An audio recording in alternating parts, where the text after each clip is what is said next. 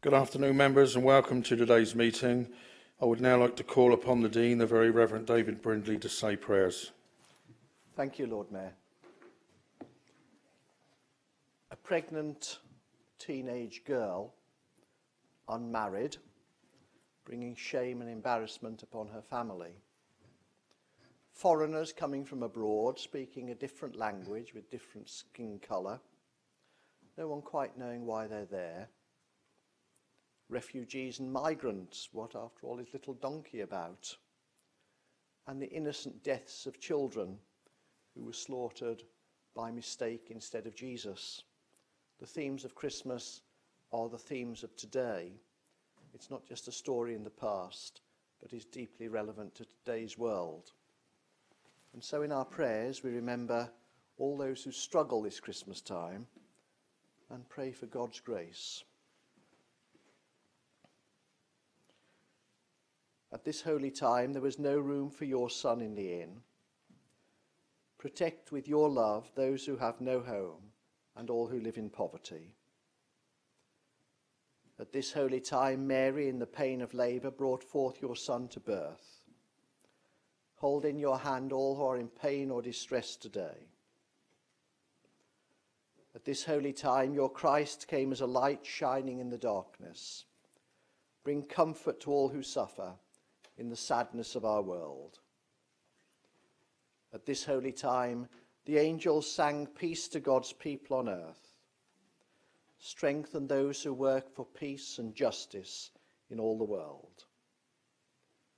At this holy time, strangers found the Holy Family and saw the baby lying in the manger. Bless our homes and this city and all whom we love. At this holy time, angels and shepherds worshipped at the manger throne. Receive the worship we offer, that we may be resolved to work for a better world. Amen. Thank you, Dean. You are most welcome to stay for the meeting, but we will understand if you're not able to do so. Members?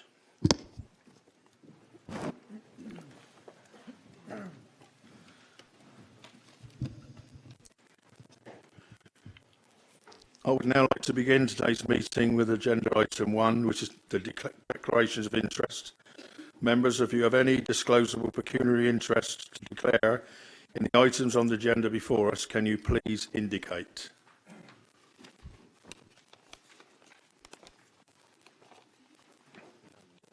None. Minutes. It is proposed by Councillor Jones and seconded by Councillor Varner-Jackson that the minutes of the meeting held on the 10th of November 2015, previously circulated with the agenda, be confirmed as a correct record. Are the minutes agreed? Communications and apologies. I've received apologies for the absence from Councillor Smith and Councillor Godier. Are there any other? Apologies for Councillor Lee Hunt, who is running late. Thank you, Councillor.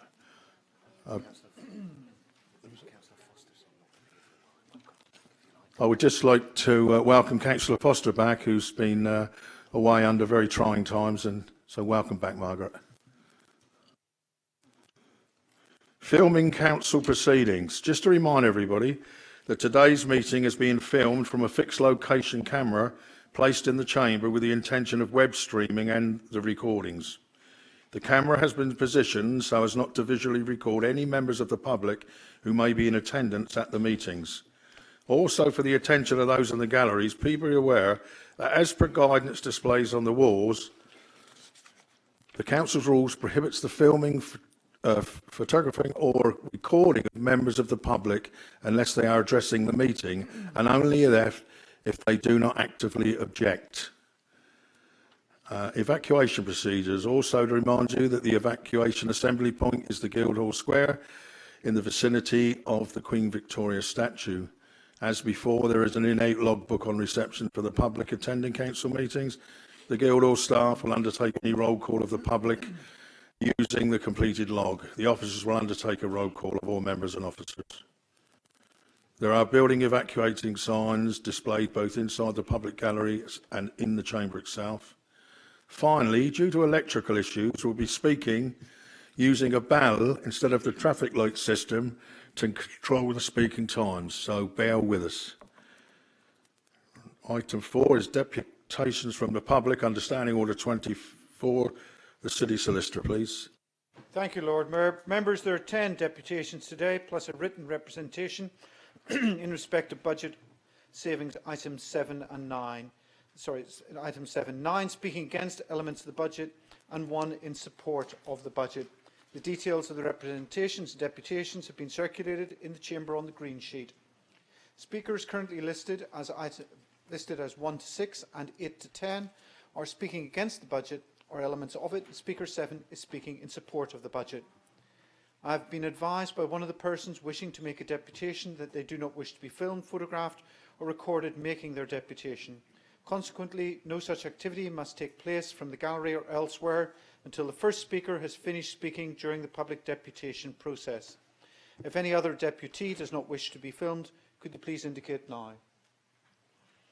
In view of the volume of the deputations in respect to the budget item 7, the Lord Mayor has concluded that whilst the relevant standing order is explicit as regards time limits, normally 12 minutes for a proposal and 12 minutes against a proposal, with no one speaking for longer than 6 minutes, this arrangement does not really lend itself to the budget meeting. Consequently, as with last year, the Lord Mayor will be recommending to Council that speakers against elements of the revenue budget will have up to 3 minutes each. The deputation speaking in support of the revenue budget will have 6 minutes. This arrangement will obviously exceed the overall time limit usually permitted. However, it is felt that the prevailing circumstances warranted the exercise of this discretion on this occasion. Lord Mayor. Lord Mayor. I would like to formally second the proposition you put before the Council to allow those speaking against the adequate time to put their points across. I've still got to put this. Are the proposed speaking arrangements and the consequent waiver of standing orders 24 agreed by all? Thank you. Thank you, Lord Mayor. I will start with Ms Tierney. Ms Tierney, you have 3 minutes and the bell will sound when there is 1 minute to go and then again at the end of your time. Okay. Speaking as a resident of Portsmouth, I am concerned that the proposed cuts to the domestic abuse service will have a disproportionate effect on the female residents of the city. If we use the statistic that 1 in 4 women will experience domestic abuse in their lifetime and 8% will suffer domestic abuse in any given year, if we apply that statistic to Portsmouth, that affects a large proportion of our population.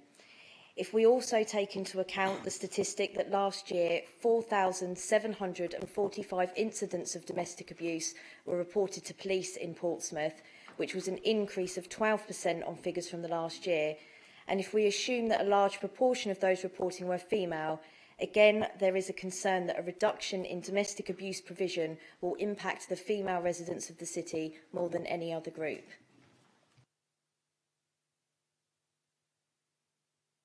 Thank you, Ms Tierney. Mr James has withdrawn. I will now call upon Mr Sprake from Unison. You have 3 minutes and the bell will sound when there is 1 minute to go and then again at the end of your time. I'm speaking about the cuts to the children education portfolio, £760,000 worth of cuts. 296,000 of this is coming from the MST, the multi-systemic therapy service. This service was put into place by Portsmouth City Council and partly to take up cuts elsewhere within Portsmouth City Council. So the Preventing Youth Offending Project, ITYSS, which is the Intensive Targeted Youth Support Service, as well as other service for children and families. I think cutting this service, or decommissioning it as it's put, will have a detrimental effect on people of Portsmouth, particularly the most vulnerable in our city, the young people and indeed children. I think you really need to look at this decommissioning. You need to look at the cuts within this service, because one of the reasons that PYOP, ITYSS in the past and the MST were put into place was to try and save the intervention of social services, which costs a lot more money than than these services. So the idea is that you get families, you get young people that need help and support to stop them escalating into social services, which we know is the most costly. And at the same time as you're cutting this service, you're talking about cutting managers. So social workers are potentially going to end up with, you know, bigger caseloads, more stress, more pressure, and management support is not going to be there if you cut that as well. I think it's time that we looked at the families, the young people, children in this city, and how much it actually costs when those family units break down, when those young people need support. And I know that it will cost more money. It does cost more money to have social services there. That's why we need to look at a needs budget. We need to look at a way where actually we can actually stop this cutting, because I know that what will happen is that the cuts that are started 5-6 years ago are going to carry on through. And if we carry on at this rate, the end really is where you're going to see the most cost, the most need, because it will increase because the services are not there to help and protect these young people. So who's going to be working with these families when this support goes in the future? We've already lost a load of other support. What will the costs be to the city when these families do break down? And they will without the help and support.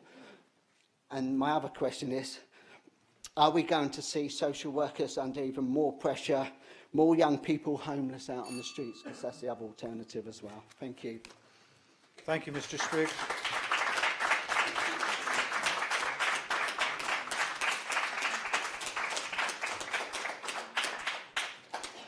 And I call Ms Dillon. You have 3 minutes and the bell will sound when there's 1 minute to go, and then again at the end of your time. Thank you. The Council Budget Savings Report proposes to cut the specialist in-house domestic abuse service, the Early Intervention Project, from 13 members of staff to 5. Aurora New Dawn absolutely opposes these cuts, and here are just some of the reasons why. Portsmouth City Council has a public duty to protect the vulnerable. This duty extends not only to victims whose lives are devastated by domestic abuse every day, but also to thousands of children who deserve lives free of danger and fear. We believe the process by which these cuts were suggested is flawed, particularly in the failure of the Council to consult with the myriad of organisations whose services intersect with your own. This partnership working ensures that Portsmouth currently offers 24/7 support to victims in the city. Aurora provides a DVA car out-of-hours service that refers victims to the Early Intervention Project. This and many projects like it have been endorsed by the Safer Portsmouth Partnership and the City Council. It makes no sense not to consult with other service providers, and it makes no sense to withdraw the service, which captures hundreds of victims that might not otherwise have accessed help. This brings me to the serious danger these cuts will create for victims. Since 2011, Portsmouth, to the envy of the rest of Hampshire, have not had a domestic murder, which is a testament to the investment of the council and the voluntary sector in this city thus far. However, these cuts will mean that the vital work of murder prevention will not occur. I have worked in this sector for 20 years, and I can tell you that without these services, people will be killed. Of course, in a few years' time, councillors can change their minds, realise their mistake, reinvest the money. But you will not be able to restore a murdered mother to her children, a daughter to her parents, a friend to her community. These cuts are literally playing with people's lives. In closing, I'd like to bring your attention to the people that were protesting outside these cuts, to the 42,000 signatures within a week opposing these cuts on a petition, recognising that the eyes of the country are on Portsmouth today. I challenge councillors to ask their conscience, how much opposition from their own constituents do they need before you listen to them?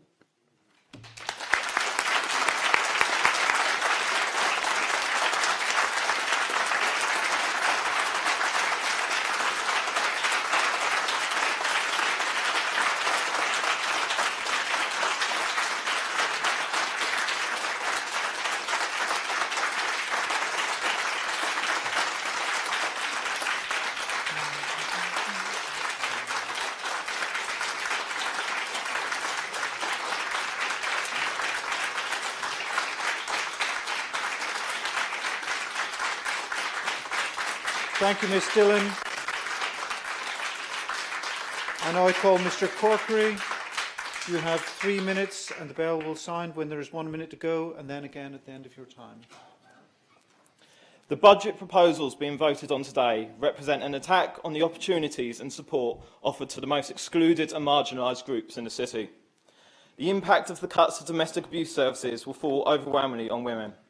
The proposed closure of 2 adult learning disability day centres and a 50% reduction in the services staff will impact directly on the people who rely on that support. The closure of the mental health support services provided by Portsmouth Mines due to the withdrawal of council assistance will close and will further add to the crisis in mental health care.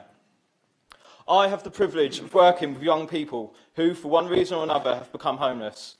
As well as a roof over their head, we provide support and guidance while people tread the path towards independent living. The number of bed spaces we offer has been more than half since 2010, and the staffing has been cut to the bare minimum. Today's budget proposals contain a further £255,000 cut to the Supporting People contracts.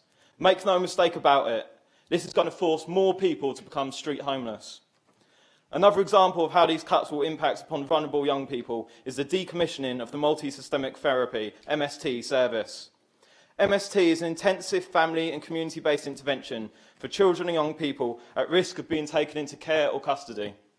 There is an immense wealth of research detailing the social benefits of MST to troubled families and the communities in which they live.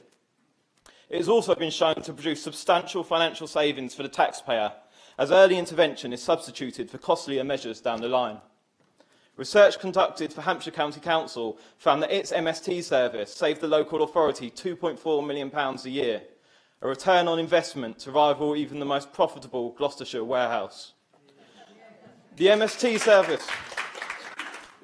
service produces significant social benefits and actually saves money in the long run. What this example shows is that austerity isn't an economic necessity, but instead an ideological dogma concerned with reducing the size of the state. The aim isn't to save money, but instead to reconstruct society in the form dictated by neoliberalism. To paraphrase the Iron Lady, there is no such thing as local services, just individuals and their families. But young people are beginning to believe in a better society again. The prospect of real opposition in Westminster raises the hope that our future can be different. These cuts are economically illiterate, they are socially destructive, and above all, they are politically motivated. Councillors, we call on you to stand up for the people you were elected to represent and help build a better future by voting against these budget proposals today.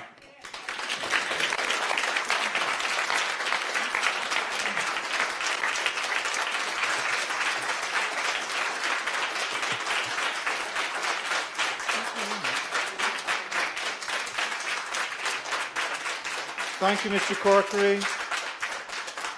I now call Mr Woods. Mr Woods, you have 3 minutes and the bell will sound when there's 1 minute to go and then again at the end of your time. Thank you. Oh, he's not here? Oh, right. Okay, thank you. Okay, sorry. Okay. Mr Fleming. Mr Fleming, you have 6 minutes and the bell will sound when there's 1 minute to go and then again at the end of your time. Thank you, Lord Mayor. Let me begin by saying that the proposed budget from the administration is, I'm sure, not one that they are relishing implementing. I don't believe any of the councillors sitting on the benches in this chamber stood for election with a view to decreasing spending and implementing service cuts across the city.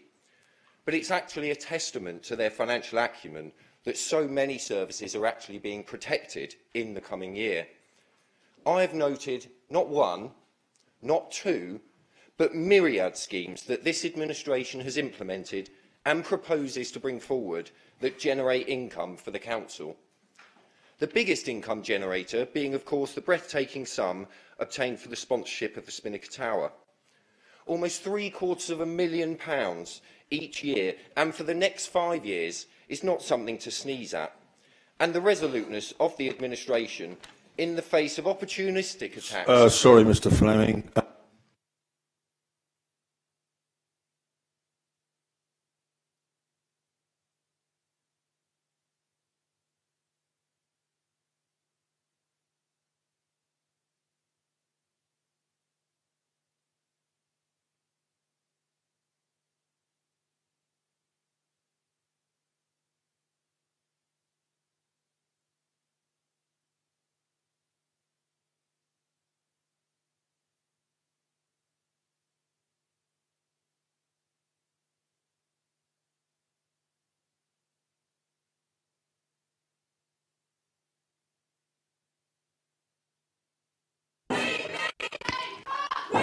Members, we will adjourn the meeting for 10 minutes until we clear the galleries.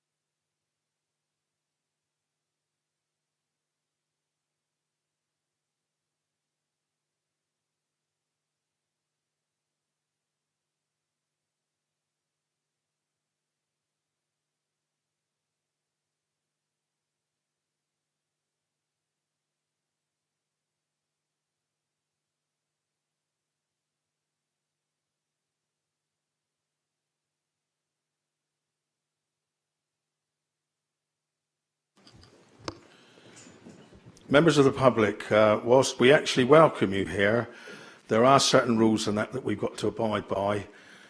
We understand protests, but in the council chamber is not the place for them. We'd like to be. It's not in the council chamber. In all of our standing orders, that is quite clearly laid out. And protesting outside, actually, we welcome, because if, like me, you had a father or grandfather, they fought for those rights. So no one's disputing that. But in here, we'd like to conduct the meeting as we normally do.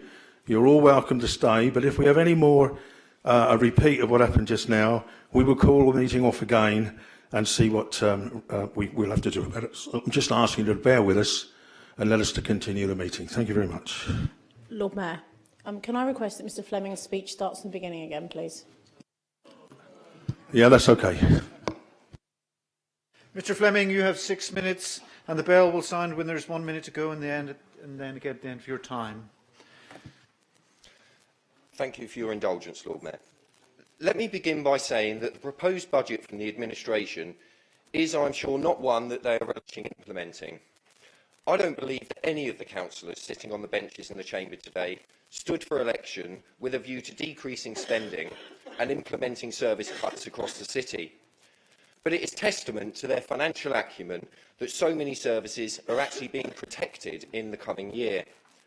I've noted not one, not two, but myriad schemes that this administration has implemented and proposes to bring forward that generate income for the council. The biggest income generator being, of course, the breathtaking sum obtained for the sponsorship of the Spinnaker Tower. Almost £750,000 this year, and for the next 5 years, is not something to sneeze at. And the resoluteness of the administration in the face of opportunistic attacks from the Liberal Democrats to secure these funds is deserved of recognition. How different it all would have been had the voters of Portsmouth not chosen to emphatically boot out the tired and disgraced Lib Dem administration a year or so ago. It's not just that they attack a private company on the basis of what a foreign government does, and they say that they would have chosen another bidder, because the complete lack of vision that they displayed over so many years tells us that they wouldn't have even thought of using our iconic tower to generate income for the council. If they had, they'd have done it themselves when they were in administration. So don't let them stand there later on and say how they would have done things differently, for their record shows that they wouldn't have done anything at all. I look at the investment opportunity that this administration has pursued to purchase an industrial estate. No, it's not in Portsmouth, and that is indeed unfortunate. But had the previous administration had any idea about how to grow this city, there may well have been such a site that the council could have purchased in Portsmouth, rather than needing to look outside the city's boundaries. But like so many mistakes of the past, this administration is faced with the realities of picking up the pieces and clearing up the mess.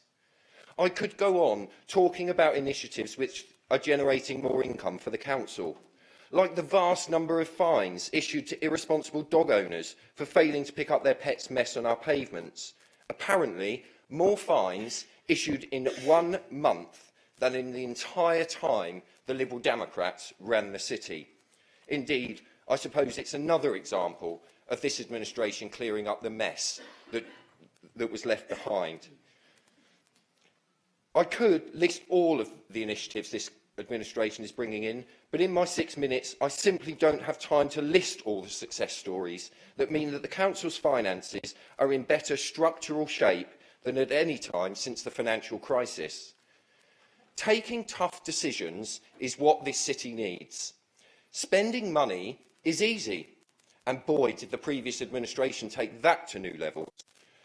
But from the proposals today, this administration has decided to protect the services which are most heavily relied upon by those in need. But even in areas where cuts have had to be made, such as support for victims of domestic abuse, local Conservatives have rolled up their sleeves and taken action themselves, setting up confidential advice surgeries to point victims in the right direction, to seek the help and support they need. Running a city is not just about spending money. It's about being leaders in the community, not just complainers on a street corner. And I am immensely proud of the positive initiatives that members on the Conservative benches have put into action in this particular area. Now, I understand that the Liberal Democrats will be putting forward an amendment to the administration's budget. But as I have not yet had the opportunity to see it, it makes it very difficult for me to comment. But not impossible. Just like their record of financial ineptitude, such as pouring millions of pounds into the dubious outfit that used to run the pyramids, against every piece of advice from not just council officers, but from people like me, their background allows us to know one thing for sure. Whether locally or nationally, we know that the Liberal Democrats say one thing in opposition or before elections and then do the opposite when they have the opportunity. There's the obvious example of how they betrayed students across the UK with their broken promise on tuition fees, but we actually have better and more tangible results here in Portsmouth. Year after year, they promised to deal with dog mess on our streets, and as I've already mentioned, their record was one of complete failure. Even more recently, we had their local comic, the Portsmouth and Southsea Express, headlining on the front page how they would protect the vulnerable, and then weeks later, they showed their actual priority was to shamefully protect one of their Lib Dem colleagues. So when the pieces of paper are circulated later containing the Liberal Democrat proposals, you might as well get up from your seats, walk across the Guildhall Square into the Norwich Library and ask the staff to file them under fiction.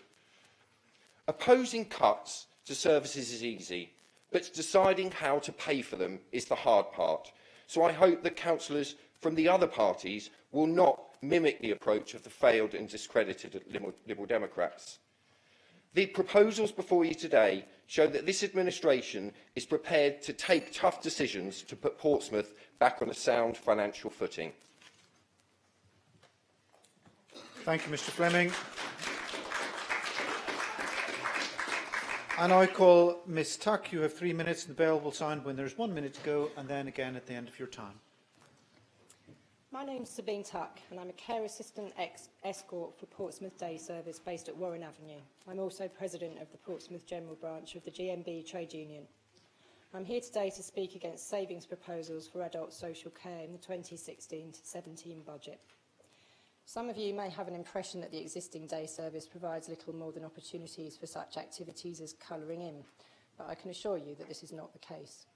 Portsmouth Day Service provides person-centred care and opportunities for a wide range of activities for people with a wide range of needs. I haven't worked for the day service for as long as many of my colleagues, but it's my understanding that the current service was developed over many years and shaped with input from social workers to provide the high-quality service which you have today and of which our city should be proud. In a previous budget, this council chamber supported cuts to Portsmouth Day Service, which are now resulting in the loss of 50 jobs under the current transformation of the service, which is behind schedule but currently due to be completed by the end of May 2016. This will have a dramatic effect on the 50 loyal staff who are leaving, many of whom have worked for Portsmouth Day Service for many, many years. But unlike the staff team at Portsmouth Day Service, the number of service users requiring day services, and indeed adult social care services in general, will not diminish. Therefore, the transformation of day services also involves contracting out provision for many existing service users. So the knock-on effect of budget cuts is that this year and in subsequent years, service users and their families will not receive the care and support that the city has built up over many years. As a member of Portsmouth City Council staff, I'm well aware that I tread a fine line here, but I would ask that any future transformations to adult social care should include proper and meaningful consultation which focuses on the needs of service users and takes into account the expertise of staff who work with those service users on a daily basis. Please treat our service users and their families or carers as valued members of the community who deserve their needs and wishes to be properly considered. And finally, as councillors elected by the people of Portsmouth, I ask you to carefully consider the following statement: once it's gone, it's gone. So what exactly do I mean by that? Once you dismantle something valuable and useful, it is at best very difficult and at worst impossible to rebuild it if you decide you need to in the future. Or to put it another way, a council which decided to bring back in-house adult social care services which were previously contracted out for budgetary reasons would find that this proves very difficult and would use up much time and resources. Thank you for your time.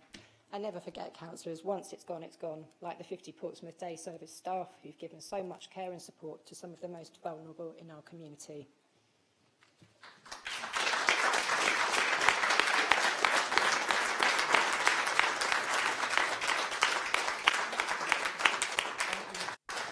Thank you, Ms Tuck. I now call on Honorary Alderman Dr Alan Burnett, Portsmouth Pensioners Association. You have 3 minutes, and the bell will sound when there is 1 minute to go, and then again at the end of your time. Lord Mayor, thank you. I wasn't going to come along this afternoon, you might be relieved to hear, but I read something in the papers that really got up my nose. And our members, when we met yesterday, are very concerned about adult social care, as the last speaker very eloquently has already noted. Of course, they also care about younger people and people with disabilities, also mentioned in these papers, and those on the receiving end of domestic violence. So we're not just thinking about older people, and indeed adult social care isn't just older people, but a lot of it is. And the cuts that you have to make, I agree with the last speaker, you probably don't want to be here making them, but you have to. But I read on page 64 of your documents, it has been said the ageing population will cause at least as much pressure on budgets as the austerity programme currently in place. Now that phrase was in your budget papers 2 years ago, and I objected then, and I must say I object today, because it's blaming older people for the problem. It's not the older people. Of course we're an ageing population. 1 in 12 by 2040 will be over 80 nationally. There is an ageing population, and they have needs, as we've heard already. But don't blame them for this situation. You're not making these decisions because of older people. You're making them because the government is forcing you to. And that's the point I'd like to remind you. Now, 1 or 2 points about social care before my colleague goes on to say where you could find some money. You're cutting adult social care by 2.6 million. I'm particularly anxious about the out-of-hospital scheme that's going, although I know Age UK, Portsmouth does a lot of work in that field. Now, as far as raising the council tax to pay for adult social care, that's a bit sloping shoulders by the Chancellor. Why should local taxpayers pay for this? This should be paid for nationally. Although it's the council tax, you could say, is a progressive tax to a certain extent. There are a lot of families in this city who will struggle to pay the extra money. And the King's Fund in the papers yesterday cast considerable doubt on whether this is a good way of paying for social care. And the last point I'd make, Lord Mayor, is that the Better Care Fund and the resources that have been announced for that doesn't start till 2017. So don't hold your breath on that. So there is a problem, and our members, in a non-political party way, are concerned that you make the right decisions about social care. Thank you.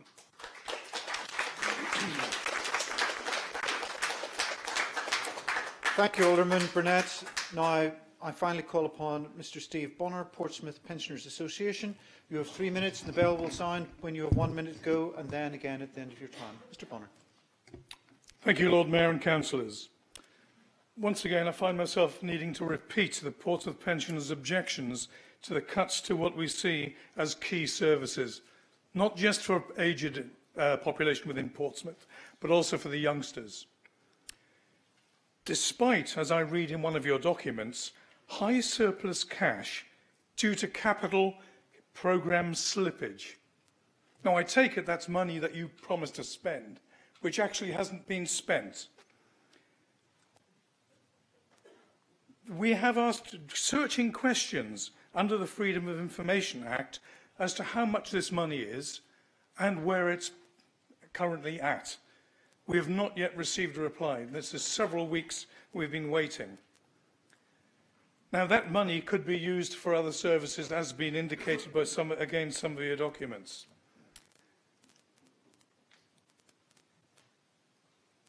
How can, is this information available to us and to the council?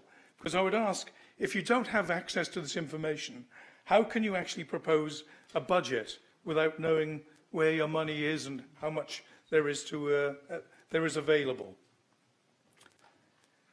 Yet, despite having this money squirreled away somewhere, you again choose to have deep cuts affecting some of our most vulnerable sections within the city. Children and education, I note, is going to be cut by £760,600 per year for the next 3 years.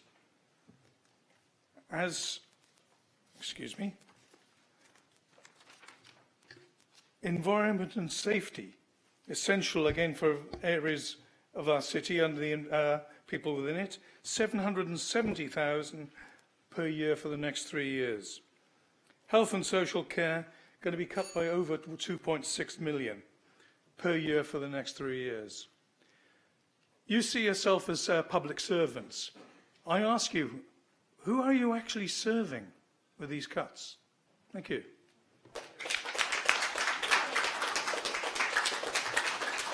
Thank you, Mr Bonner.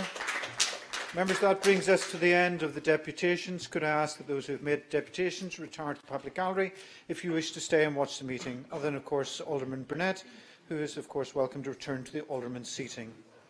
Lord Mayor. Now, moving to the next business on the agenda, we refer to items 5 and 6. Recommendations from the Cabinet held on the 3rd of December in respect of items 5 and 6. Note the item 7 budget savings will be dealt with separately after these two items in view of different arrangements for dealing with that item. Members, the recommendations of the Cabinet, which met on the 3rd of December, have previously been circulated and they are also attached to the green sheet for ease of reference. I now propose to call the minutes. If you wish to oppose the item, please indicate. Can I also remind everyone that any item to which no objection is made would deem to have been approved. I call minute 74. Opposed, my Lord Mayor. Thank you. I call minute 75. Opposed, my Lord Mayor. Thank you. As there are objections, I now call for a proposer and seconder to the recommendation. Thank you very much, Lord Mayor. It gives me pleasure to introduce the Property Investment Strategy Report that went before the Cabinet meeting on the 3rd of December and is here before you today for approval. You will remember, Lord Mayor, that back in July, the full Council agreed to create the property investment portfolio under our PRED Cabinet portfolio and to approve that the Section 151 officer had permission in conjunction with myself for the borrowing of £30 million to set up that property investment fund.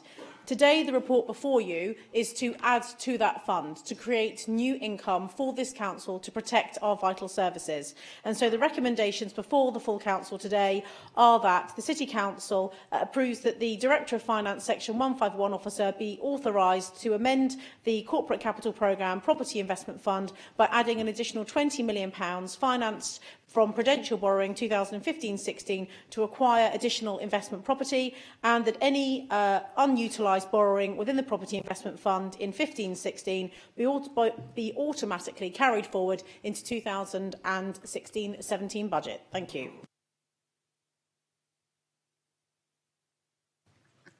Councillor Mason, you second that? Yeah, I was looking, yeah. Yes, thank you, Lord Mayor, and I would like to reserve my right to speak, should I wish later. Are there any amendments to be proposed, seconded and circulated? If there is, please put them now. It's previously submitted. Would you like them circulated now, Councillor Stubbs? I'm sorry, am I next to speak then?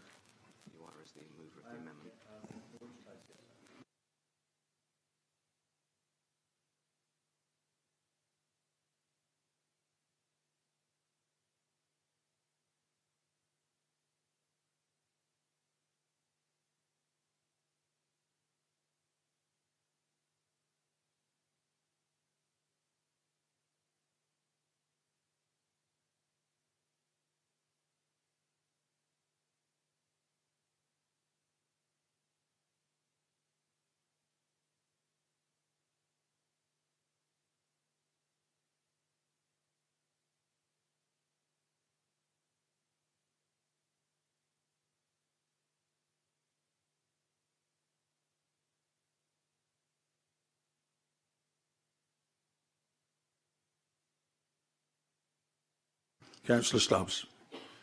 Okay, thank you, Lord Mayor.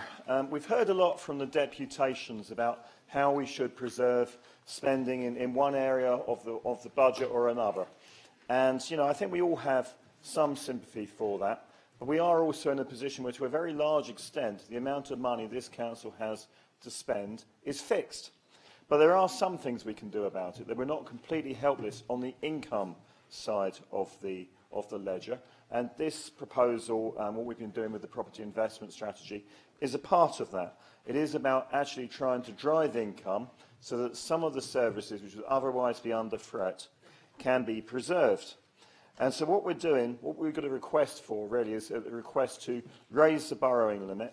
We already have 2 properties that are purchased. As you know, it's been covered in the news, one in Gloucestershire and one in Somerset. And what this proposal is about, in terms of increasing the limit, is to allow more to be purchased. And let's be clear about this. If this doesn't go through, we're going to have to do something about the budget, which we're dealing with later on, because one of the savings in that £480,000 is the income assumed from this portfolio. And with the 2 properties that we have at the moment, they don't generate a saving on that level. So, therefore, were this not to be voted for, we're going to have to do a budget amendment to make an additional set of cuts to plug the gap. Now, I want to make, part of the purpose of the amendment really is just to make, you know, there's been a lot of talk lately about, well, if you could somehow, you can borrow money and spend it on anything you like and you can call that an investment. So you can borrow money and spend it on the Northern Quarter, you can borrow money and spend it on council housing, or even you can borrow money and spend it on the Sherlock Holmes Museum. But the problem with that, the fatal flaw with that is, if you borrow money, you have to pay it back. And if you borrow money on something which does not generate a return, then you haven't gone any way to solving your financial problem, you've made it worse. I mean, let's just think for a moment about the Sherlock Holmes Museum, because that's my favourite of the examples. As was published in the news back in February 2014, there was a plan then, £25 million to do. Think about that for a moment. The borrowing cost on £25 million, bearing in mind you'd have to allow for repayment or principal as well, would be about, about £2 million a year.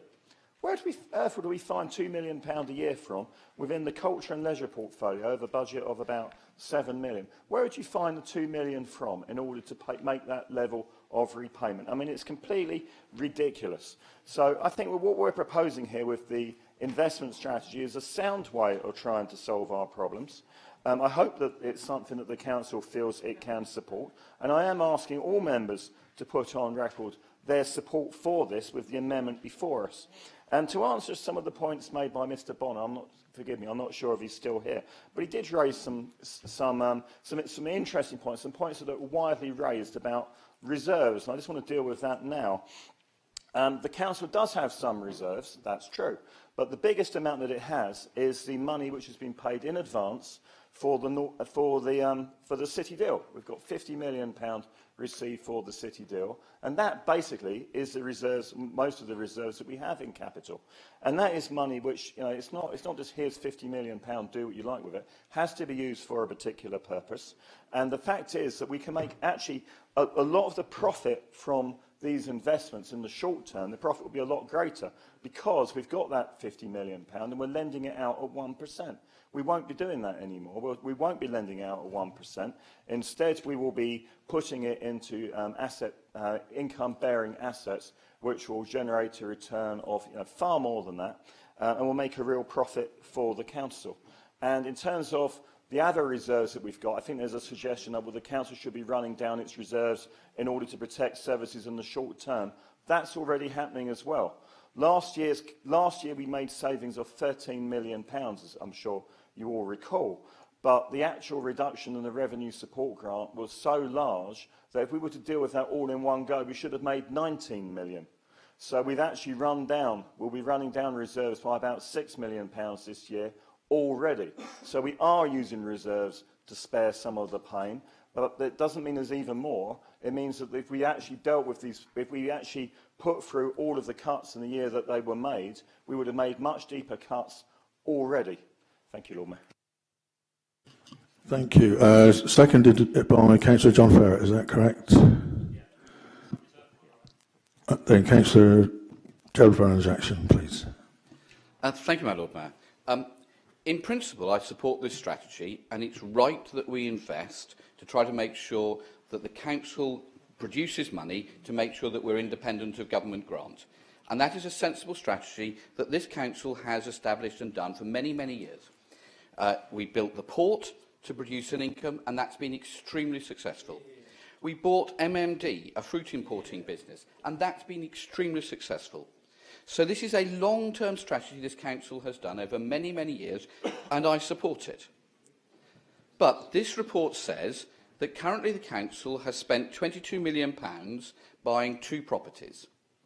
The press report says that the one in Gloucestershire, the warehouse there, cost £8 million, in which case, taking one from the other, I presume that the Waitrose in Crewcombe is the remainder of the money, which is £14 million.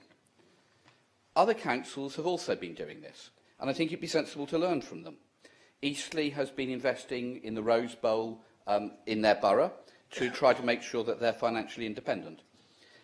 Aylesbury Vale have been doing an interesting thing. They've built a Waitrose, but they've built it in their own borough.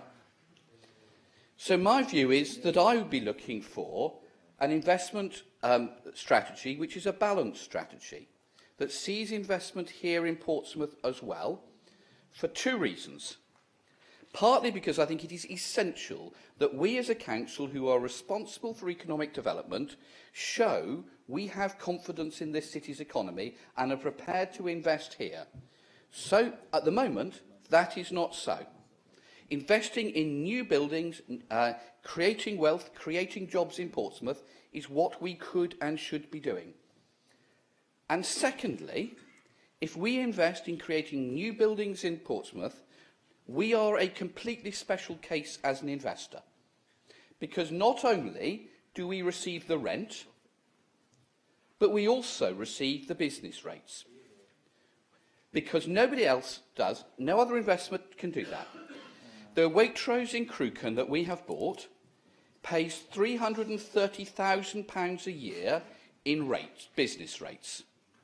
If we had invested that money to build in Portsmouth, not only would we have the rental stream that came in, but because we receive, as a council, 50% of business rates, which is going up to 100% of business rates in 2020, we could have doubled the money that we are getting from the Waitrose in Crewcombe. So I think I'm looking for a strategy that looks at a balanced portfolio. It might be that we buy some things outside of Portsmouth, but the paper says we are looking for a profit on these developments of 1.6% above our borrowing costs. That brings us in £300,000 a year-ish in terms of rent at the Waitrose in Crewcombe. But if we'd invested here in Portsmouth and we were getting the business rates and not paying those business rates to Somerset or Gloucestershire, we could have doubled our money. So, my Lord Mayor, I hope that there is a balanced approach to investing that the council comes forward with. We are a totally different investor to anybody else because we have the opportunity to get a second stream of income to save more money for the council, protect against more cuts, because if we build in Portsmouth, we, the City Council, get the new business rates. So that means that we could double our money if we invest. It might mean that we had to take a slightly lower rent, but because we get this extra line of business rates here in Portsmouth, if we invest in Portsmouth and build in Portsmouth, that means that we could double our money and be in an even better financial position to withstand cuts in the future. My Lord Mayor, I hope that the administration will look at investing in Portsmouth as well as elsewhere, and I hope that we can move forward in a united way on this. Thank you. Councillor Lee Hunt, please. Lord Mayor, it's extraordinary to hear, wasn't it? I'm sure the people up in the audience will be amazed to hear that a Conservative council stands up and says they're protecting local services. When we've seen this demonstration here today, we see domestic violence unit being cut, antisocial behaviour unit being cut, all sorts of services being cut, and they say that they're protecting them. Perception matters, Lord Mayor, and this borrowing and the context around it matters to taxpayers and voters. And we all love this city, and we all want the best for Portsmouth and our people, and I'm sure the Conservatives do too. And sometimes so we argue very forcefully about the way we want to see things done. And we should be going out and finding out what residents actually want, and it's incumbent on us to do that. And that's something that I do, Lord Mayor, almost every day of the week. And along with my friends, we've visited thousands of local residents, and I can tell you, Lord Mayor, they are not happy, not one bit of it. Residents say it's bad enough with the cuts to their local services, but they're very unhappy with the £11 million about to be splashed from their local services. And they know that the Conservative government and George Osborne are demanding even more cuts to their local services. So it's bad enough seeing firefighters cut by 16 at Southsea and all these reductions across Portsmouth. And it's all being done by Conservatives. There's no excuse for it. And over the last couple of weeks, the residents have heard about the Conservative-run council's overspend of their own budget of almost £6 million. This financial incompetence will see another £3 million slashed from children's services and another near £3 million slashed from adult care services. So not only are residents and voters unhappy, they are increasingly angry. And we saw it again today, with this financial incompetence on show, making things much worse. So what's their answer? It's to borrow. Something they castigated the Labour Party with at so many of these meetings over and over again. And they hope to create a small but significant income by borrowing up to £50 million. And we do get why they want to do this. But the way they've gone about it with so much secrecy, so much accountability, and not telling anybody what the risks are involved, adds to residents' anger. Only today, the Bank of England Governor, Mark Carney, says that there's a sharp increase in commercial property values, and this raises concerns about the financial stability of commercial properties, and warns that the commercial property market is showing signs of overheating. So that just as that warning comes out from the Governor of the Bank of England, the Tories go and get involved in commercial property. Couldn't make it up. Anyway, Lord Mayor, this money should be spent here in Portsmouth, investing in jobs, trade, commerce and the future of our city, not hundreds of miles away, benefiting people elsewhere. There is so much good that this money could do here. And we hear them plucking these figures of 25 million, 30 million, goodness knows what else, when there's something that they don't want to do. But one really good example would be the city benefiting from building a Sherlock Holmes exhibition.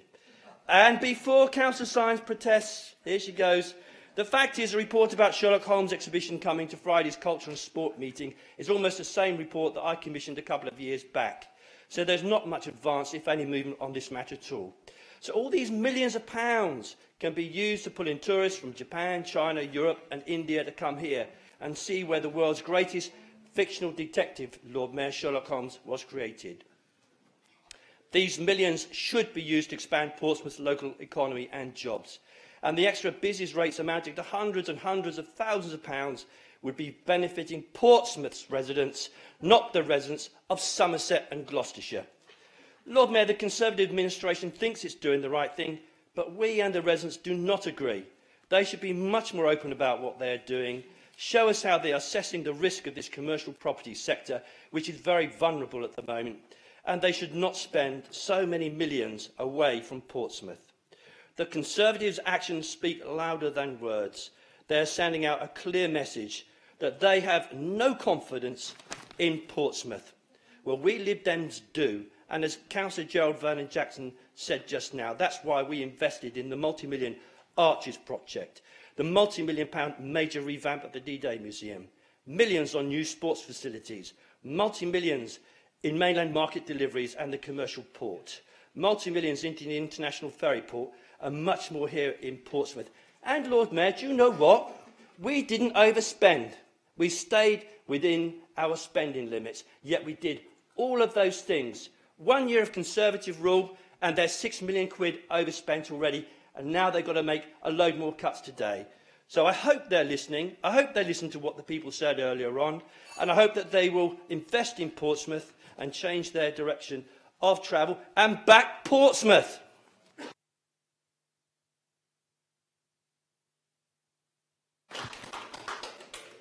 Thank you, Councillor Hunt, and it's now Councillor John Ferret, please. Thank you, Lord Mayor. I'm quite happy to second this amendment. I think on the basis of what we've heard from a number of speakers and what we heard from deputies, clearly this council, like many councils across the country, is facing severe financial constraints, and we've got to find the money wherever we can. I'd just like to pick up on the leader of the Liberal Democrat group, who I know he calls himself or styles himself as a clause for Liberal, and I've never known what that is, but I thought we saw some of his ideas on the command economy coming out when he spoke. In terms of investment opportunities, it seems as though he's going to instruct the supermarkets where they should be building their supermarkets and where they should be investing their money. Clearly, with investment opportunities, it's about finding where those opportunities are. And I think that's what the council is doing. I'm not full square behind, as much as what people might say, I'm not full square behind capitalism. I'd like to style myself as a social democrat. I know that's a dirt. I know those are dirt. I know those are dirty words in the Labour Party these days, being a social democrat.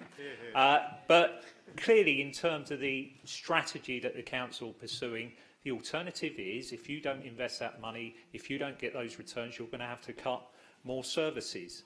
I'd like to thank the deputies that came along earlier. They spoke very well. They spoke with a lot of passion. It's just a pity that we haven't got George Osborne and David Cameron here to hear what they're saying, because these are the guys that are responsible for the cuts. Latterly, it was Nick Clegg, who was part of the government, Deputy Prime Minister, although it seems a long time ago, doesn't it? When you listen to Liberal Democrats, you would have thought that it never happened. It was only 6 months ago they were in government, and they're responsible for these cuts that we're facing today. And I heard the Liberal Democrats shouting out shame and applauding when the deputies were there and trying to disassociate themselves from the cuts that are being implemented. But these are the guys, when they were running the council, that implemented 1 year £17 million worth of cuts.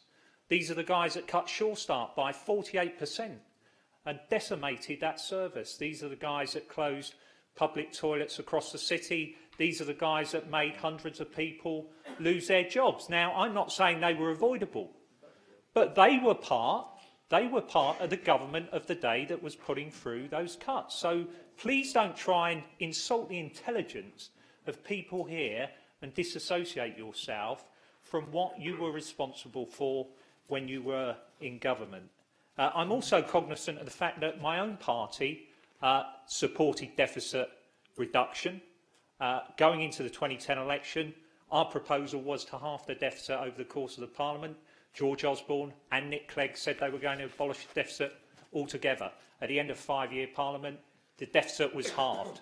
The Labour Party, the Darling Plan, was effectively implemented. One wonders what the level of cuts would have been had we had the deficit reduced in the way that Nick Clegg and David Cameron were proposing in 2010.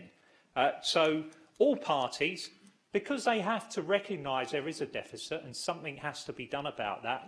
We can't live in a fool's paradise and pretend that there isn't one. All parties clearly have gone into elections with proposals for reducing the deficit. Whether my own party will ever go into election again with a sound economic policy is another matter.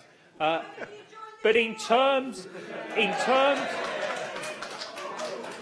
I will do my best, like many other people in the Labour Party, to try and drag it back to a place where it has some economic credibility. Until it has economic credibility, people out there are not going to listen to us. They're not going to elect us. They're not going to want us to. Members in the gallery, please.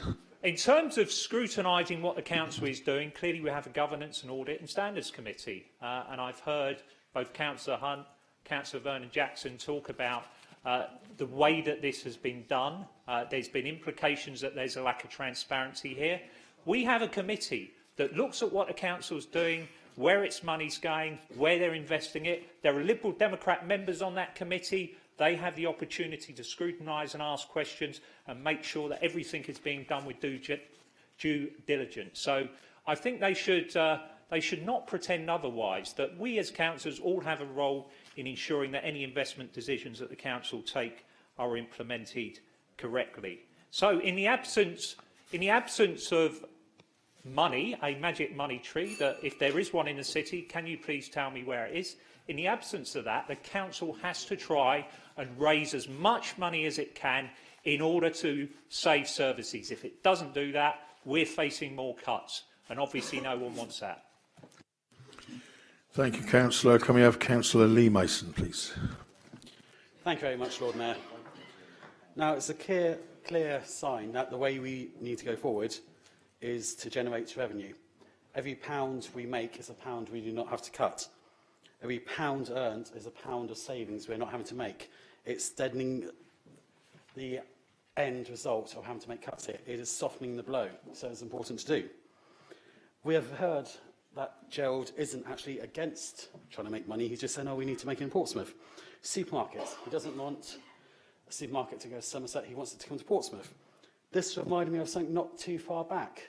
Tesco is not a million miles away from here. Lib Dems campaigned locally against it, put out leaflets. They had their candidates all out campaigning, saying it's a dreadful idea. We don't want this Tesco's. It will bring you dire misery. And in some ways, the parking there has, with all the extra match day problems.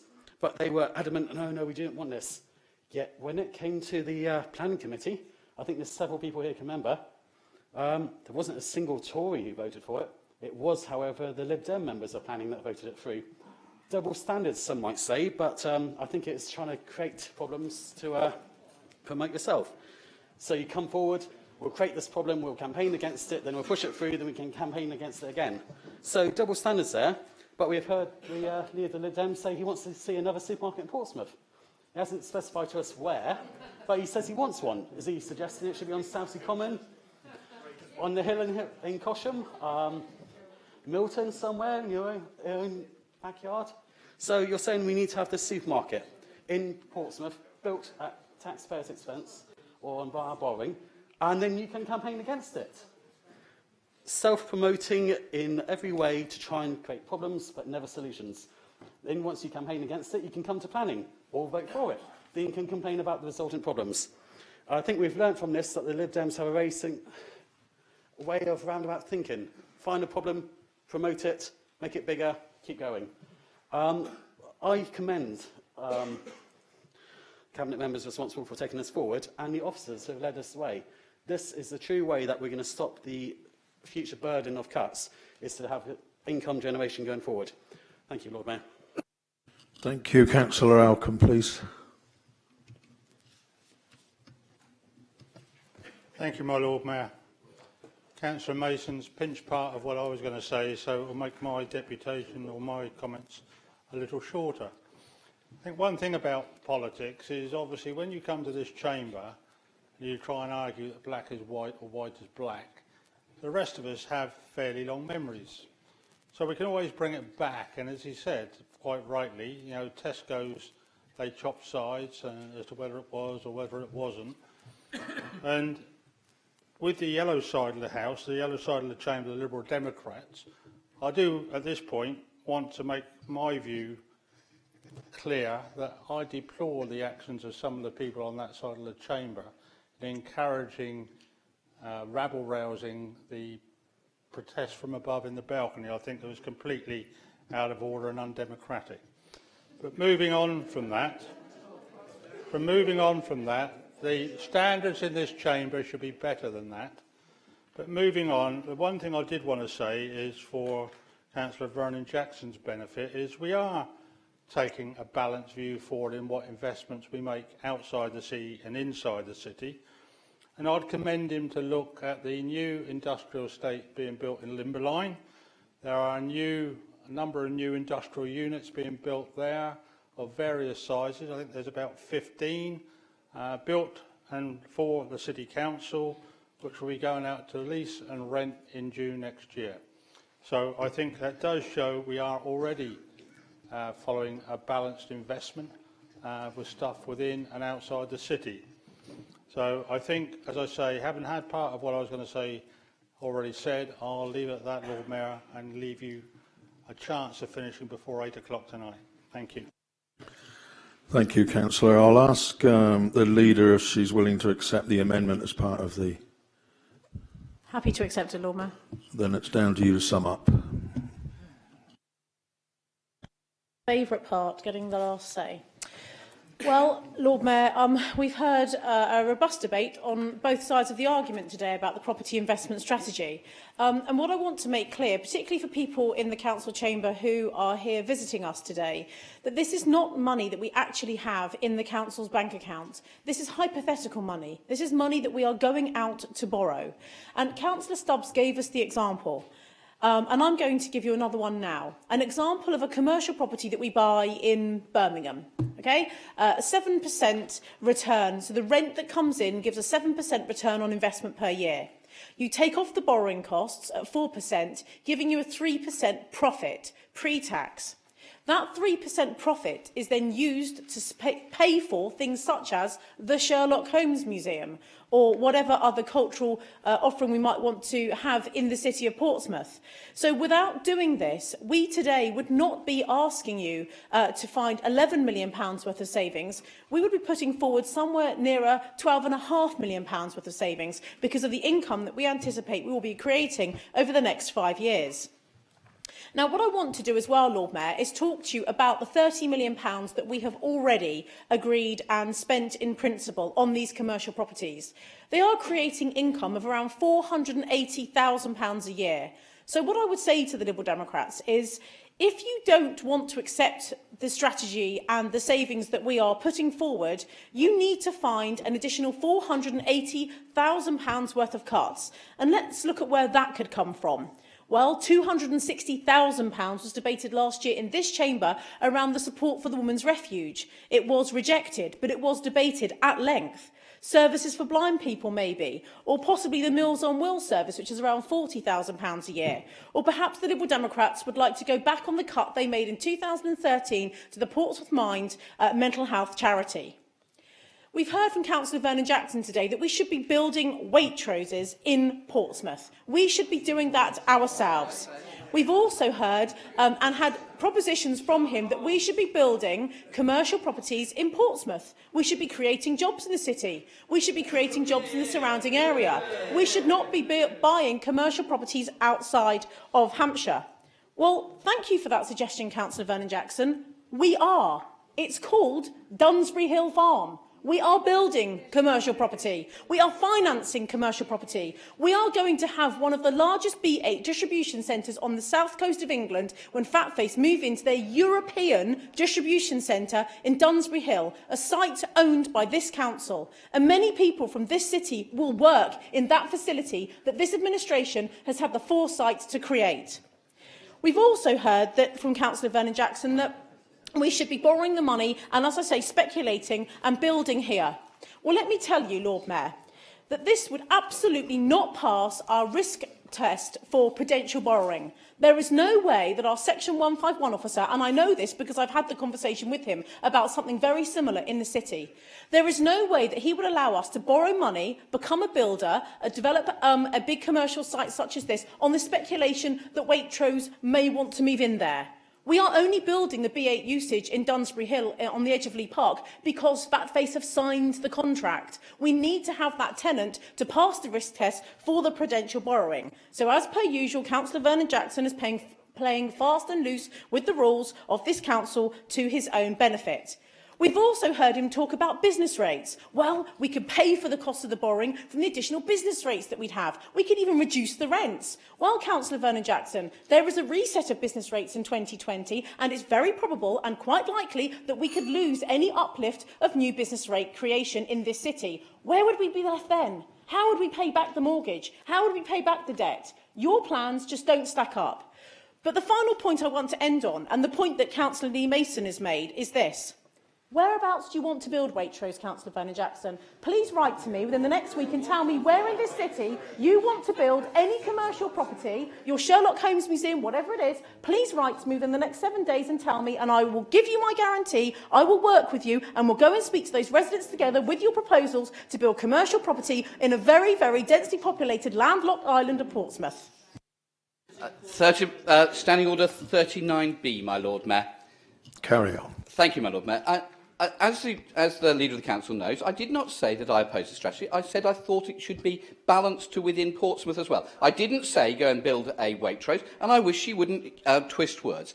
But, my Lord Mayor, one of the things that is worst about this is that the plan to build Dunsbury Hill Farm outside in Havant is this a point of order it is, my Lord Mayor. No, it another is, speech? No, my Lord Mayor, it's a point of order. My Lord Mayor, it's a point of order. It's a... No, members, he assures me it's a point of order. Dunsbury Hill Farm was a very good project, supported by the Lib Dems, started by the Lib Dems, and for anybody to try to say otherwise is lying to this chamber. Thank you. We are now going to go to the vote, dealing with, or you're going to accept the amendment as part of the, so there'll just be one vote. So those in favour, please.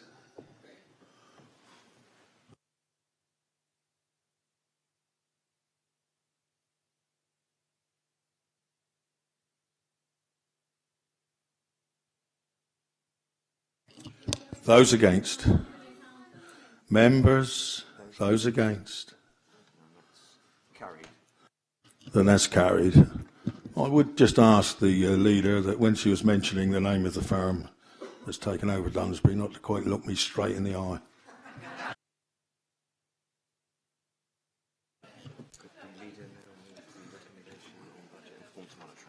Where is this? Wait, it's going back to 49 again because that was objected to. So that one there, if you get the leader to move budget performance. Yeah, can you move the budget performance, Lord? Formally happy to propose that, Lord Mayor. Councillor Stubbs, are you seconding that?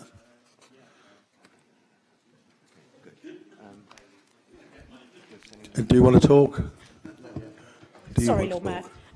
Thank you very much. It gives me pleasure again to introduce the Cabinet report from the 3rd of December from last Thursday, and this is the Budget Outturn second quarter monitoring report. The recommendations are, as you see before you, it's recommended that the forecast outturn position of 2015-16 be noted, then an overspend of £2,695,000 before further forecast transfers from the portfolio-specific reserves, and then an overspend of £3.12 million after forecast transfer from portfolio reserves.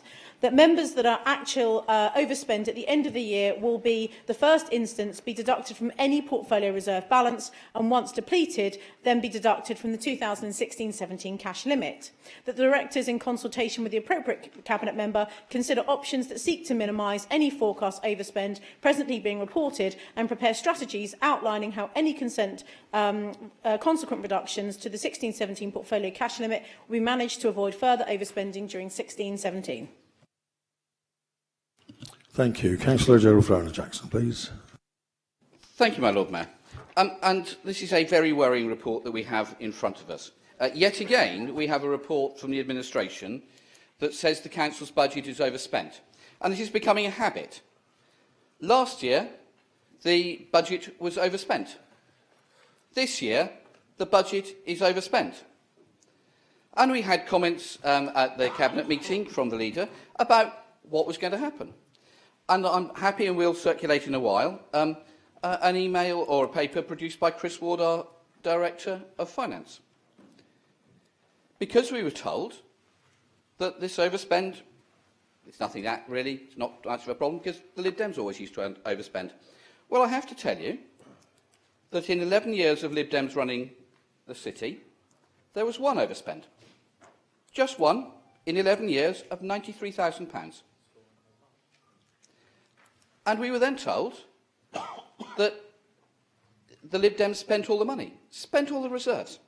And the paper that I will circulate from Chris Ward shows that in the 11 years the Lib Dems were running the city, £15.4 million was put into the reserves by the Lib Dems. £15.4 million extra into the reserves over our 11 years. And what happened to it? Last year, this council blew 8.5 million of those. 8.5 million of the reserves saved up by the Lib Dems over 11 years, blown in just 1 year. Now, I was told, and we've been told, oh, it's terrible, it's not good, we inherited a budget from the Lib Dems, and oh, isn't that, we can't be held responsible for it. I'm sorry, when we started in our administration, we inherited a budget from a Conservative leader, and we made it work. Both the budget we inherited and the budget the Conservative administration inherited were both approved by the Director of Finance as workable budgets. The only difference is that we made it work, and this Conservative administration didn't. So if we were Portsmouth plc, under the Lib Dems, we'd have made a £15.5 million profit. Under this administration, we are making a loss. So if Portsmouth plc is what we are now, we're making a loss and we're heading for bankruptcy. And that's the wrong thing to be doing with the council's finances.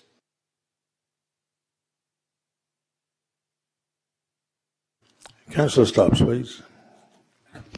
Sorry, I wasn't expecting to be called that quickly. I haven't really planned this all out yet. I think the count... well, that's obvious from the finances, isn't it? Thank you very much. There are 2 points that Councillor Vernon Jackson made that I think I need to address. One is about the plan, which was part of last year's budget. It was quite explicit about using some of the reserves to smooth out the profile of spending reductions, because last year's reduction of 19 million from the revenue support grant was proportionally by far the largest that we saw. That part of the budget, which used to finance the majority of the budget, came down, well, it financed a lot of it, came down by 28% last year. It did come down by 28%. It did, and you know that it did. It came down by 28% last year. And so, you know, we've taken a position about using some of the reserves to smooth that out. Now, I don't remember Councillor Vernon Jackson last year saying that the savings weren't great enough. That no, we shouldn't be smoothing it out, that 13 million wasn't enough, and he wanted to see more. If he had said that, he'd have had some credibility where he's sitting there now, but I'm afraid he doesn't. And the second point is, I mean, these are quarterly monitoring figures. Now, I had to look through the Q1 monitoring figures for children's services over recent years. Unfortunately, you can't actually get them before 2009 because though you have minutes, you have agendas from 2008, you don't have the reports, and before then you don't have anything. But I could look at the ones from 2009 onwards, and every single one was overspent. The first one by admittedly 2009-10 was about 50,000 over, but all of the others were over in 7 figures, so $1 million plus. And in fact, the 2013 figures, which was your budget and you were implementing it, was the most overspent of them all.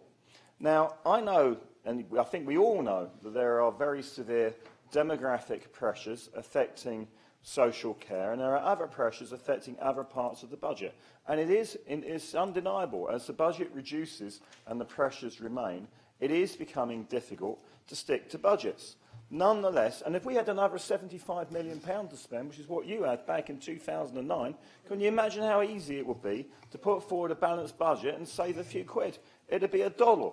But that's not where we're at. And the fact of it is that there have always been overspends in children's services for at least 6 years, and I suspect for more than that. And that, as I said, the strategy of using some of the reserves to smooth out the pain was someone that nobody objected to last year.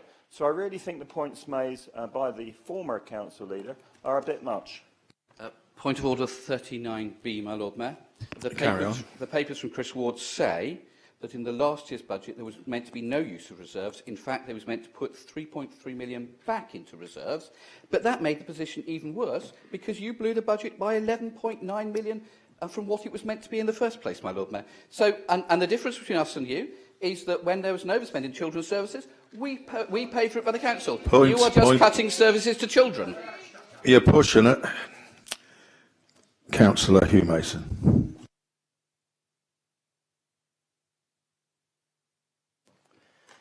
My Lord Mayor, we all know we live in difficult financial times. And we've known this for a long time. It is surprising, therefore, that when we come to look at this budget and the way it has been progressed, that we find such a big overspend at this time. Okay, we had overspend, yes, but we managed them. What is worrying me here is the lack of management. We knew that children's and adult social care were going to be difficult. They always are. There's always the danger of things coming out of the woodwork and biting us. But we knew this, and we've always known this. And we've always had difficulty here, yes. But let's look at the size of what has gone adrift this time.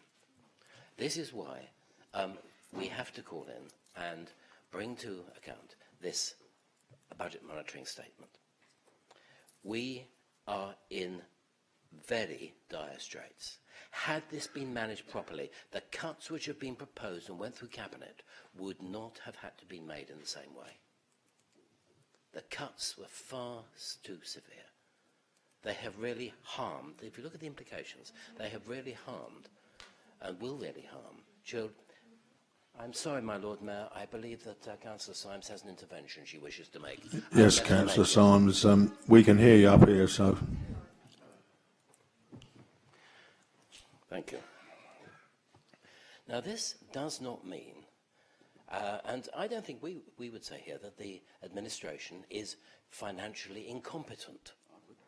Oh, yeah, I know you would. But it doesn't mean that. But what it does mean is that in managing these budgets for children and for social welfare, during the early part of this year, the administration has taken its eye off the ball. They have not managed it properly in the way in which we would have done. Therefore, I think we would be right in bringing this to your attention, in bringing this to account, and saying this is not the way to manage even in these straitened times. Thank you. Thank you, Hugh. Councillor Lee Hunt, please. Lord Mayor, this financial incompetence by the Conservative administration, it affects lots of other services because these are unplanned cuts, things that they didn't plan for, which shows that when they set their budget last year, they weren't planning properly. Whereas as Councillor Gerald Vernon-Jackson has said, that we would meet regularly throughout the course of the year, and if there were overspends, we would be asking officers to adjust as we went along, so that as we came towards the end of the year, the overspends weren't having terrible impacts on things like children's services and adult care. And of course, at one point, we put, I think it was about 3 or 4 million back into the children's and adult care services at one of our budgets to make sure that they weren't so adversely impacted. But as he says today, we've heard from the leader herself, they've admitted their incompetence today because they're going to slash another £3 million from children's services and they're going to slash another £3 million from adult social care. And I go back to some of the things that some of the new councillors were saying before they got elected. And we'll go first of all to Councillor Ian Lyon.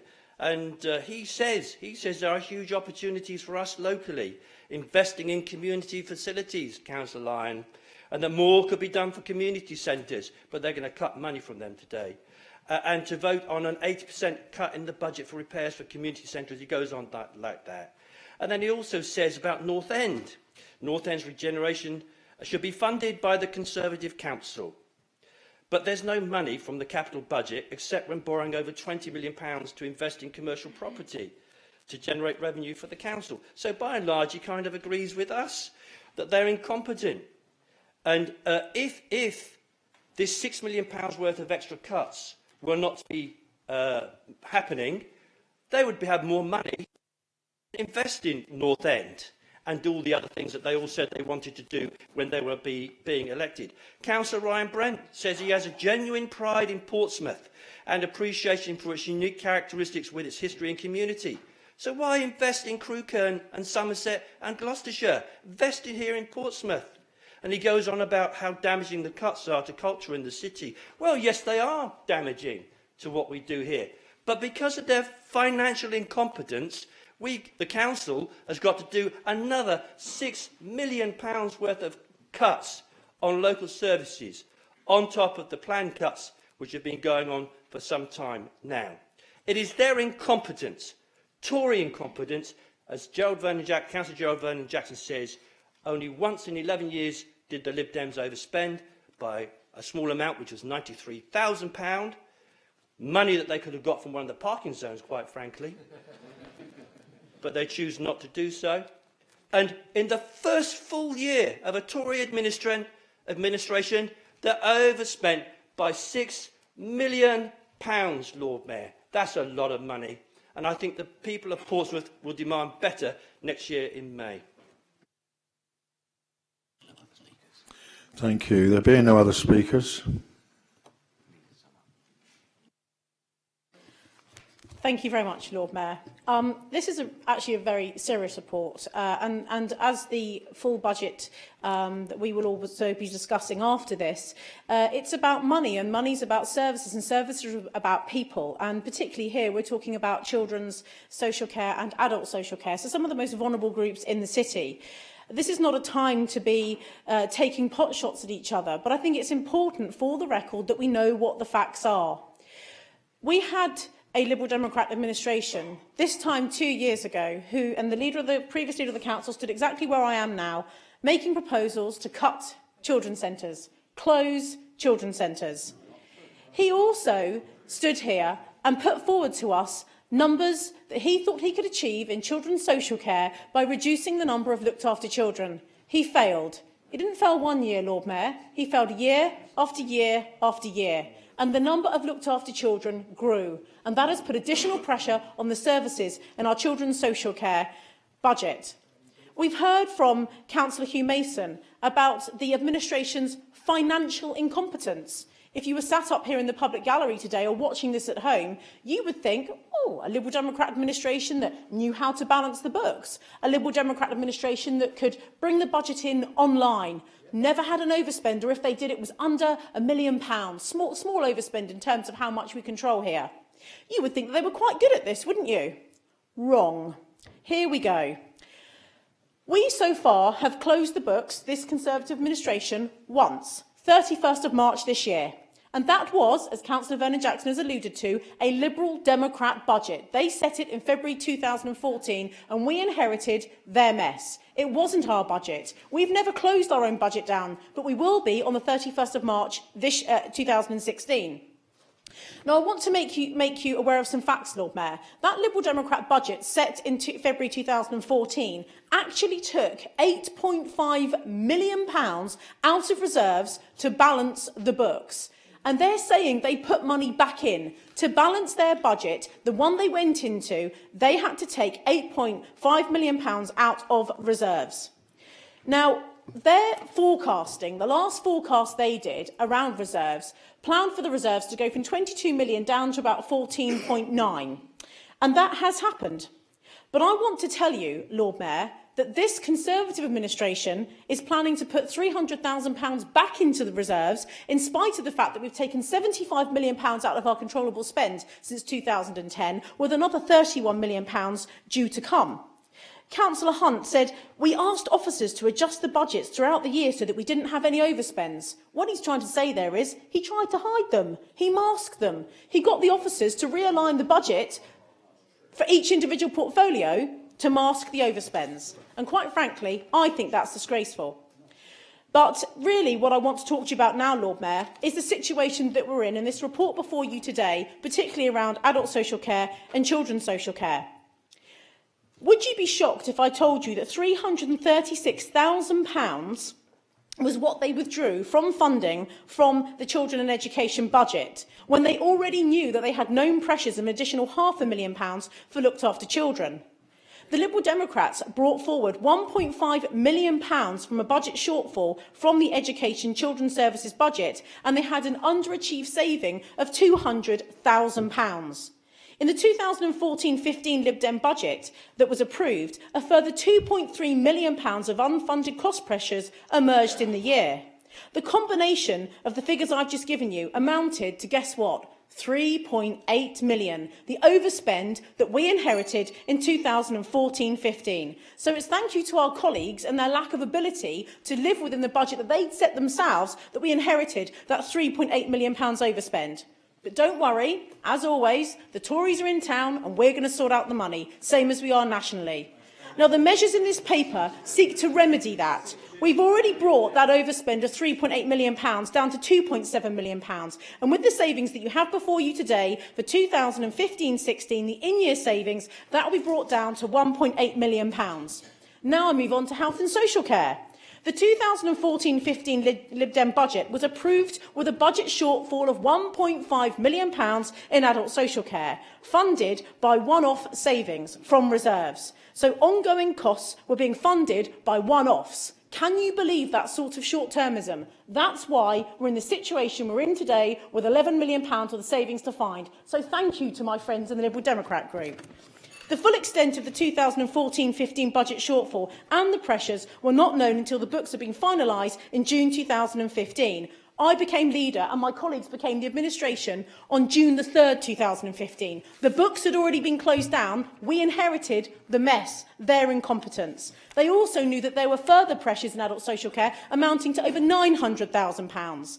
And so the measures in this paper now seek to remedy that £2.4 million budget shortfall arising from their incompetency and their mistakes in 2014-15. And I feel sorry for the people sat in the public gallery, because you must be thinking, is this what it's like every time? Sadly, yes, it is. But we're not here to take pot shots from each other. I'm simply defending the administration's position, because we have inherited a whole load of problems from the Liberal Democrats, but they'd have you believe that they're the masters. You know, you've got the chairman of the Bank of England sat here. He knows exactly what he's doing. Wrong. Their incompetency has added to the woes of this city, creating the pressure that we're now in of £11 million worth of savings. 39B, the Leader of the Council said that we voted to shut children's centres. Absolutely, completely incorrect, as she well knows. That never happened, and so I hope that she will withdraw that, knowing that it is untrue. Apologies, Lord Mayor. They brought a proposal forward to cut children's centres. And then didn't implement it, so it didn't happen. Still brought the proposal forward, though, Lord Mayor. Girls and boys, let's move to the vote. All those in favour, please show.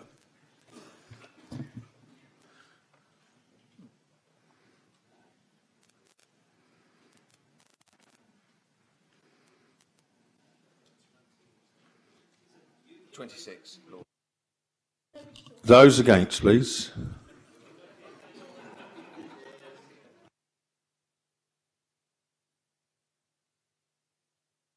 Thank you. That's. We're going to now move on to item 7, to receive and consider the recommendations of the Cabinet regarding budget savings.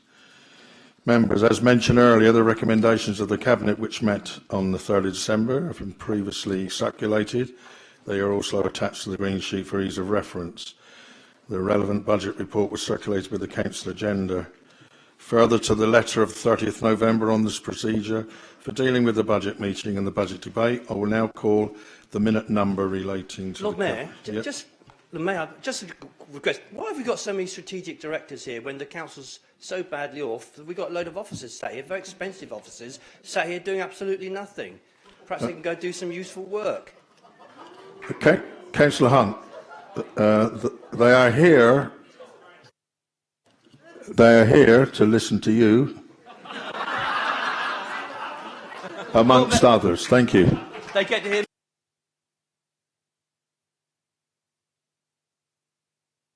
Now move on, complete with the directors. Minute 78, Revenue Budget 2016-17 and proposed savings. Any objections? Then we're moving on.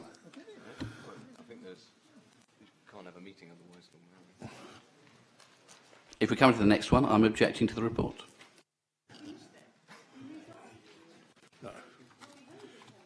Well, we'll backtrack on that one. I'll now call on the leader to move the Cabinet's recommendations with a seconder. Thank you. Thank you very much, Lord Mayor. Today, I present to you and members of the City Council the administration's financial proposals, our budget, for the financial period covering the 1st of April 2016 to the 31st of March 2017, otherwise known as our revenue budget. Today, I'm going to set out for you the technical and legal position of the City Council in setting its budget, the Council's current income and expenditure position, the background to the budget 2016-17, the annual budget consultation and the savings proposals set in Appendix B. When setting the budget of the City Council, we must be mindful of the technical and legal responsibility placed upon us as democratically elected members of this authority.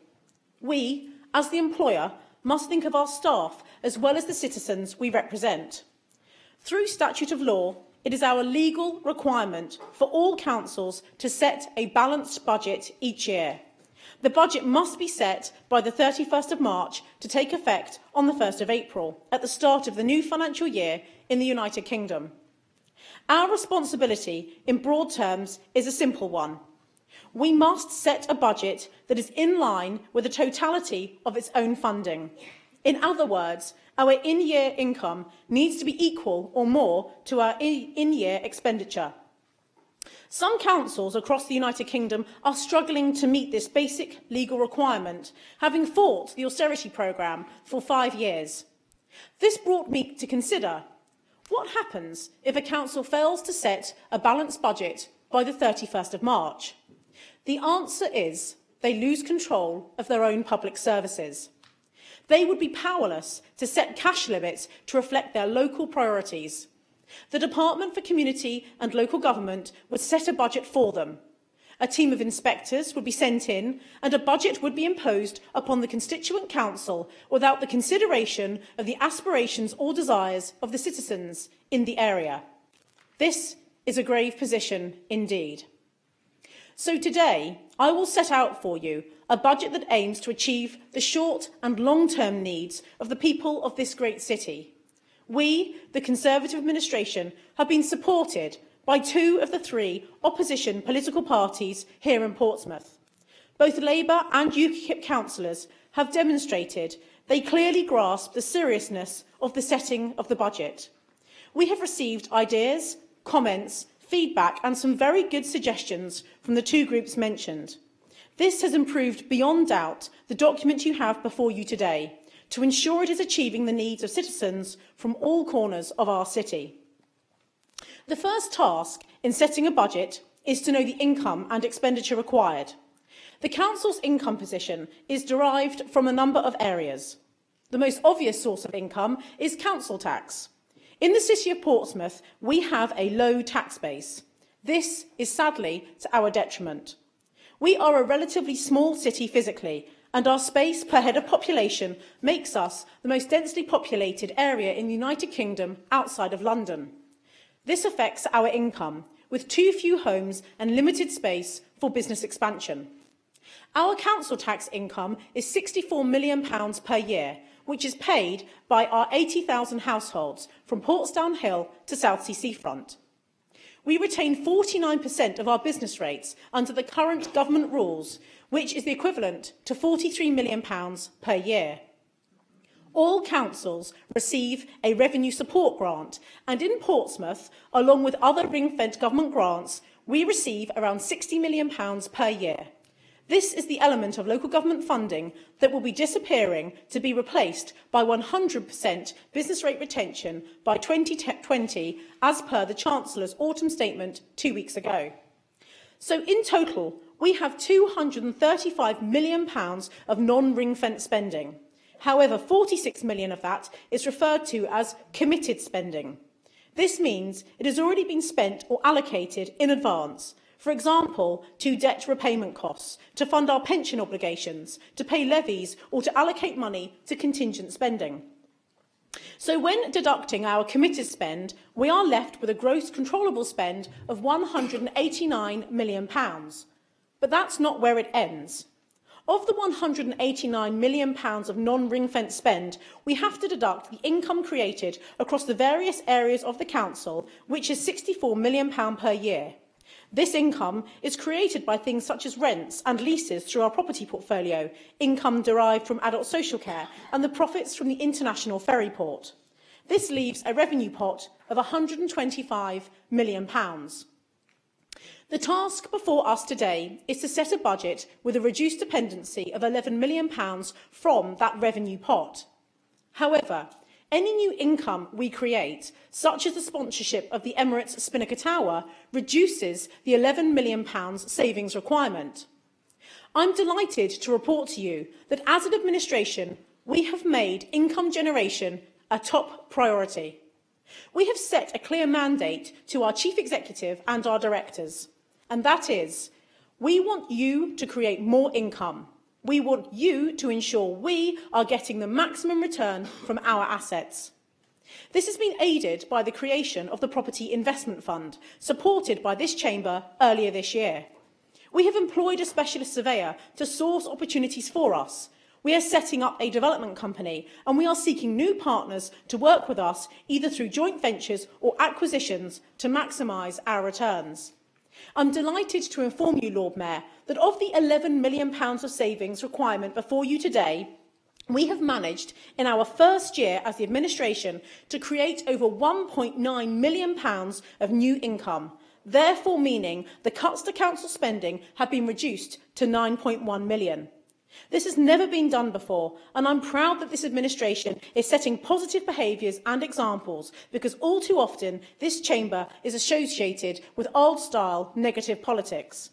That is £1,900,000 of brand new income this council did not have this time last year. And, Lord Mayor, we want to double that next year and the year after. The aim and the aspiration of this council for its citizens is to be prepared for what's coming ahead. We know the government's revenue support grant is disappearing. Therefore, we must ensure we are a forward-thinking council with a proactive and ambitious appetite for income generation, business growth, and to fulfil the promise we made to the people of Portsmouth 18 months and 5 days ago on June the 3rd, 2014, when we became the administration. That promise was to transform this seaside town into a 21st century city and establish Portsmouth as an international destination, one which takes control of its own destiny, hence the birth of Portsmouth plc. We have started this journey and we are achieving new and amazing things. Every day we are humbled by the sincere feedback and gratitude we receive from the general public. I'm delighted that in the savings you see before you today, around 1/3 of the budget lines are in fact new income. But that's not good enough. We want more than 1/3 to be new income, and we are not stopping, not even for a day. We are actively pursuing every option available to us to position Portsmouth as one of the most forward-thinking local authorities and the only major Conservative-controlled city in the United Kingdom today. We are doing this by generating over £700,000 per year from the city's largest commercial deal to date, the Emirates Spinnaker Tower naming rights deal, £600,000 of which is attributed in this year's budget, with £100,000 earmarked this time last year. We have benefited from the growth in the economy. We have benefited from low interest rates in the UK, in fact one of the longest periods on record for low interest rates. And we have used our initiative in rescheduling old and expensive debt, thus saving over £450,000 per year on debt repayment costs. We have amended our Treasury management policy to ensure we are maximising our income from the lending of money to financial institutions and for longer periods. And finally, I'm delighted to announce that in the short period since the creation of the Property Investment Fund in July 2015, we have acquired commercial property interests with profits in excess of £480,000 per year, and we're not stopping there. Now, we know where we are headed, but it's also key when making decisions, as we are today, to understand where we have come from. Over the last 5 years, since the start of the austerity programme, we have seen reductions in government funding of £59 million, inflation costs of an additional £12 million, particularly in contract and service costs, and an additional £10 million in budget pressures, mainly in adult social care. In total, Portsmouth has seen a reduction in our controllable spend of around £85 million. This has been achieved by £75 million of savings and efficiencies and £6 million of council tax income. We have come a long way since 2010, and realising what is coming in the next five years will be key to the councils that thrive and those that don't. We have received an overwhelming response to the budget again this year. Average returns for budget consultations over the years in this city have been between 300 and 400 responses. Last year and this year, we had exceeded the previous numbers by the end of the first week of our four-week budget consultation. This year, we have had the largest number of budget responses ever, with 2,468 people filling in the survey. Why, you may ask yourself? Because we're not playing at consulting, we are doing it properly, giving full information, sharing our thoughts in advance, and not fearing retribution from political opponents, but allowing the people of Portsmouth to have their say, to learn more about their council, and by being open and transparent, much the same as allowing council meetings to be filmed 1 week after we took control of this council. From the consultation, we know that 71% of residents support the council ending smoking cessation programmes. Smoking has a massive cost on the NHS, and the levels of people smoking per head of population have dropped dramatically in the last 10 years. This is the same in Portsmouth, and as such, we are assured that this will not create a spike or a negative effect on public health in the city. 74% of residents would like to see a cap in the amount of council tax support grant paid. Most properties in Portsmouth fall into either Band A or B, and there are many households in the city that receive a council tax subsidy. We are looking to create additional income by pursuing council tax breaches where individuals have failed to declare a legal change in their circumstances. Our budget is predicated on a 2% council tax increase. Last Thursday, I met with Greg Clark, the Secretary of State for Communities and Local Government, and one of the questions I asked him was around the national referendum limit on council tax. He confirmed that a 2% council tax referendum limit would remain in place. Portsmouth has frozen its council tax for 4 out of the last 5 years. This, in part, is why we are having to reduce our central spending by £11 million today. Our income from council tax is below par when compared to other unitary councils in the UK. We have to start to address this in a managed way. It's the only way to protect public services for the long term. 78% of residents would support a council tax increase of 2% or more. We have consulted and listened to parents about ideas and suggestions of how we can improve the service we offer through children's centres. In October this year, health visitors transferred to councils, and they are now operating out of many of our children's centres. But with this increased service, we now need an increased offer, and that's why we are expanding the number of sites that children's centre facilities will run from. There will be new satellite venues created in the hearts of communities, bringing the service closer to parents. 65% of staff think children's centres should be run from extra venues around the city. We have consulted on bus subsidies, and what was consistent in terms of the feedback was the surprise from residents that we are spending so much on subsidising routes. The largest response, 60.7%, was due to reduce or cut the subsidies. Those communities that will be cut off without a bus will obviously be protected, but in routes where we have buses driving around the city almost empty, covering 4 buses an hour may reduce to just 2 or 3 an hour, meaning the service will remain, but people will have to plan ahead for their journey. School crossing patrols, lollipop people, these have been mentioned in the press in the last week, and for clarification, we are not planning to reduce this service, but simply share the cost with schools. It has been said, very disappointingly, by certain members of this chamber, that the budget published 4 weeks ago announced a 50% cut in the service, hence half of the school crossing patrol people will lose their jobs. This is false. We have looked extensively at the position of other councils and unitary authorities in the UK, and the majority are now sharing the cost of school crossing patrols with schools from their dedicated schools grant. Schools across Portsmouth are sitting on massive reserves, and with this non-statutory service that we value highly, the best way to protect it is to ask the schools to contribute to the cost. For most schools that have a school crossing patrol, this will be between £2,000 and £4,000 per year. We have contacted schools and we've spoken to the heads. Interestingly, over 56% of residents thought that schools should pick up the whole cost. We don't want to transfer the whole cost, but we are asking for a contribution, especially in the light of the fact that the Chancellor confirmed in the autumn statement a £10 billion increase to education budgets up to the end of this term of Parliament. Education, after all, is our #1 priority as an administration, and it was last year and it remains so again this year too. I have met with heads across the city to discuss how we can help them, and what became evident was the issue of recruitment, especially in the STEM subjects. And so, Lord Mayor, I'm pleased to announce today that Councillor Neil Young and I have been working hard to arrange a STEM recruitment event in the new year, which will bring some of the most skilled teachers across the United Kingdom to Portsmouth for an evening.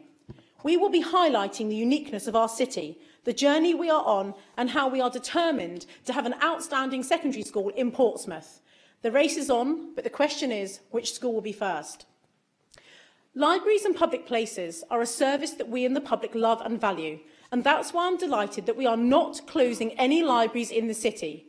In fact, we have plans afoot to add and improve the library offering in the city. And at this point, I would like to place on record thanks to Councillor Julie Swan and Councillor Stuart Potter for their support in developing plans for the Paulsgrove area of the city. Councillor Swan took time to visit Paulsgrove and come up with a blueprint for a new service. We are actively developing her plans and a volunteer library programme which will be supported by over 37% of the public. Libraries are growing again with a multitude of activities. People now use libraries for accessing the internet, receiving advice and support regards benefits or public services. And last month, I met with the Portsmouth Blind Association at a library in the city, and the members told me how much they value the service and the facility. That's why we're protecting it. From one public facility to another, community centres. 62.64% of residents want to either cut the funding or reduce it. We value our community centres, and that's why we are not cutting the funding. However, some community centres have large reserves, and where that is the case, we cannot afford to subsidise them whilst they add to their already growing reserves, when we are having to make cuts so deep here in Portsmouth. So we have fairly and proportionately reduced the subsidy level to those who can afford it. We have proposed to charge for Meals on Wheels service. This is mostly used by elderly people. 58.73% of responders wanted the service left completely unchanged, and so we have removed this saving from our proposals before you today. We have listened and we have reacted, amending our savings proposals yet again, reinforcing why our consultation is strong, growing and works. Sexual health services in Portsmouth are delivered by both Portsmouth City Council and the Clinical Commissioning Group through GP support and through the NHS Trust. There is an active sexual health clinic at St Mary's Hospital. We spend a substantial amount of money on sexual health detection and prevention. That will continue because we believe prevention is better than cure. However, 68% of people thought there should be a cut or a reduction in the amount spent, so this has been reflected in the savings you see today. But the sexual health clinic will remain open, the services will continue, and the public should be assured of that. You also have savings before you today, Lord Mayor, that affect alcohol treatment. Well, alcohol treatment programmes and substance misuse programmes in the City of Portsmouth are run from 3 different areas and organisations, and we are going to retain the service but streamline it down to 2. Domestic violence is probably one of the most important issues that will be debated in this chamber this evening.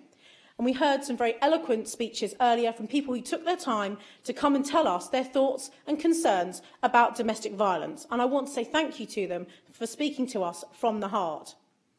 We have a bleak way forward with this non-statutory service 18 months ago.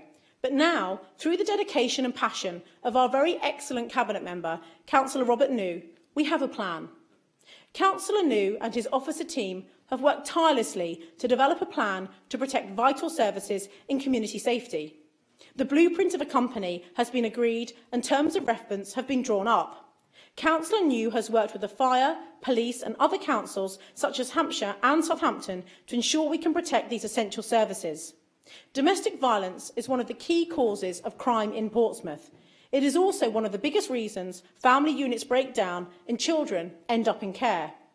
We are committed to developing and enhancing this service. There are many ways that this can be done. I want to place on record my thanks to the Government for protecting police budgets. Following this announcement, Councillor New has made contact with the Police and Crime Commissioner to discuss the ongoing funding for domestic violence prevention support across the City of Portsmouth. And I'm pleased to confirm, Lord Mayor, that 4 weeks ago in Portsmouth, we launched community domestic violence surgeries. We are taking the help and support required to some of the most vulnerable people in the city, those that need it most. We are not sitting in the civic offices and expecting them to come to us. We are taking it to them. At this point, I feel obliged to place on record thanks to Councillor Julie Swan. Her empathy, understanding and determination to develop this service has been inspiring. Her very real and personal experience as a victim of domestic violence has ensured this council is able to design a service that is needed and functional. Councillor Robert New will expand on the future plans of this service later, and whilst there is a reduction in a budget line attributed to this area, please rest assured that does not mean a reduction in the service. We, as a council, must start thinking outside of the box. A good service is not necessarily one where you throw money at it and have people sat behind computers. It's a service that's real and connecting with people, and that's what we will have here. Today, we have met with Sisters Against Cuts. I met with them and invited them into the civic offices at 1:15 today.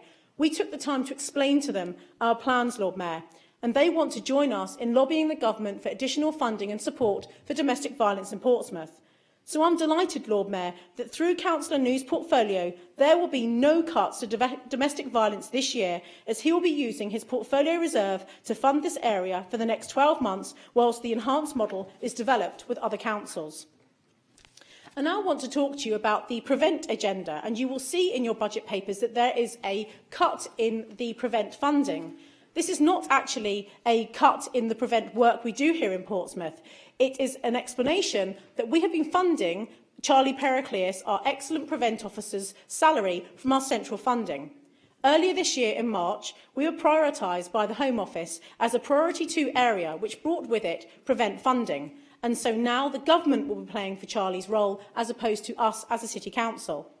I also want to mention at this point the Portsmouth Children's Safeguarding Board. They have recently had a good Ofsted inspection, and the annual strategy they presented to us last week at the Health and Wellbeing Board, A Voice for a Child, was outstanding. I want to tell you as well, Lord Mayor, that there will be no toilet closures in this city. We believe in enhancing seafront events to create more income. Portsmouth's Victorious Festival has created us additional income through the rent that they pay us for the use of the common. This also helps to aid economic growth. They were nominated as the best big festival this year. I also now want to highlight to you, Lord Mayor, and list the income creation lines in the budget. I mentioned to you that this is a key strategy for us to see our way out of these dark times. Lines 2, 7, 11, 12, 13, 14, 19, 24, 38, 41, 44, 50, 56, 57, 58, 59, 70, 71, 98, 101, 109, 110, 113, 114, 115, 118, 132, 140, 144, 159, 160 and 164 are all new income for this council. That is not a cut. It's a way by which we are creating that £1.9 million figure I gave to you earlier.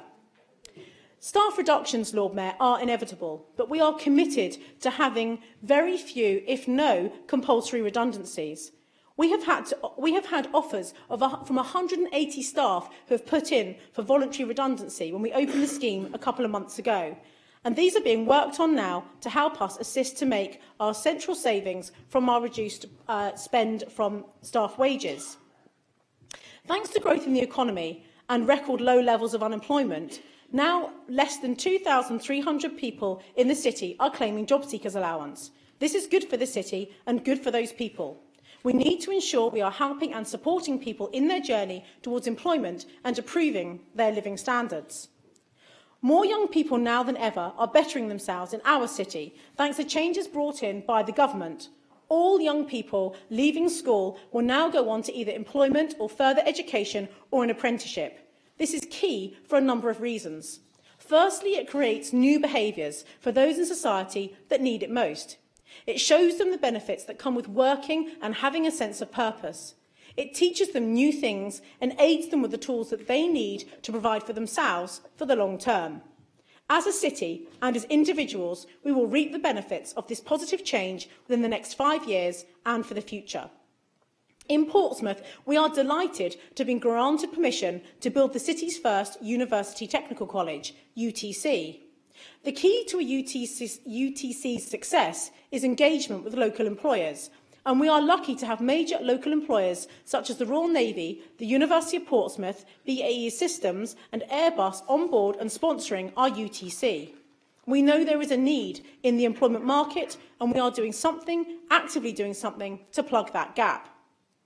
We want Portsmouth to carry on growing and going from strength to strength, and that is why I'm pleased to advise you today that we have submitted an outline bid to the Solent LEP for £50 million. This bid covers schemes such as the new Market Way road layout. Getting into and out of this city is quick compared to other cities and towns in the area, but it could be better. With regeneration picking up and new buildings growing at a rate of knots, our commitment is to ensure we have 21st century infrastructure in Portsmouth. The new road is key to the expansion and also to the expansion of our park and ride. We were flattered, Lord Mayor, to be asked to apply early for Troubled Families Phase 2, following the success of this council in Phase 1. Edward Timpson MP, the Minister of State for Children and Families, visited the city earlier this year, and Councillor Neil Young met with him to discuss the long-term aspirations of this national programme. We must place on record our thanks to the excellent Julia Catherine, who has worked not only for us in Portsmouth on improving the lives of young people and families who need it most, that support, but she's also working to help the Department for Education in designing programmes that are actually needed.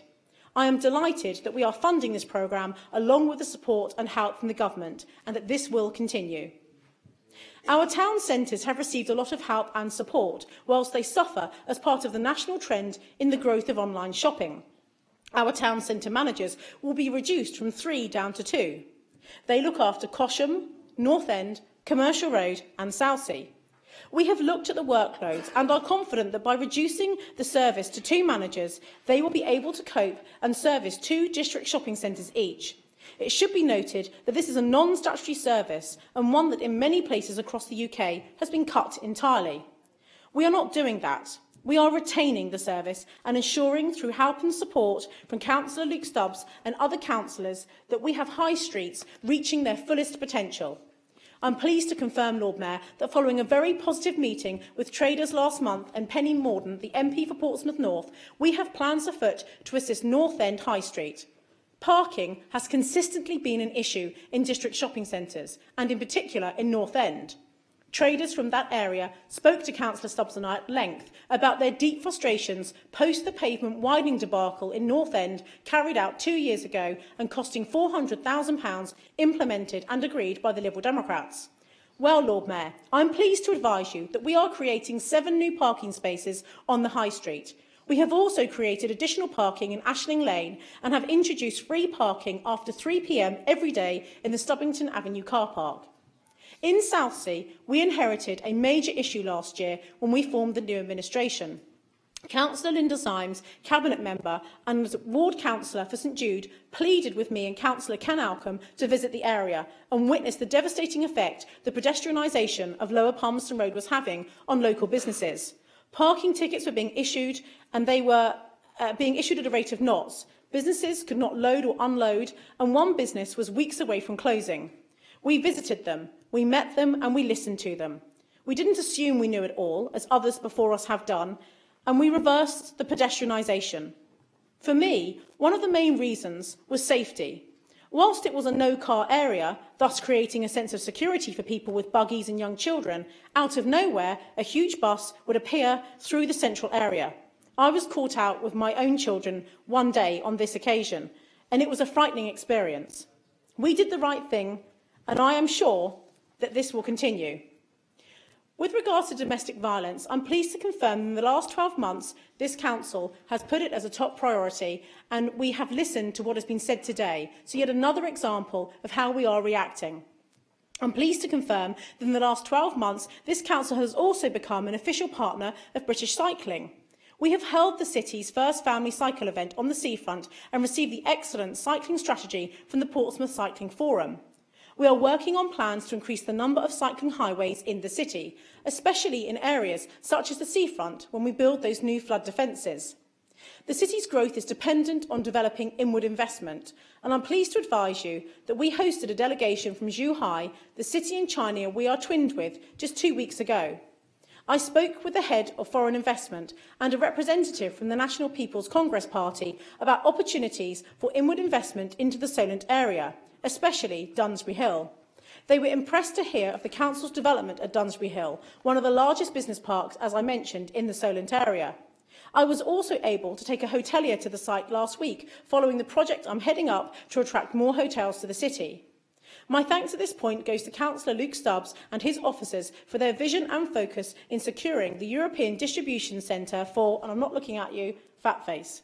This will be a major employer in the Solent area, and they will be an excellent tenant, I'm sure. This time 2 years ago, I remember sitting in this chamber and being deeply concerned about the proposals before us submitted by the then Liberal Democrat administration. Those proposals, which were carried and voted through, were suggested by them to cut the community warden service by as much as 2/3. I was fearful of the impact that this would have, but at the same time, I appreciated we needed to reduce the council spending, and so a pragmatic attitude was adopted by my group. However, within 2 months, an alarming decision was taken through the Lib Dem cabinet to pursue an option of awarding a private company, 3GS, with a lucrative contract to give out fines to people across the city for dropping litter and not picking up their dog mess. I was alarmed because of the potential cost to this council in pursuing the fixed penalty notices. I was concerned because fining should always be the last port of call, and instead, working with perpetrators and making them aware of the impact of their offending is always preferable. Thankfully, the election was upon us, and Purdah prevented this contract from being signed. This enabled us, as the new administration, to halt this contract, a contract that would have lined the pockets of this profit-making company. The one thing we did all agree on was clearing up the city, which in parts had become dirty and run down. Councillor Robert New and I sat together to go through the cuts he had inherited in his portfolio. The community warden's cut troubled him most, and that is when we came up with the idea of creating the new Clean Cities team. By utilising the manpower of the community wardens and expanding their focus and remit, we were able to achieve 2 birds with 1 stone. We reduced the cuts to community wardens and created a new team whose purpose is to keep Portsmouth clean, tidy and safe. Thanks must go to Colette Hill and her team for the excellent intervention and service redesign. I now want to talk to you, Lord Mayor, about the Child and Adult Mental Health Service. This is a priority for this council. We have excellent practitioners across the city who are supporting people suffering with mental illness. I'm pleased to confirm that we have a contract with Solent Mind valued at over £233,000 per year, which is there to support people with mental illness. In total, we spend in excess of £700,000 per year through grants and contracts to the third sector. Working with the third sector is key, and I'm pleased to advise you, Lord Mayor, that in March this year, I set up the city's first third sector conference. I invited charities from across the Solent region to come and engage with us, charities that have been put off by previous behaviours in this council. At this meeting, I launched the new Voluntary Sector Transition Fund, a £500,000 pot with the sole purpose of supporting not-for-profit organisations in their preparations of taking on council functions and services. This appears in your papers again today, Lord Mayor. This pot was always intended as a 3-year programme to assist those very organisations I've mentioned. The grants and applications from the pot you would expect are triggered by this budget process. This is the first budget since the creation of that fund in April 2015, and I'm pleased to tell you that we already have over 20 applications to the fund. Following the budget consultation and after a plea from John Ferret on behalf of the Labour Group, a joint union staff meeting was held last week. The unions explained the impact of the cuts to them and how this could affect the return to work programme of people off on long-term sick and the potential rise in cases that would reach employment tribunals. And so, after much consideration, we will not be cutting the £75,000 budget for union support and facilities time. I have an undertaking from myself and Councillor Lee Mason that will be shared now around the chamber, as he is the responsible cabinet member. When deciding on the budget proposal in front of you today, we had to decide first of all what our political priorities were. In the past, this council has simply set a 10% reduction across the board to all council departments. It was unsophisticated. This would have put vulnerable children and adults at risk. As I mentioned earlier, our number one priority is education, and very closely behind that is protecting social care and community safety. And that is why you will see in the proposed cash limit Appendix A before you today, the three lowest reductions of all major council areas are in children's social care, adult social care and environment and community safety. Protection for adult social care and children's social care is paramount. If we had allocated the savings in a proportionate way, the reductions before you today would have seen an 8.3% cut in these key areas. Instead, by making them a priority, we have allocated reductions which seek to reduce spending in children's social care and education by 2.5% and adult social care by 2.2%. Both Cabinet members have been tasked with assessing their in-year cash limits. In children's social care, we aim to save over £100,000 by reducing the cost of special guardianship orders. This is where families are paid to look after their family members if one of the parents is unable to care for them. By opening a new fit-for-purpose children's home, we will be saving another £70,000 by offloading a large Victorian building that had high running costs and also staff cost savings that will create that additional 10% income through our traded services to schools. We will stop using external agency for project research work, but instead utilise our own in-house knowledge. In adult social care, the 2.2% cut. This is arguably, Lord Mayor, the most challenging part of the city's budget area. Huge demands and big cost pressures, especially through the introduction of the living wage, mean we have got to reduce services in this area. We are achieving this without cutting too deeply the very people that need the support most. How? I'm sure you're wondering. The answer is by working with partners, such as Portsmouth Hospital's NHS Trust and the Clinical Commissioning Group. We have many shared aims and areas we jointly fund, such as the substance misuse. By streamlining these services and spending up with our integrated commissioning unit with public health will create greater efficiencies, which means more money to spend on frontline services. Councillor Luke Stubbs has been meeting weekly with Innes Richards, the Chief Operating Officer of the Clinical Commissioning Group, to achieve this very outcome, and a great deal of progress has been achieved already. We are almost at the end of an intervention into adult social care, and from initial findings, I'm confident we will be able to manage the service from the cash limit we propose to you today, while still providing an excellent service for the people of Portsmouth. Environment and community safety, as I mentioned, is the next highest of our priorities, and that's why they have a lower than expected target saving of 5.5%. Through income-generating ideas, Councillor New has been able to mitigate the cuts that otherwise would have come from this area of the council.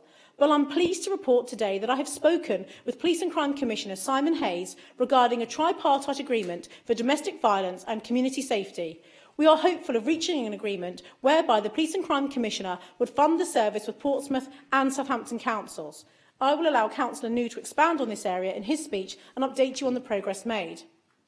The highest savings target was allocated to Councillor Luke Stubbs in his role as the Cabinet Member for Planning, Regeneration and Economic Development. That portfolio was tasked with finding 25.1% savings. This was entirely down to the opportunities that he has in that portfolio to create income in this area, such as the Property Investment Fund we debated earlier today. At this point, I would also like to place on record our thanks to Councillor Aidan Gray, the Labour spokesman for Planning, Regeneration and Economic Development, for his help and assistance in the creation of the strategy behind the Property Investment Fund. The decision to allocate a savings target of 18.8% to resources was a hard decision, especially when cutting back office services, but it's essential to protect those frontline services and to protect the most vulnerable in the city. In context, 66% of our controllable spend is spent in education, children's services, adult social care and environment and community safety. The recommendations before you today are to set a balanced budget. The first recommendation is a 2% council tax increase. Second, the option to increase council tax if applicable. Well, we know that that's not valid after I had confirmation from the Secretary of State last week that there would be a referendum limit of 2% and above. Thirdly, to agree the cash limits in Appendix A. Fourth, to approve the release of £500,000 from our medium-term resource strategy, the MTRS, to increase the Business Intervention Fund. And fifthly, that the approval of the spending of the Business Intervention Fund be delegated to the Section 151 officer and the Leader of the Council. Now, Lord Mayor, the technical position of the vote today is that as members of the City Council, we are actually voting for Appendix A and not B. B is an indicative sum of the way that the savings can be made, but ultimately it's at the discretion of the Cabinet. And finally, before Councillor Vernon Jackson, in his capacity of Leader of the Opposition, presents any opposition budget, I have a personal ask of him. Please think carefully if you are minded to adopt the approach you did last year by offering up specific job titles and roles by way of funding your budget aspirations. People in this chamber were sat here last year to hear the devastating news that there was a strong possibility their job would be axed if the Lib Dem amendment was carried. It caused embarrassment to us as an employer and it caused concern to the individuals. It is with mixed emotions, Lord Mayor, that I propose the budget before you today. Sadness at having to make inevitable cuts to public services, but a sense of comfort that some of the savings are mitigated by that income generation. Finally, a massive thank you to Chris Ward and Julian Pike and the brilliant Cabinet for the immense job that they have done in producing the budget you see before you today. Thank you. Thank you. Councillor Stubbs, do you second? I do, Lord Mayor. Well, before we move on, and the next speaker will be Councillor Vernon Jackson, and as he knows, there are no time limits. I'm now going to call for a 10-minute only, yes, 10-minute only comfort break. Some of us who have smaller bladders need to move.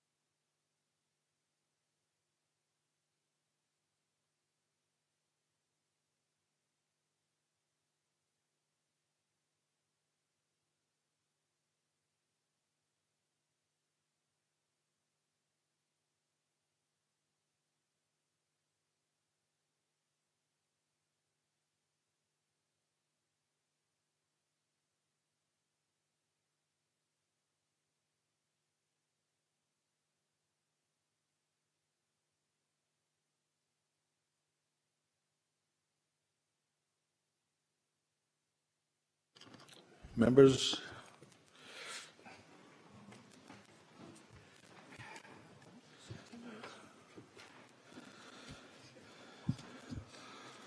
I now call upon the Leader of the Opposition, Councillor Vernon Jackson, to respond. I will add that it is without a time limit on what you've got to say, obviously advising you of the naughty and nice list I have. Please carry on. Thank you, my Lord Mayor. And I am happy to propose the Lib Dem amendment, which is a fully funded amendment for this budget, my Lord Mayor. No, circulated at the end, if that's all right, my Lord Mayor. In this chamber, my Lord Mayor, we often concentrate on the things that divide us. We concentrate on our differences and not on what unites us. This is partly the product of an adversarial political system in the UK, but also that in these chambers, those things that are agreed upon are nodded through without debate, and only those things where we do not or cannot agree form the basis of debate. So at the beginning of this speech, I wanted to do something different. I wanted to give my thanks to all members of the administration, but particularly the members of the Cabinet, for the work they put in to produce this budget. I know from experience this is hard and difficult work. I know that this year deadlines have been and gone to get this budget sorted, and it's meant difficult decisions. So my thanks to the members of the Cabinet and to the other members of the Conservative group who've worked hard on this budget, but also to the members of the Labour and UKIP groups who I understand were consulted on this budget prior to publication and had their input into it. There are things in this budget that I support. There are some creative proposals to run the business of the City Council more efficiently and to save money to reduce cuts to frontline services. Each and every year, I'm amazed by the ingenuity of David Williams, our Chief Executive, Chris Ward, our Chief Finance Officer, and the Council officers into thinking of new ways of doing the work of the Council better and more efficiently without cutting services. My thanks to them all for their continued hard work and ingenuity. And it's also very gratifying to see that work we started, such as the development of Dunsbury Hill Farm to bring money into the City Council, is continuing, and I'm totally in support of that. My Lord Mayor, there are three tests upon which I think a budget and an administration should be judged. Are we caring for the people of the city? Are we listening to the people of the city? And is the council being run in a financially competent way? These are the tests I will use on this budget and this administration. Very few people come into politics to make unpleasant decisions and to cut services.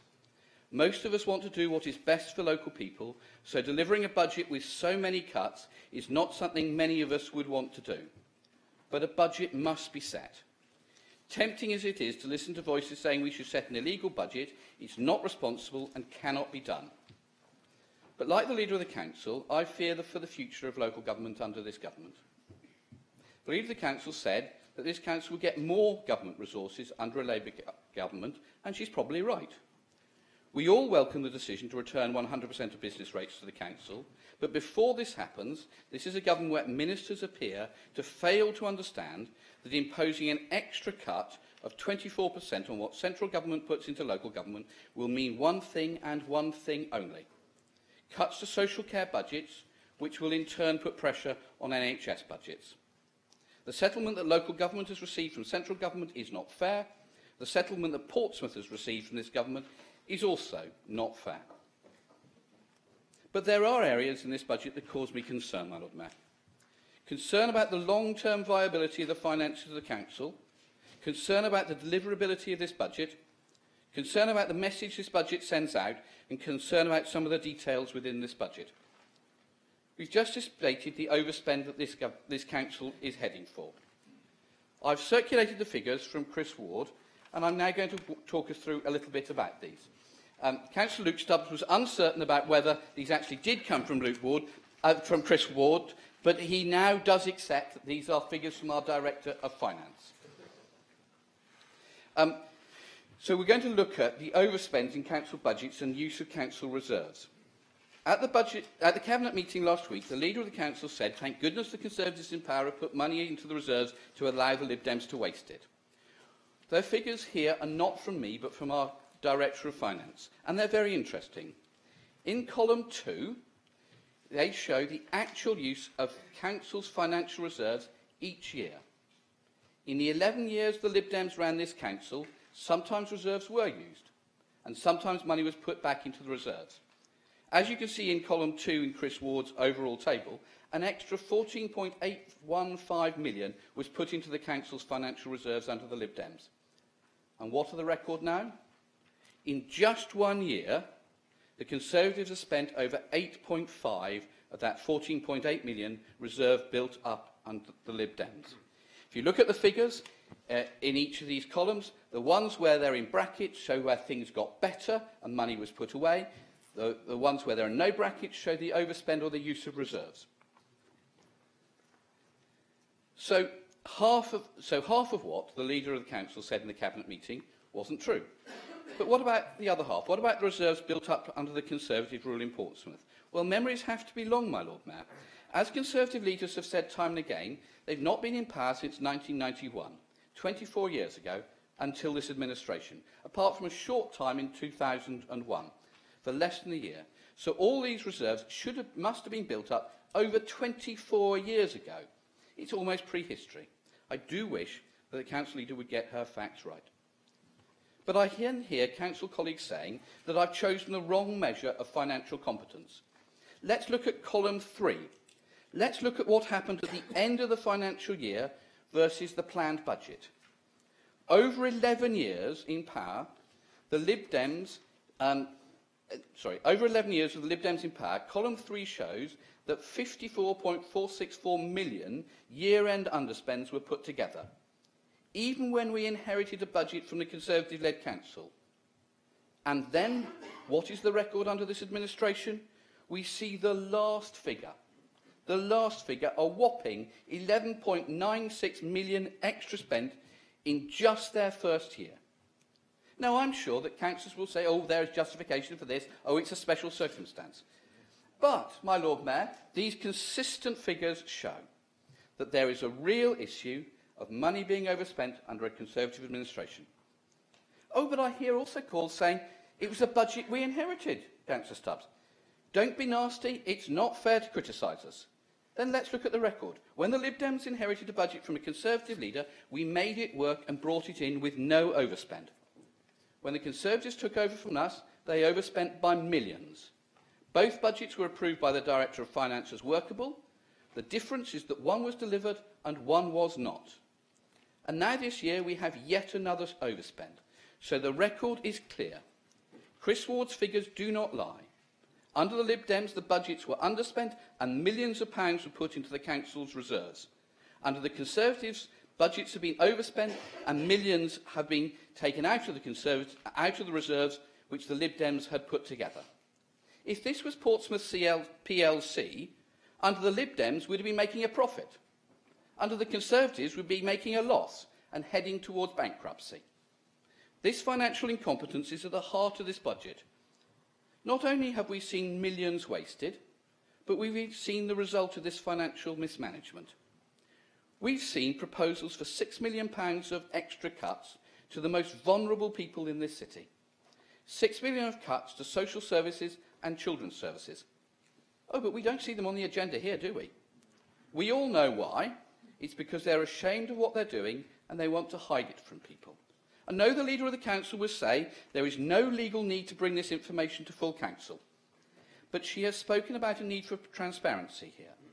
Again, I would draw a contrast. In the Simmons report into the building of the beloved tower, now so besmirched, one of the criticisms was that Conservative and Labour councillors had together deliberately kept information about the tower contracts from Lib Dem councillors. When we ran this council, we made a decision that even though decisions on the tower were mainly cabinet decisions, they would all come here for full council, so all councillors would be part of the decision making. I'm sorry that the same decision has not been made today. Most of the councillors have been excluded from decisions about these extra cuts to social services and children's services. In children's services, this is a £2.7 million cut to a budget of £30 million. So a 10% cut to one of the most sensitive areas the council looks after, and we as councillors aren't allowed to have an opinion about this at this meeting. We've funded overspends in children's services, year on year. But we did it by the council funding those overspends and not forcing a big cut in that portfolio and in children's social care. I'm sorry that that's not happening now, maybe because there's such bad overspends and maybe because there's been such financial incompetence. But here, under the decision of this administration, the pain there is being taken by children, and that is not right. So we have, at the heart of this budget, a tale of financial incompetence. To this is joined a vote of no confidence in this city by this administration.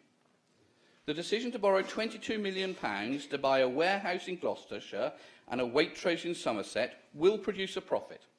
The figures I've seen and confirmed by Chris Ward is a profit of 1.6% after the borrowing costs, and this is really welcome.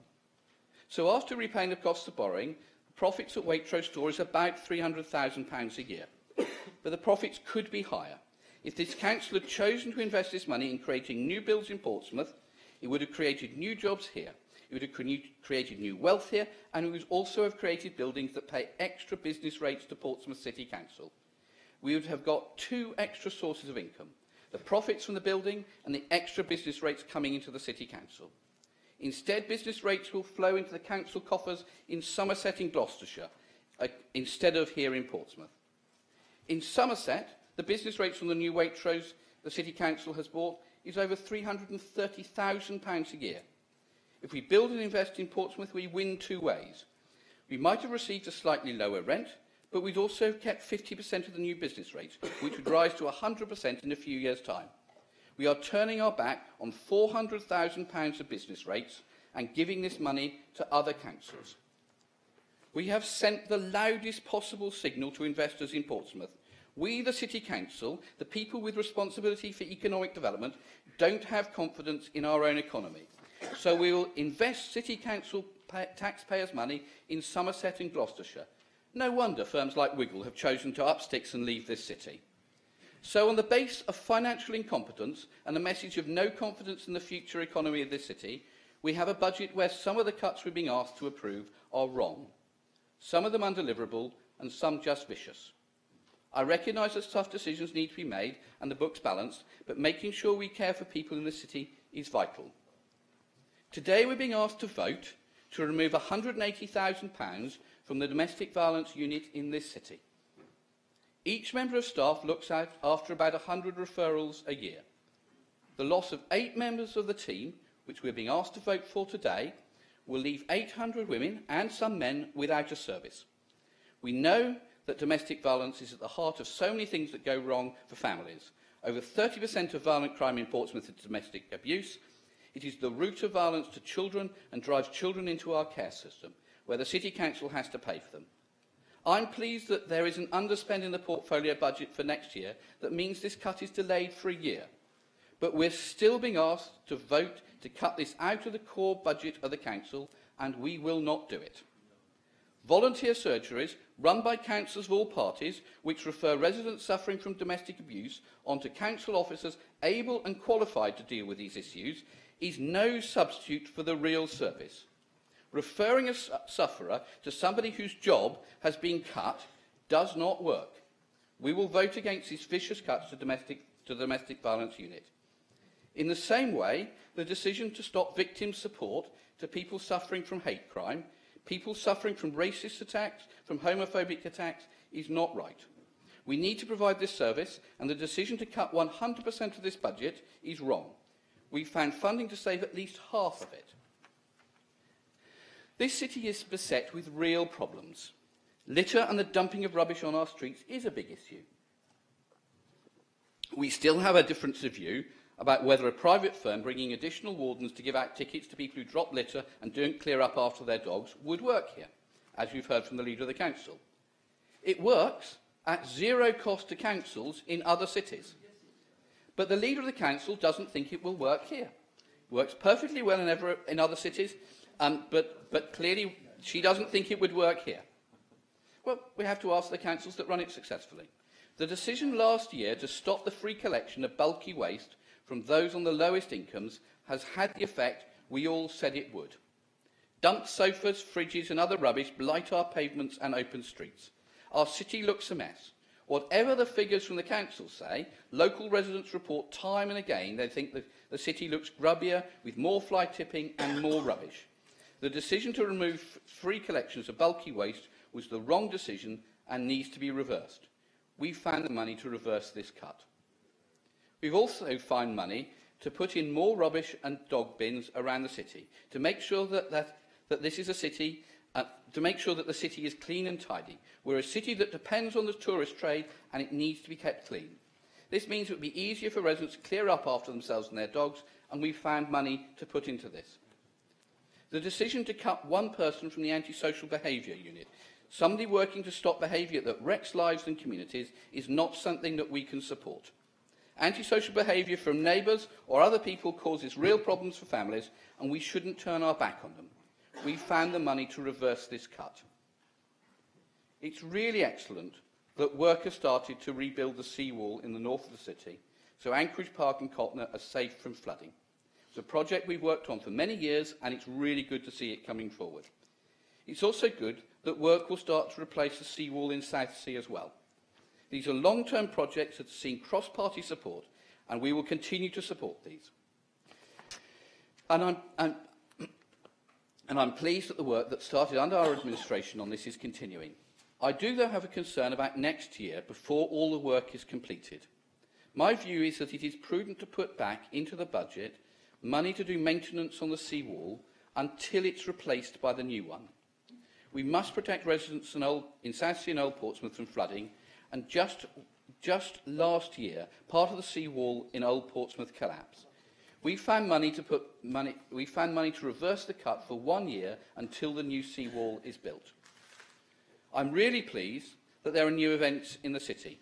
We were pleased to sign the contract that brought the Victorious Festival to Southsea Common, and it's good to see more events coming here. Some could be managed better, but we also need to look at our permanent facilities. The decision to remove the project manager's post from Cumberland House Natural History Museum is wrong. We would find the money to keep at least a part-time post here. I'm also pleased the campaign by local Lib Dems seemed to have stopped the plans to close the City Museum. Our administration looked to see if there was a different way of delivering museum services. We decided this didn't work and rejected plans to close the City Museum, and I'm glad this current administration seems to have decided the same thing. I well remember the opposition from some Conservative councillors to the building of the new Southsea Library. It was very nice to see Jim Fleming back, but his words saying it was far too expensive a project and we shouldn't do this have been proved wrong. The numbers using Southsea Library have almost doubled, and the number of young families using the library is tremendous. To support extra use of the library and encourage people to come to the markets on Sundays, we would fund the reopening of the library on Sundays. Linda Symes, Rob New, Luke Stubbs, myself and Ben were all in Milton on Sunday, part of a fairly heated debate about St James's. On one thing, and I think it probably was the only thing that everybody agreed on at that meeting, was the need for additional fenced areas to allow owners to exercise their dogs in a safe environment. We've found some one-off money to build 2 additional fenced dog exercise and training areas. As St James's is in the south of the city, it may be a good idea for these extra ones to be built in the north to provide additional facilities for dog walkers all across the city. There's been much speculation about the future of children's centres in this budget. The cut in the budget of £221,000 from the budget says, and I quote, reduction in the number of children's centre buildings, close brackets, and then says later, services for older children and families could be offered from the remaining children's centres buildings. At the Cabinet meeting last week, the leader of the Council said that children's centres had closed under the Lib Dems. This is entirely untrue, but she did give an undertaking that no children's centres would close under her administration. The words in the budget paper talk about a reduction in children's centres buildings. Senior council officers we've talked to have said there will be closures. But the leader of the council has said there will be no children's centres that will close, and in fact new ones will be opened. I'm prepared to take her word. Some people have advised me not to do this, that things said by the leader of the council sometimes are shown to be untrue, but I think we should give the leader of the council the benefit of the doubt. Her assurance that no children's centres will close mean we're not putting in money to reverse this Point of order, Lord Mayor. but we're doing so based on her assurance. Okay.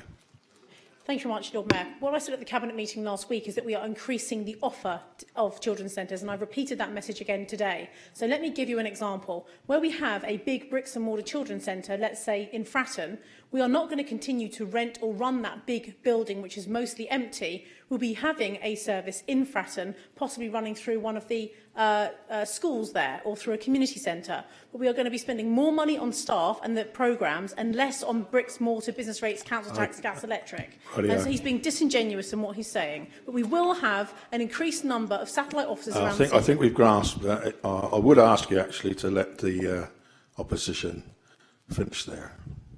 Well, I'm entitled to be heard straight away if he's misrepresenting me, which he was. Thank you, my Lord Mayor. So the assurance we were given at the Cabinet meeting, and it is a recorded meeting, that no children's centres will close, is, I'm pleased to say... Point of order, Lord Mayor, that's not what I said at the Cabinet meeting. Then we will listen to the tape. Thank you, my Lord. I'm disappointed by the decision to shut down the multi-systemic therapy service that the Troubled Families Service pioneered in Portsmouth. We heard from one of the deputations about it. One of the aims of the service was to stop young people going into care, and the recent report on it showed that it had a 100% success rate in this, and yet we are closing it down. I fear the abolition of this service will push up the number of children in care, and this whole budget is based on reducing the number of children in care. If it is possible, then it's great, but as former councillor Mike Park so often said, setting a budget of unrealistically low number of children in care only sets us up for failure. When this administration came to power, the number of looked after children was 300. It is now 321. Is it realistic to base a budget on cutting this number by 15? Likewise, the cut of £135,000 from the school crossing patrol budget and the hope that schools will fund this service from their budget is a big risk. I was surprised that when I contacted schools, no head teacher had been consulted about this. My impression was that this administration prided itself on pre-budget consultation, but none had taken place here, and I'm pleased that the Leader of the Council confirmed that at the Cabinet meeting. And the feedback I had from head teachers was interesting. I'm going to have to object again. That's not what I said at the Cabinet meeting. And if he keeps putting words in my mouth, it's very bad protocol to speak on behalf of other people, and that's not what I said at all. Right, between the two of you, you're going to have plenty of time to reply at the end, so make notes. And Councillor Jennifer Jackson, be very careful what you said. Someone else said at a meeting. Yes, no, I completely agree. I consulted with schools. Not one school said they would be prepared to pay for this service. Not one head teacher was prepared to use their budgets. Not one head teacher had been consulted by the council. So what's going to happen? We're being asked to vote on cutting £135,000 from this budget. School crossing patrol officers get paid about £4,000 a year. So this would mean removing between 33 and 34 lollipop ladies and men in the city. This cut is either undeliverable or it's unsafe without the agreement of schools. And therefore we will oppose this until schools show that they're prepared to pick up this bill. School crossing patrols are too valuable to lose. We find money to reverse this cut. Youth services in the city have been decimated. They provide positive activities for young people across the city and contribute to the well-being. Figures from the Respect programme also show that good quality youth provision cuts down on antisocial behaviour. We have found money to put back into open access youth services, which rise to over £100,000 in 2016-17. I'm really pleased that the removal of funding to low-paid union officials has been reversed. It was clearly a cut that wasn't going to work. Getting rid of low-paid union officials, for instance, for Unite, would mean that somebody whose job was tying up ships on the quays in the port would have to be removed from that job to come in to do union work, and would have to employ somebody else as as an agency worker to fill their shoes and do their work at increased costs. So I'm really pleased that that has been changed. We're also concerned about the removal of the town centre manager post. Shops in Commercial Road, Southsea and Cosham have done well with support from the City Council, North End does remain a real problem, but the buying of a Waitrose in Somerset, I'm sure, will really enthuse them and show the support of the council. We know that Clinique are pulling out of their concession in Debenhams in Southsea, and there is huge pressure on shopping areas. Is this really the time to cut this? We don't think so, and we found money to put 50% of this post back. The cuts to the bus service in this budget is a real risk to the 15, the 16, the 19 and the 12. These buses could be cut to the bone, and we found £50,000 to keep these bus services going. We'll continue to oppose the charging for first residence car parking permit. We've also found funding to give free parking to the lifeboat volunteers who staff the Portsmouth lifeboat, so they're not charged by the council for parking their cars in the city when they're on call. We do need to support these volunteers. I'm disappointed by the removal of choice from local residents who receive social services. The City Council will be saying that the only nursing home we will fund is Harry Sopnick House. It's a really good place, and I've enjoyed going round it, and we've negotiated a really good contract to make sure that the beds we buy there are cheap. But in 4 of the 5 areas, the Care Quality Commission rate Harry Sopnick House as needs improvement. Only in 1 area is it deemed to be okay. But this is the only home we're prepared to send residents to. We're also saying to residents who fund their own personal assistance that Portsmouth City Council may well be a living wage employer, but you'll only be given money to pay these personal assistance at the national minimum wage rate. And then we come to the charities. The decision to take £55,000 from local charities from the income from textile banks last year at this council meeting was wrong and remains wrong. Hampshire Air Ambulance, the Salvation Army and Scope all lost income, not just for 1 year, but forever. We will return to the system whereby the charities that gave up their own clothes banks would not be penalised, and the council would share the proceeds of the textile banks with these local charities. There are cuts to the budget to age concern, to people with learning disabilities will no longer be able to get respite care at the much-loved Tamarind Centre. And we've also heard about the cuts to day services for people with learning disabilities. And then we hear just last week that Portsmouth Mind has decided to close and remove its services to people suffering from mental health. I wish Mind had contacted me earlier, but they didn't. But we were prepared to take action. Their budget was originally cut under our administration, but we then allocated them £20,000 from the £500,000 voluntary sector pot that we set up to allow them to change the way they worked.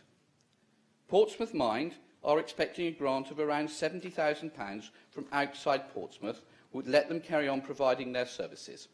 They need some short-term funding to carry on. In our budget, we're giving them a grant of £40,000 to keep their services going until this external funding arrives. I didn't think that we'd be needed to do this, as last December, this council put aside £500,000 to support the voluntary sector. I presume this money would be used to support Mind.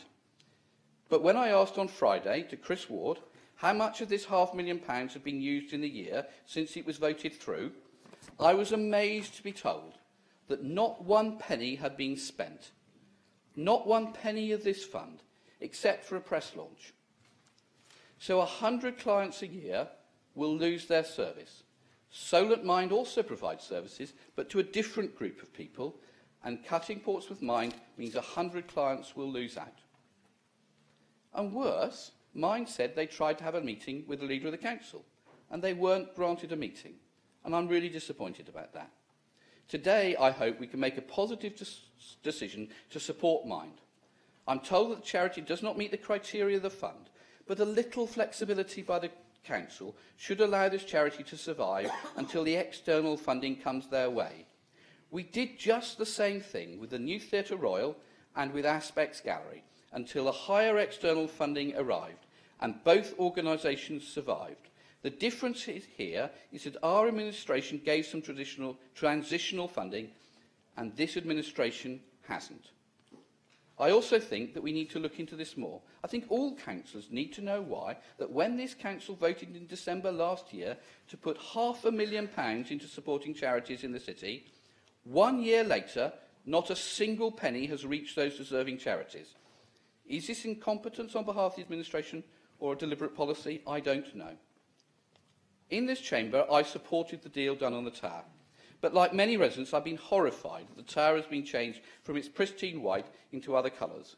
The deal has brought money in, but at the cost of desecrating a much-loved landmark. We would have aimed for a contract that did less harm. So, my Lord Mayor, I see councillors across the chamber giving the impression that they like some of the things that we've been able to save in our budget. But, as the Leader of the Council has said, they have to be paid for. This has to be a balanced budget, and we've found the money to do this.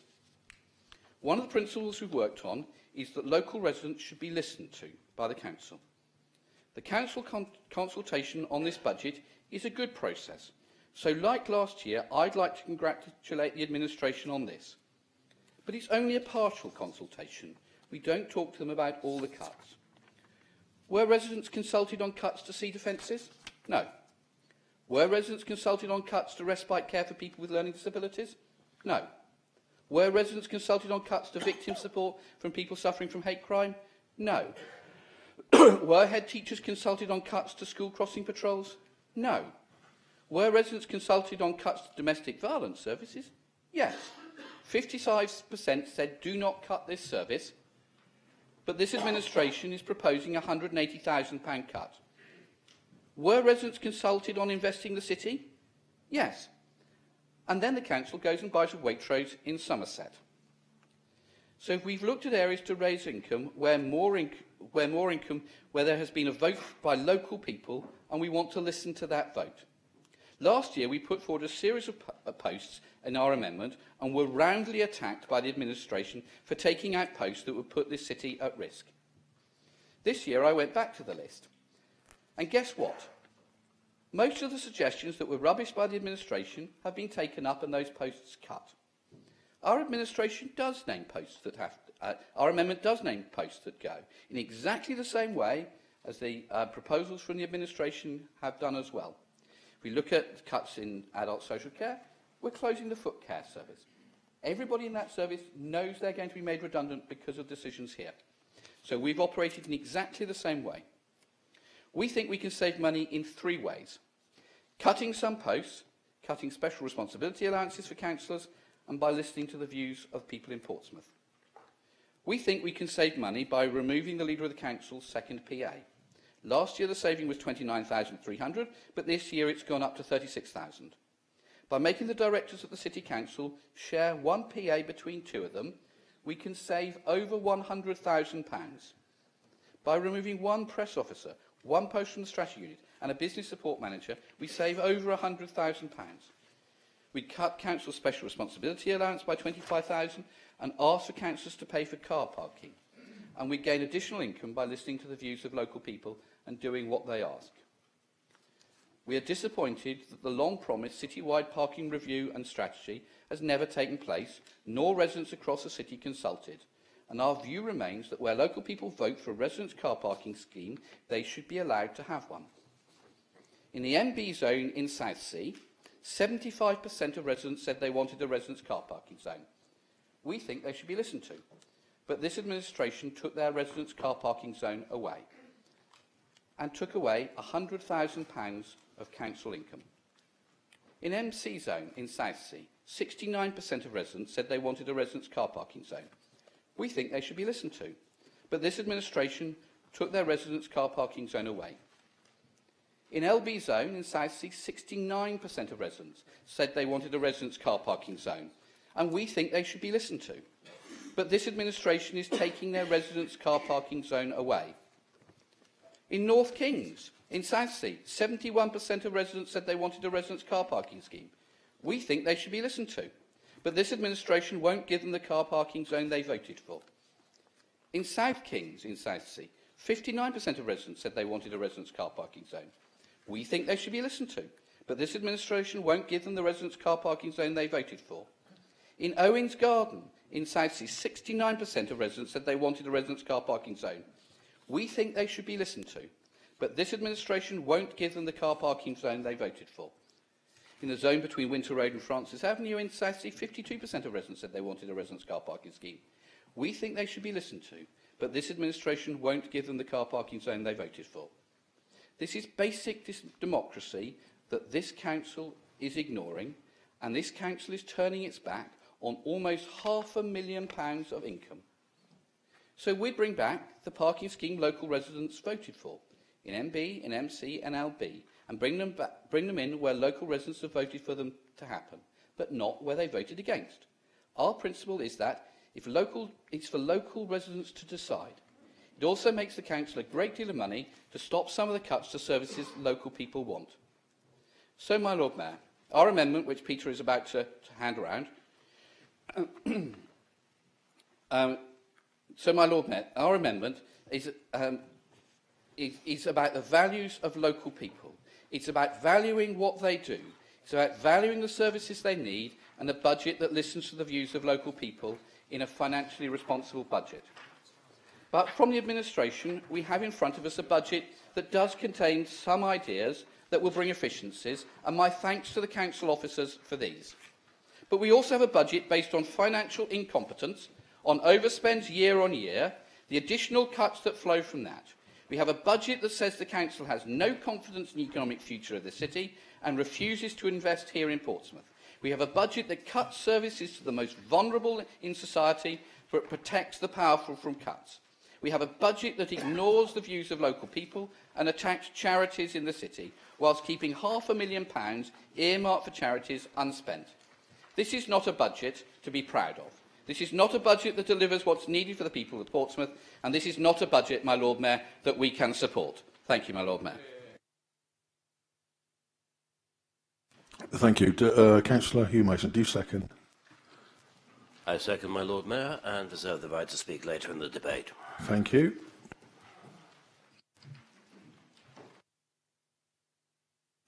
I now call upon the leader of the UKIP group, Councillor Galloway, to respond without a time limit. Colin, any amendments will need to be proposed and seconded and given to me in writing. Thank you. Thank you, Lord Mayor. We have no amendments. Lord Mayor, supply and demand is a common expression and one that understands by most of us. If the demand for goods is high enough, the vendor tends to adjust the prices upwards. But on the battleground of budget setting, the rules are very different.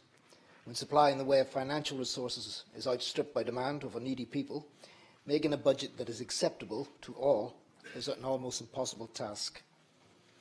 We thought that last year's budget had trimmed all the fat off the bone, and this year our worries have been well founded. We are now really scraping the bone. But before the press and the public start criticising the decisions, bear in mind that the people in this chamber live in the city as well, and they have to face the same harsh decisions that have been made here today. It might be an idea to explain why this austerity, this press popularised word, has manifested itself in the first place, and how can it possibly affect us here in Portsmouth. In simple terms, world business and finances are all tied up and operate in one interconnected global mess.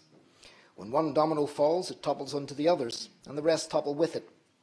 But the banks certainly have to take a large share of the blame, where avarice drives the need to take greater and greater risks in the hope of achieving greater profit. And we have all seen and now feel the results of this practice without the benefit of a safety net. The question we need to ask our leaders, those who hold the reins of power in Westminster, is having experienced this devastating financial collapse, what safeguards are now in place to prevent this ever happening again? And how do you intend to recover from this? Well, we are now living with it, with ever-reducing funding from central government, raiding council funds up and down the country. What makes this a very bitter pill to swallow is how our government is using our money to fund this ill-conceived country club called the Eurozone. Did you know, speaking of budgets, that the EU budget has been increased by 10 billion euros? 10 billion euros, bringing it up to 155 billion euros. That's after an agreement that was made by the EU Conciliation Committee. David Cameron has on several occasions called for the EU budget to be reduced, as he's been doing to us. But the Tory government has overseen a 6.9% rise in this year alone. The UKIP MP, Jonathan Arnott, said, for the EU to increase its own budget by a whopping 10 billion euros and yet preach austerity at the same time displays a laughable level of hypocrisy. Last week, the EU once again failed to obtain a clean bill of health they've never had a clean bill of health from the auditors. This week we see them gifting themselves 10 billion euros. Wouldn't that be nice that we could do that? And that's a million. To even try and think about it is almost impossible. A million. That's 1 million. That's not the American version of 1,000 million, the British version, a million. It displays perfectly the convoluted and backward way Brussels operates. And you, dear people of Portsmouth, are paying for this. This Euro country club is costing you well over 55 million a day. Every single day. Money that really belongs to our desperately needed essential care services. It gets worse. Mark Reckless, the UKIP economic spokesman, said, "The Chancellor has the wrong spending priorities. And nowhere is that better illustrated than his spending in the Home Office and overseas aid. We are seeing spending on overseas aid going up from 11 billion to 14 billion. That's a quarter larger what they're spending in the Home Office itself. A fact that's absolutely extraordinary. And that's the background of why we are here today in this untenable position with a government fiscal policy so badly out of kilter. This year, we were faced with some very hard decisions. We came very close, as you heard, to losing our library in Paulsgrove. But our group, with particular reference to Councillor Potter, made sure that we had to find funds to keep this alive. Working closely with Councillor Potter, Councillor Swan had several meetings with the PCC staff regarding Alloway Avenue shops and the library. A little bit of thinking out of the box, and after some exploring the possibility of relocating the library to the Healthy Living Centre in Alloway Avenue, which could not only make more accessible to local residents, who would no longer have to worry about walking down the hill in icy conditions, but also this move has the potential to generate more income through the use of the currently disused cafe. We are happy to report that the current administration recognises the benefit of working together, and that Councillor Swan's suggestion has great merit, which could benefit residents in the Paulsgrove in many ways. To lose a library would have been a callous act of treachery, an attack on the very essence of education, to plunge our community into ignorance and neglect the erudite part of Portsmouth. We fully understand the need to be frugal with our diminishing cash reserves, but we also recognise that money spent wisely today will protect us in the future. And again, Councillor Potter was able to get assurances from the Council that the roads in his Paulsgrove ward, some of which have been neglected in the past, would indeed be graded should the need arise this winter. In spite of the Chancellor's optimistic predictions, or at least aspirations, as set out in the autumn statement, that his government is working towards a £10 billion surplus by 2020, that does not deflect the fact from the fact that all councils throughout the country are going to continue to feel the savagery of continued cuts. The increasing demand for services, particularly in essential care services as our population ages, and that demand is heightened, will see inevitable increased costs struggling to combat the declining in funding. There are going to be some sacrifices that other services will suffer. At the moment, virtually 50% of the council budget is allocated to adult and children's social care. And this morning I picked up the LGA, little monthly magazine, and the LGA chairman, Lord Porter, said, even if councils stopped filling in potholes, maintaining parks, closed all children's centres, libraries, museums and leisure centres, and turned off every street light, they will not have saved enough money to plug the financial black hole that they face in 2020. These local services which people cherish will have to be drastically scaled back or lost altogether, as councils are increasingly forced to do more with less and protect life and death services, such as caring for the elderly and protecting children. He added, this spending review was never about just spending less. It was about spending smarter. Local government has led the way in finding innovative ways to save money, but after 5 years, the majority of savings have already been made. Our group has worked with the administration to ensure that we do not lose sight of the very reason of why we are here. To protect the people of Portsmouth, who have entrusted us with the task of listening to them and acting in their interest.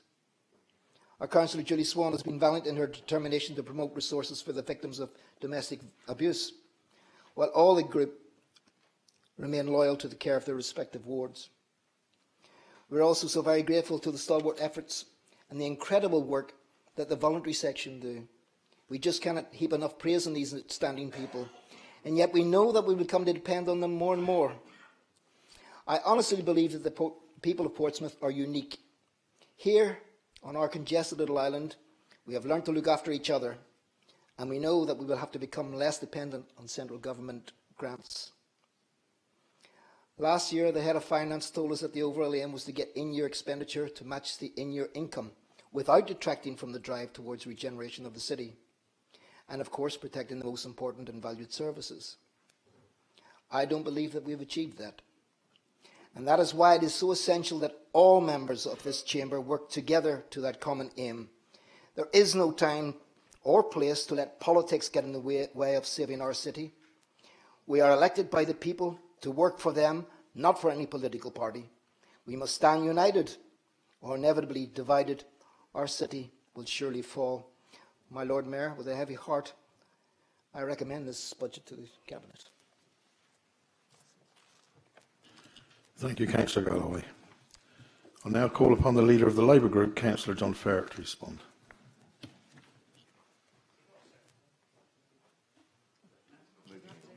No, he's not moving any. And if you're moving any, we needed the amendments. There is an amendment. Thank you. That's all right. When do you want it announced? It can go round whenever. Thank you. There's not a lot in it, but that doesn't mean I'm necessarily going to be brief, though, Lord Mayor. So, I was going to say, I don't know if that's sort of expectation or despair that people are just expressing there. I know the chair, he's up there. Chair of Governance and Audit was expecting a couple of hours, but I might disappoint him with that, not least because the Lord Mayor has politely asked that I try and keep it brief, not least so the cheese straws don't go stale, I think. Yeah. So I'll do my best, but I remember the reason that I was on my feet for so long a few years ago was through interruptions. So hopefully, Councillor Hunt, oh, he's not there, so I'll carry on. Councillor Hunt, if he doesn't interrupt me, I should be okay. And the Lord Mayor at the time was also many attempts to try and remove me from the chamber, but I'm sure that you'll be more accommodating. Councillor Ferret, the sooner you start, the sooner we will enjoy your speech. Okay, that's called a preamble, Lord Mayor. But firstly, I'd like to address the leader's statement that she's made on trade union facility time. I would like to thank her for reconsidering that decision. I would hope that the trade unions as well thank the leader for being magnanimous, I think that's the word, for reconsidering the cut to facility time. I referenced it at a previous meeting. I was here at the staff consultation meeting, and the actions of certain trade union reps at that meeting that day were disgraceful in not representing the interests of their members and not looking at the very serious cuts and the cuts to members' jobs, but instead concentrating on political attacks on the leader. So taking that into account, I think she's been more than reasonable in looking at that, listening to the trade unions. I made my own written representations to her, and I'd like to commend her for withdrawing that particular cut. I think clearly as councillors today we're all in an invidious position. It's been referenced by everyone that spoke. I think none of us want to be in this position of making these cuts, but as has been mentioned, we're legally required to do them. And many of the deputies turned up today, and I know they spoke with passion, they spoke about particular cuts, but there needs to be a recognition that the council does have to have a budget. And I think from a trade union perspective, I'd like to think that the trade unions can now move forward with the council in a far more constructive and partnership approach, rather than what we've seen here previously, which is very adversarial, and it makes it look as though the unions are more interested in representing their political point of view and their activist point of view than they are in the views of their members. And I think they've got to get back Given what the council has now decided, or will hopefully decide here today, they've got to get back to making sure that they're representing their members and not the ideological fixations of a limited number of activists. In terms of the savings themselves, it's been mentioned at great length by Councillor Vernon Jackson that the council also needs to remedy an overspend of £5.1 million. I don't think the argument today is about how that's arisen and who's to blame, quite frankly, because I think that ignores the real issue about the overspend. And the real issue is the lack of money that this council has. It's a budget that is reducing at an exponential rate that was £200 million in terms of discretionary part of it 5 years ago, is now down to 125 million. It's going to have a further 31 million taken off it, and then we have George Osborne announcing a further 30% reduction. So we have a budget that is essentially disappearing. And clearly, in terms of the savings that are being put forward, it is going to get more and more difficult. And we know that. And we know some of the things that we're talking about today that have been saved are likely to come back, because we've seen that over the past 2 or 3 years. The Scrutiny Management Panel discussed at some length the overspend and the savings measures that were put in place to address it. And I think all members were concerned that the savings proposals being put forward were unlikely to be or could be unachievable. I asked at that meeting how long the council could go on with that overspend, given that we've overspent. The savings proposals that have been identified clearly hadn't addressed that, and here we are coming forward with some different savings proposals in order to try and retrieve the situation. But it would appear that we could go on, could have a similar situation next year, could have to come forward with some other proposals. We can use reserves in order to try and mitigate that. However, I think that in itself illustrates the impossible task that councils have in terms of delivering the level of cuts demanded by central government within the resources that are available to us. And there may well be a consensus in the chamber on that, but as Labour councillors, we've been consistent in arguing the cuts to local government are unsustainable. I stood at the general election supporting a change of direction and a lessening of the screw on local councils. I also know that the council leader wrote to George Osborne, mirroring my campaign message and asking for a change of direction, but her pleadings were as unsuccessful as mine, or as my appeal to the electorate was, should I say. Clearly, their appeal to the electorate was somewhat more successful. And despite there may be, that we may have a consensus in here, I think Conservative councillors need to recognise that they did campaign for the re-election of the government that we have, admittedly some more enthusiastically than others. That government made it perfectly clear it was going to continue the programme of what I would call the decimation of local services. In terms of the Liberal Democrats, they loyally supported George Osborne's approach to public spending, and they have reaped the whirlwind as a result of that. As for UKIP, I still haven't got a clue, really, what the UKIP policy is towards local government and local government finance, and I suspect that their councillors are similarly in the dark, no doubt waiting for Nigel to produce his tablets of stone on what he's going to do with local government. I have to say there is a democratic deficit in the way that the council has chosen to deal with the overspend. I recognise this meeting is effectively setting spending limits for each portfolio, but we are presented with proposals on how the administration plans to live within these limits. I'm told and recognise that some of these proposals are indicative and some more speculative than others, but nevertheless they have been subject to several weeks of public consultation. Indeed, I would have liked that consultation to have been longer, but I do recognise the difficulty the administration has had in trying to reach the £11 million figure. However, what cannot be acceptable is a limited time and the lack of public scrutiny of the savings proposals drawn up to address the overspend. whilst recognising what the Constitution might say about all this, that spending limits have always been set and it is for the Cabinet to revise the ways in which they can be achieved, it cannot be right that these proposals are not subject to the same level of public scrutiny and accountability as the ones in front of us today. The way these savings have been handled does not reflect well on an administration that has sought to be more transparent than the previous administration.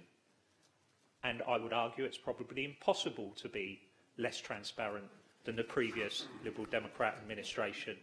It is, however, extremely concerning that there has been a lack of time for the public to consider the overspend proposals, not least because of their impact. Now, a cynic might argue that the administration have sought to hide some of the more difficult cuts within these proposals. So, for example, we have further deep cuts to Sure Start children's centres within those papers. Amongst the social care savings, we have a wholesale change in the way that the Council will care for the most vulnerable in our community, those residents with profound learning disabilities. These involve the redesignation of Corbyn Lodge as a facility for those with learning disabilities and the ending of 3 and 4 residential placements within community settings. Now, this is a major change of how we propose to care for those who most rely upon us, and that has to be a subject of the greatest possible scrutiny by the public. I hope that the Council leader, when she gives her response, can give councillors an assurance that this will not happen again, and that savings proposals to address any overspend will be made public for the same period of time as those to be addressed at the Council's budget meeting. You will note a certain familiarity if you've looked at the Labour amendment, the perennial Labour amendment, and it ties in with what we've been saying consistently for the last 3 or 4 years, that we do believe in reducing the cost of democracy, and that has been a consistent theme. And it would be remiss if we didn't resubmit that proposal, even though councillors in this chamber have consistently voted against it. However, I live in hope that the administration recognise what a strong signal of support, or a strong signal of support for this amendment, would send to the public. Unfortunately, I was going to say I expect no support from the Liberal Democrats for this amendment, but I note that Councillor Vernon Jackson is now talking about reductions in councillor allowances. It only amounts to 25,000 as opposed to 120,000. I'm not sure. No doubt it's targeted at members of the Cabinet. There's a reference that it might stop people from being Cabinet members. And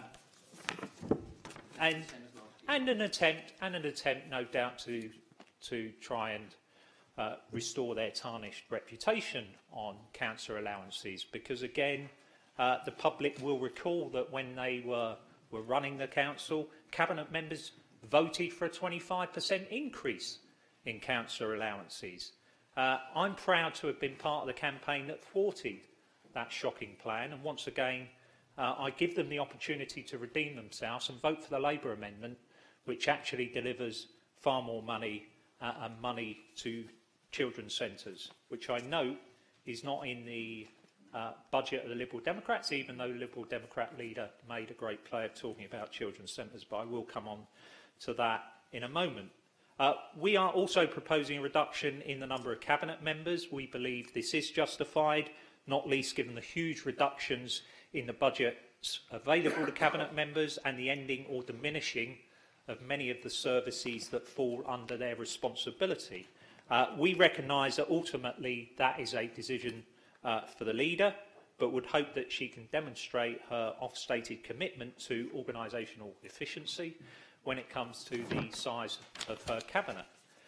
Although we are unable to include it in the amendment, we in the Labour Group remain committed to reducing the cost of democracy in other areas. Ideally, we would like to see a reduction in the number of councillors by a third, but understand that such decisions may lay outside the responsibility of this council. However, what we are capable of deciding is a move to 4-yearly elections.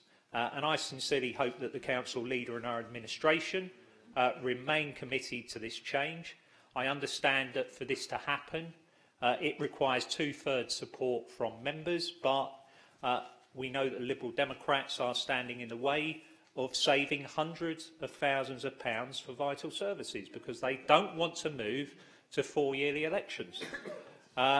Moreover, they're also standing in the way of this council having a more strategic long-term approach to managing its business. But I hope that, that we can come to an agreement on moving to 4-yearly elections. I think it's got to happen, and we've got to start putting the interest of the city first, rather than those of our party thinking that yearly elections may suit us, depending how the electoral cycle is moving.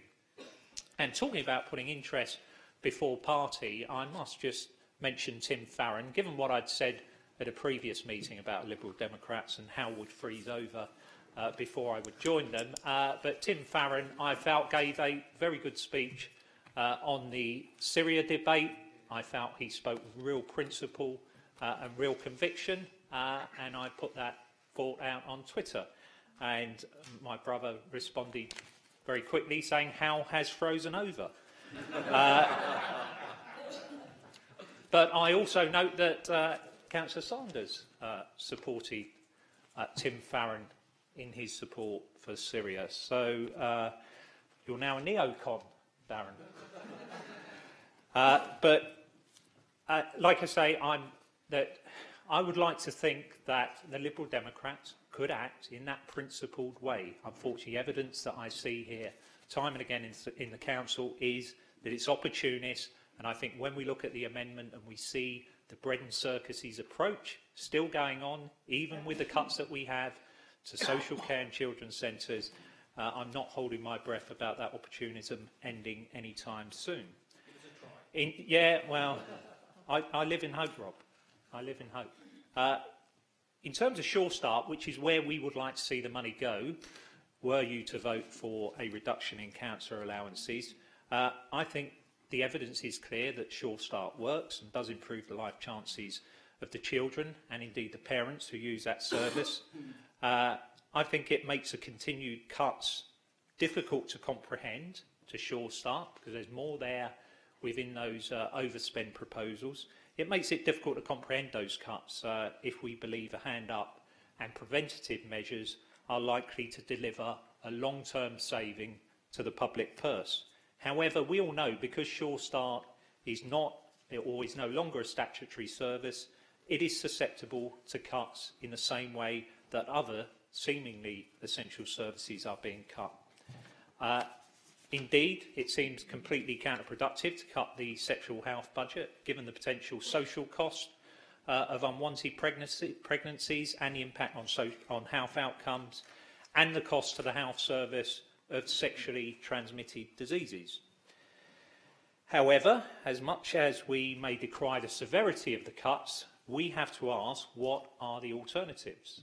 The Liberal Democrats have proposed an amendment. I don't know if the alternative to really deep cuts in social care and children's services is restoring residents' parking zones.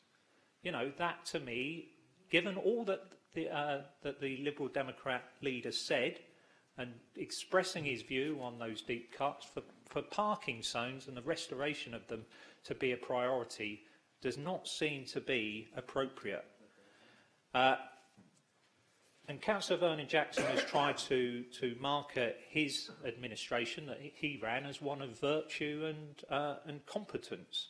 But we all remember the chaos of that administration in its last days. We remember the chaos of its collapse and its implosion with the Hancock affair. And that was all because the Liberal Democrats were putting their interests of their party and individuals before the public. And Councillor Vernon Jackson has also been speaking publicly about the overspending social care and children's services. He's mentioned that those are down to incompetence. This was, I first saw it on Twitter. Admittedly, that's probably been put on there by Councillor Downing, who I believe has the authority to speak with his master's voice. But when I saw that tweet, my reaction to this charge was, Mr. Pot, meet Mr. Kettle. I couldn't believe it, talking about incompetence.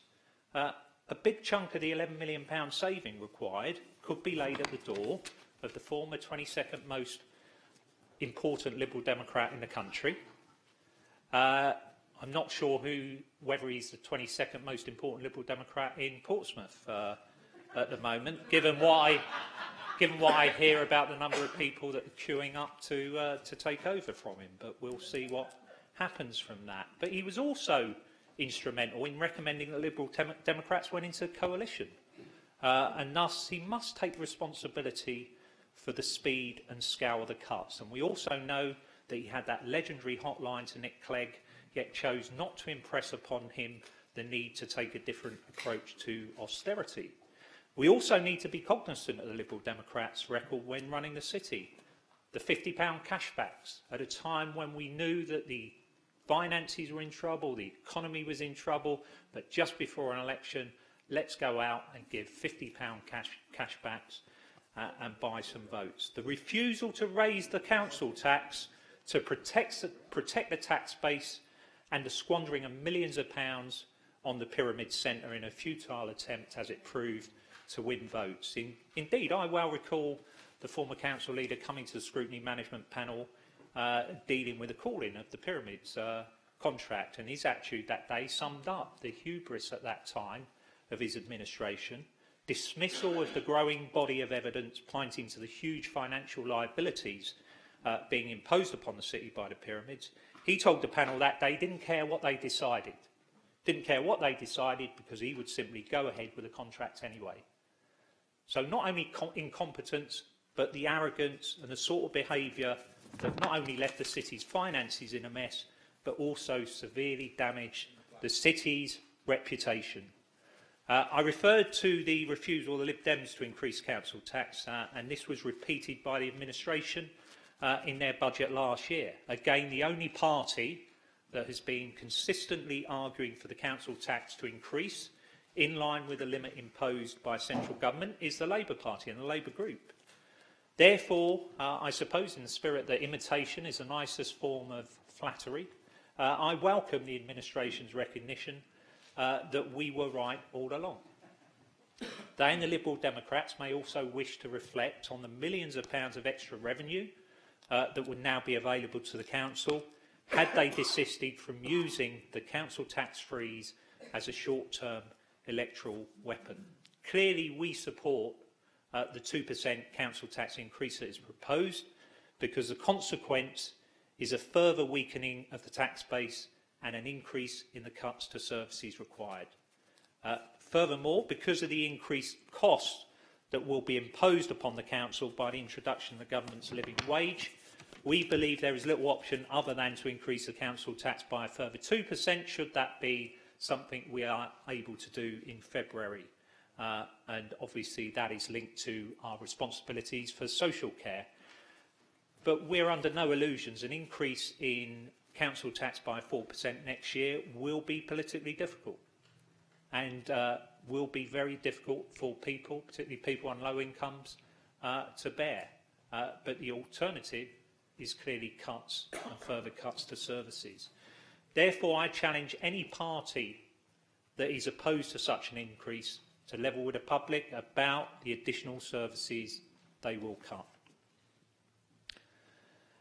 I would like to commend the administration on the initiatives they have taken to raise revenue through means other than the council tax, and indeed we discussed some of that earlier today in terms of the investment opportunities that the council is taking advantage of. And I would like to say that the council leader and her deputy have shown great dexterity in exploring those opportunities for revenue growth. It is incredibly frustrating, given that we know the consequences of not doing that and not doing things fairly quickly.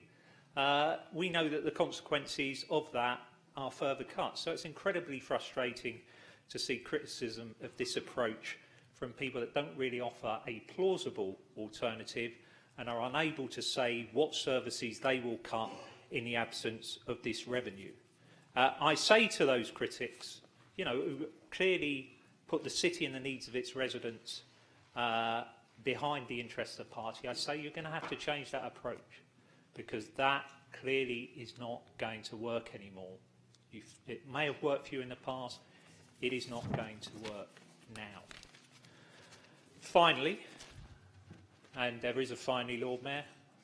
I thought you'd fallen asleep. I was just saying there is a finally. Perish the thought, John. There is a finally. You may have noticed that my own party has been going through an interesting transition. This has resulted in considerable pressure being put on the group to vote against any cuts and to propose a needs budget. And I got an email last night from John Woods, who I believe is a council employee, but about how we should set a needs budget. It also had a forward in there from a member of the Labour Party's Executive Committee, which is interesting. And that forward was asking us to emulate the council, the Liverpool Council of 1985.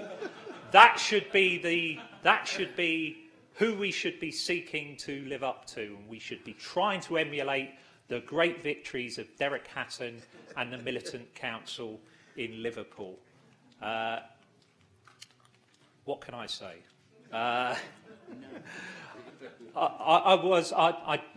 Despite the, and as would be expected by a member of the SWP, there was an enormous amount of material that was sent to us with that needs budget, but none of it coherent, none of it cogent, lots and lots of rhetoric, but I still haven't seen a cogent explanation as to what the needs budget would look like. The closest thing that I have seen to what some people in the Labour Party are proposing is the Tusk Manifesto that was proposed at the most recent local election.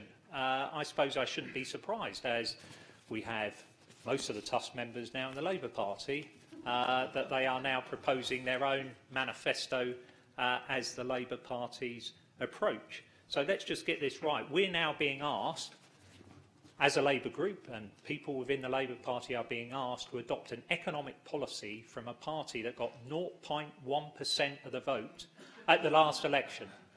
And people in the Labour Party see that as a way forward. And I don't think one of my many hecklers, I don't think the one who shouted out I should join the Tories is there when I suggested we needed a credible economic policy.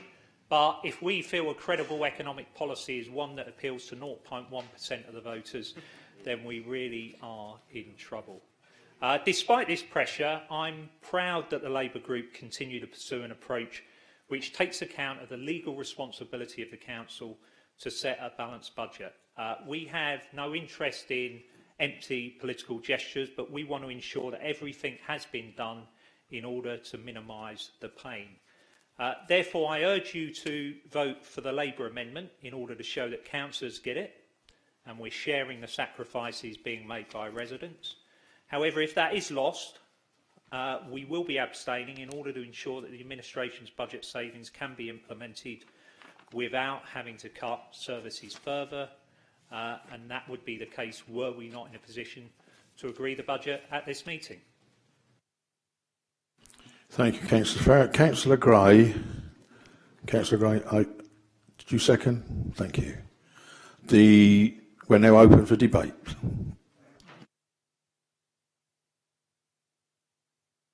Or shall we go straight to the vote?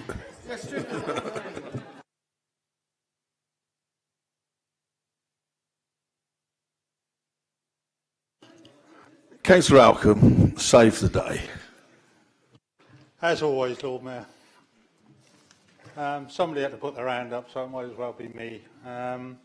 First of all, I'd like to congratulate the leaders of UKIP and Labour for the bravery they've exhibited in supporting, to a large extent, this budget and for working with us towards coming to a solution. Particularly for Councillor John Ferret, it must have been extremely difficult. I've only got 6 minutes, so I'll try and canter through this as best I can. It's obviously based around the Liberal Democrat amendment, which, if we were still talking about libraries, would be filed under F for fiction, because that's about all it's worth. A large part of what they're proposing comes under my portfolio. And as I said earlier on when I stood up, really, if you're going to stand up in this chamber, you need to remember what's gone on before. And having been the opposition spokesperson at the time, I recall in 2012 when the then Lib Dem portfolio holder for traffic and transportation suspended all residence parking schemes and surveys, or future surveys, because the schemes were making something like a £300,000 to £400,000 a year loss. And that has been the case ever since, until such time as they hastily put MB and MC in prior to the elections that they subsequently lost. And they seem to be working under this assumption that all these new schemes they want to put in are all going to make money. And obviously, whilst MB and MC allegedly did, there is no evidence to say that that would have continued, and there's certainly no evidence to say that a wider scheme would have made money, because they didn't previously. I also thought I heard the former leader say in his speech that he would remove the £30 charge for the first permit, although it doesn't appear in their budget savings.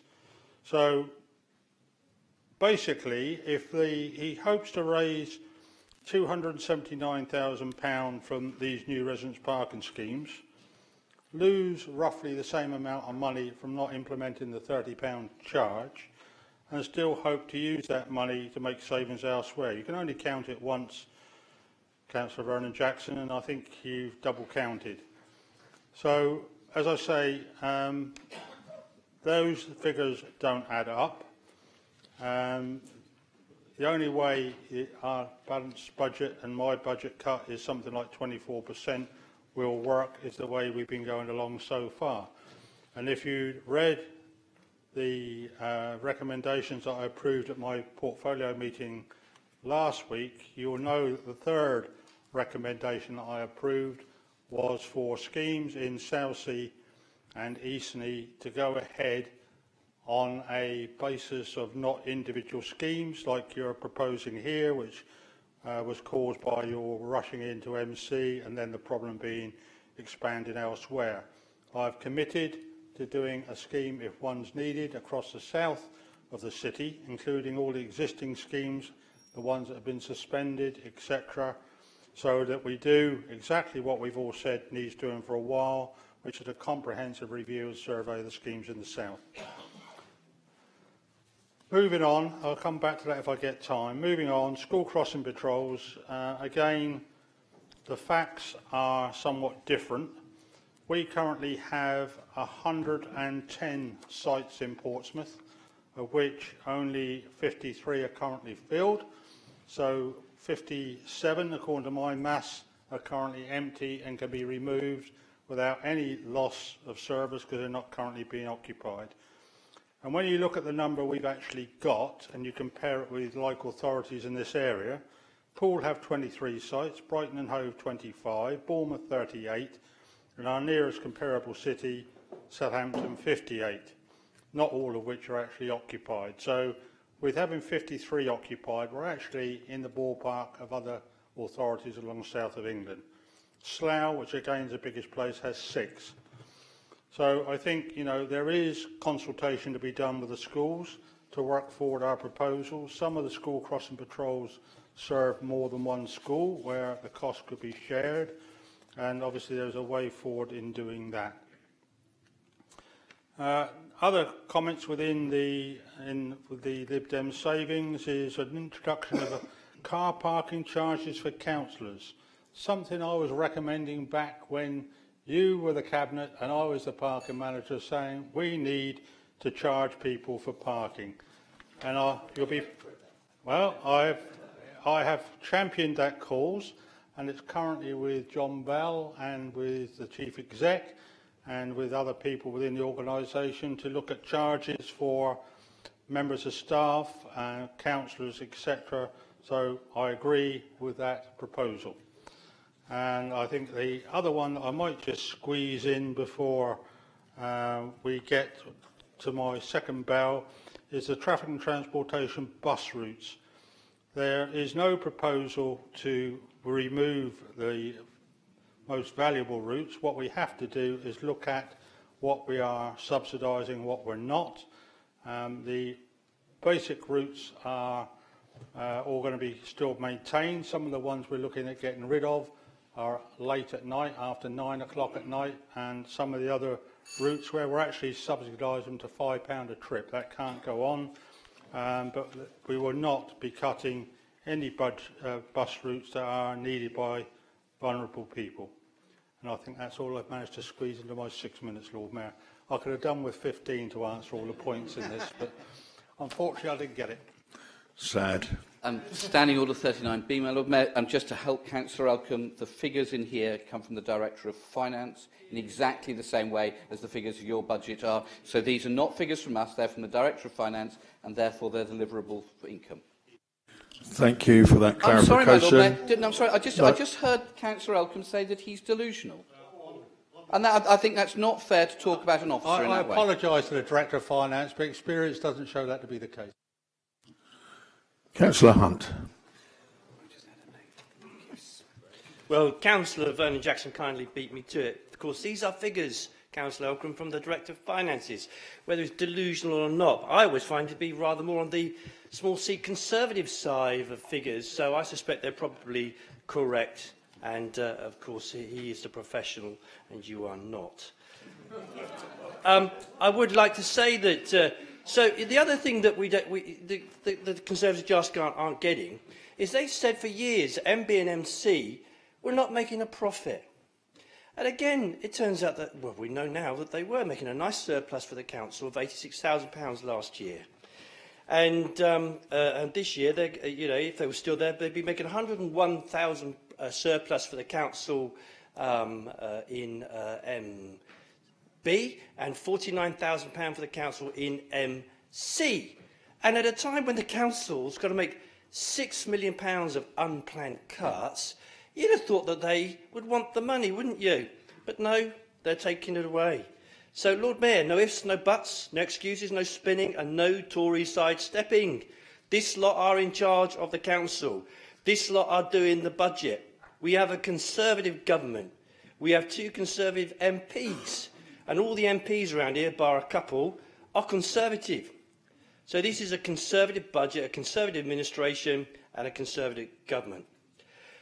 And whilst our Conservative councillors and cabinet have been playing wannabe city bankers, have to be careful how you say that, with millions of pounds of taxpayers' money, they have taken their eyes off the city's budget.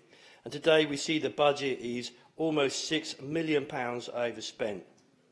They would have done Portsmouth ratepayers a lot more good by focusing on what they are doing here rather than worrying about Waitrose and warehouses elsewhere.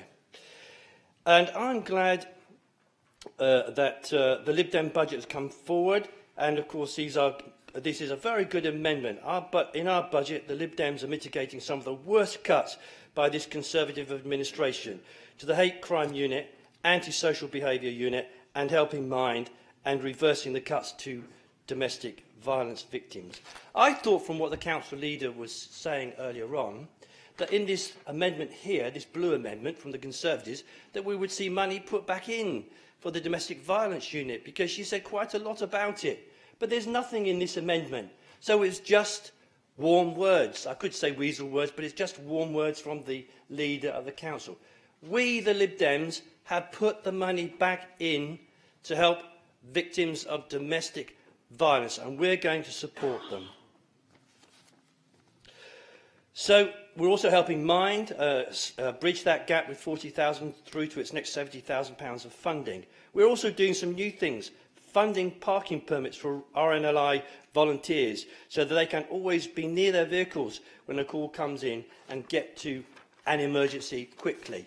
A very small thing, but it's a good thing to do, Councillor New, a very good thing to do. Only £1,000. And why shouldn't we help RNLI boatmen when they risk their lives for lots of people in trouble on the sea? And you lot should vote for that. And leading by example is important too. As a Conservative-run council obliges people to pay £30 for their parking permits and more if you're working on the seafront, £1,000, nearly £300 a parking permit down there. So we are proposing £30 permits for councillors. It is wrong, in my view, that the council expects residents to pay, but for councillors not to pay, and this must change.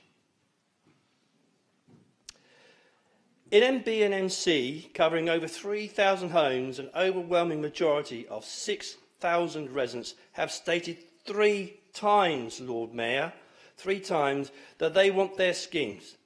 And again, Lord Mayor, more recently they agreed by 75% to 25%. And more people responded in those 3 consultations than did in the recent council budget, that they would pay £30 for their permit.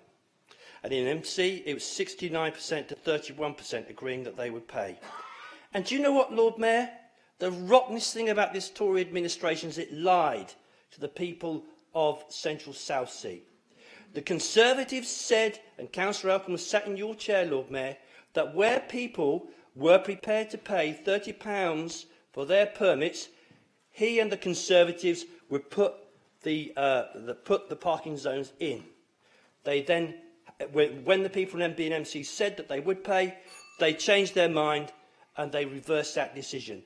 They lied to the people of Central Southsea Ward.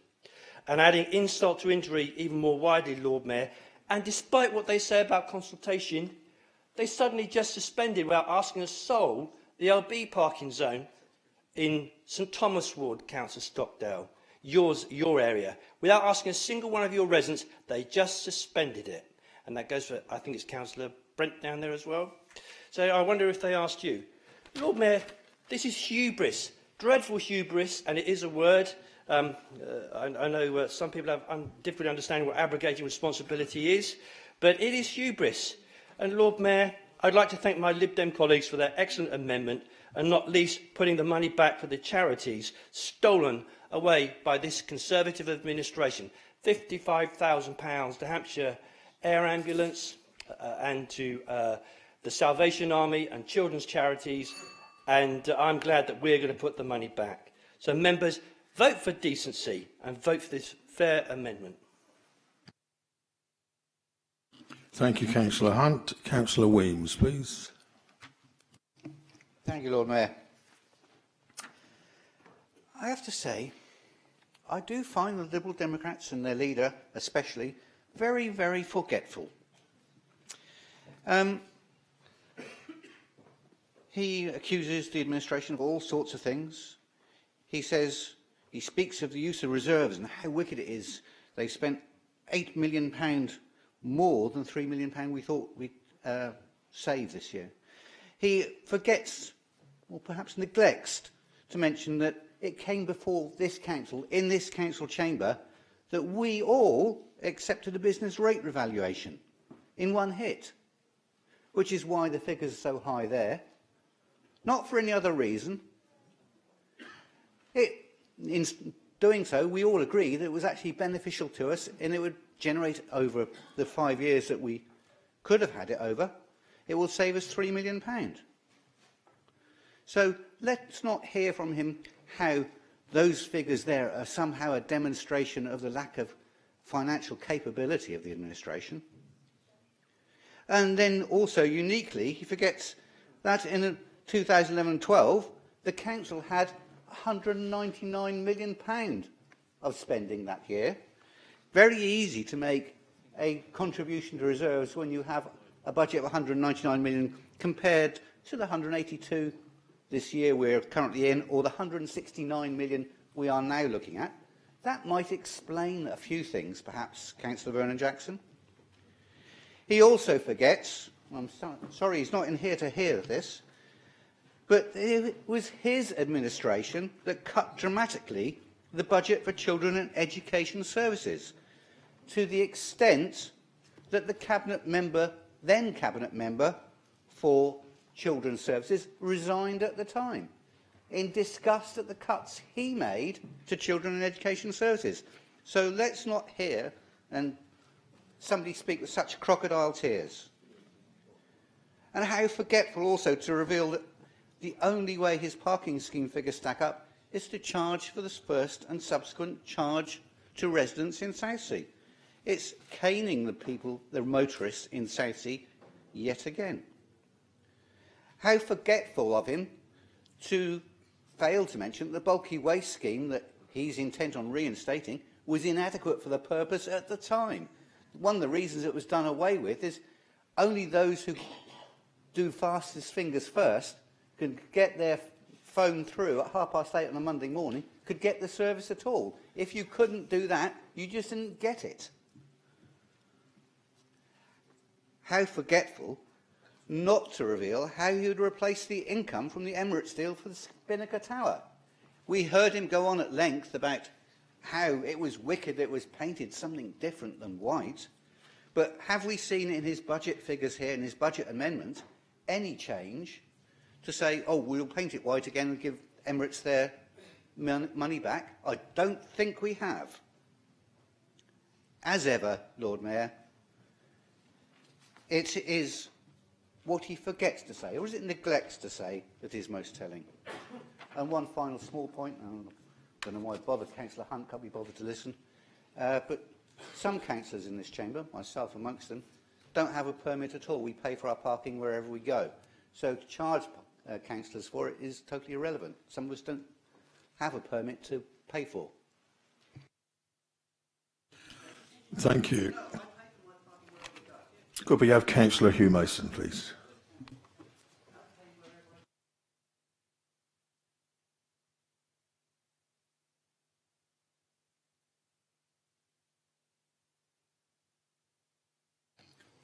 My Lord Mayor,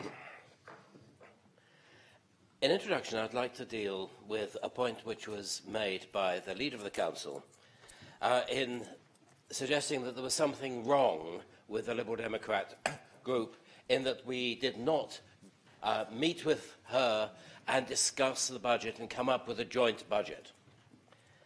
It seems to me, my Lord Mayor, that the purpose of an opposition is to critically examine and challenge. And this is what we are doing.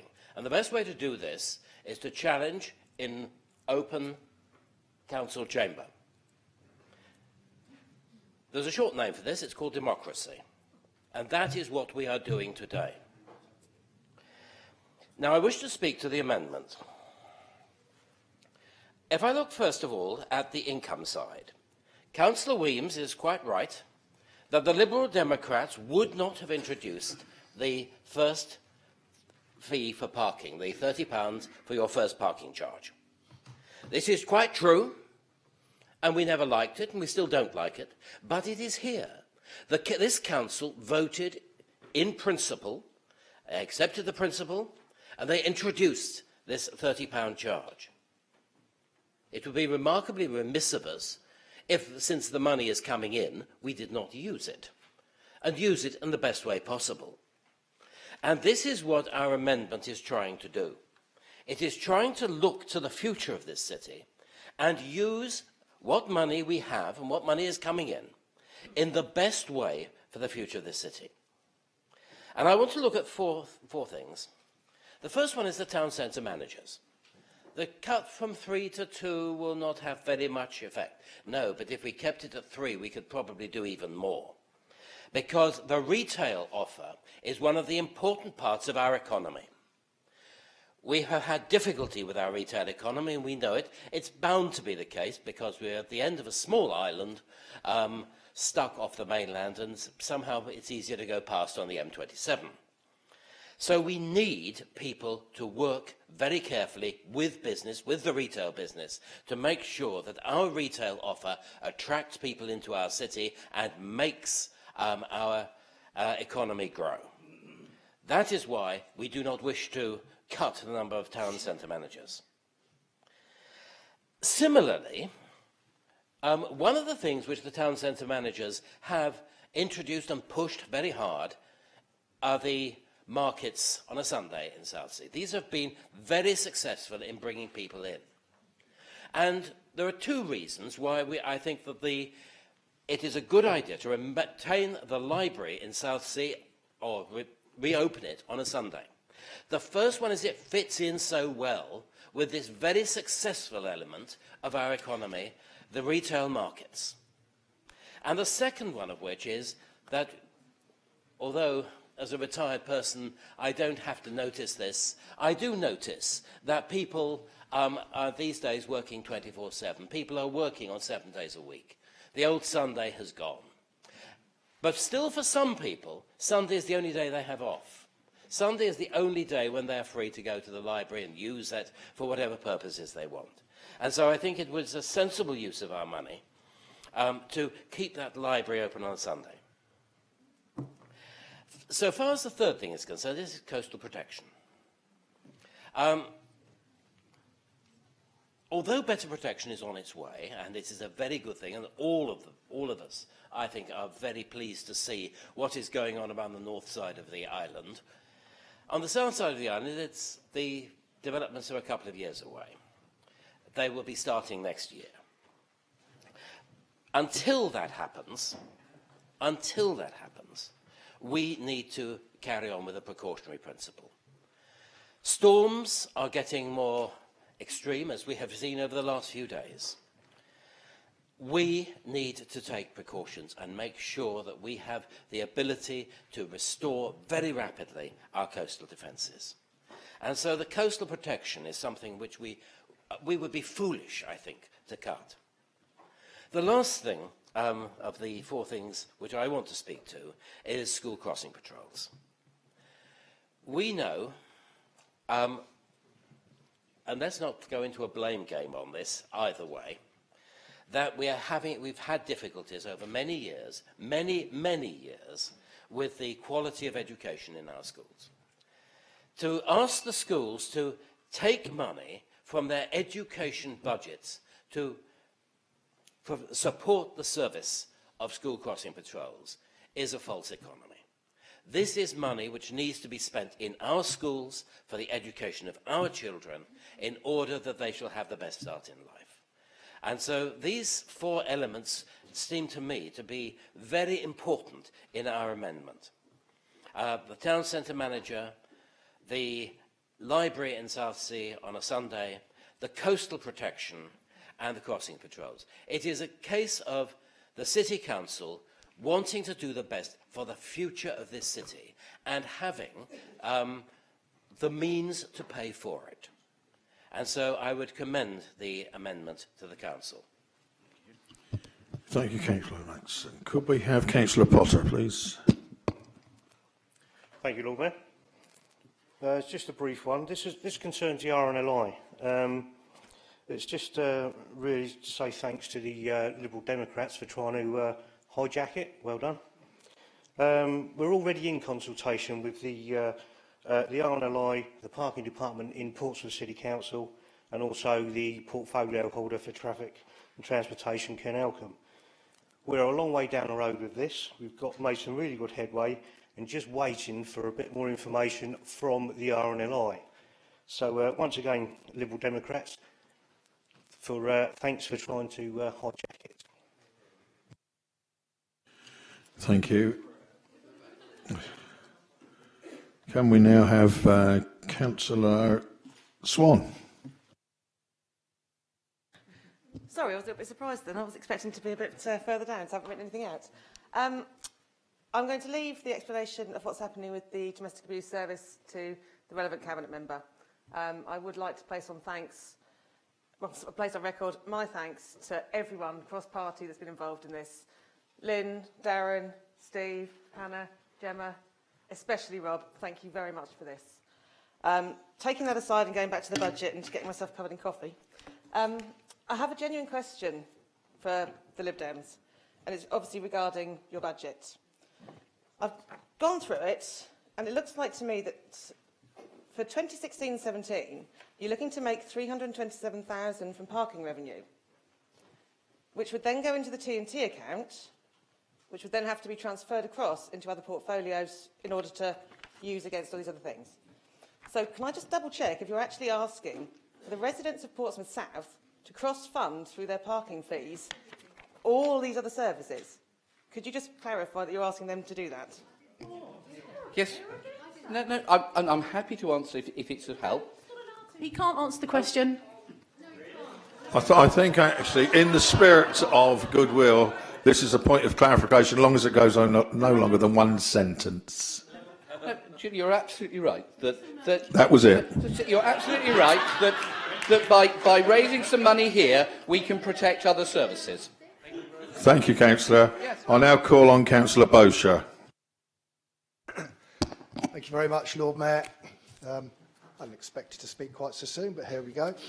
I'm always fascinated to hear the Liberal Democrats, and in particular Councillor Hugh Mason, because he's going to critically examine and challenge the budget, and that's the job of the opposition. I seem to recollect that year after year after year, we had the same old opening statement from Councillor Vernon Jackson as leader of the City Council, bemoaning the fact that he published his budget 2 to 3 weeks beforehand, and why can't we see the amendments beforehand, and it wasn't very democratic that we do that.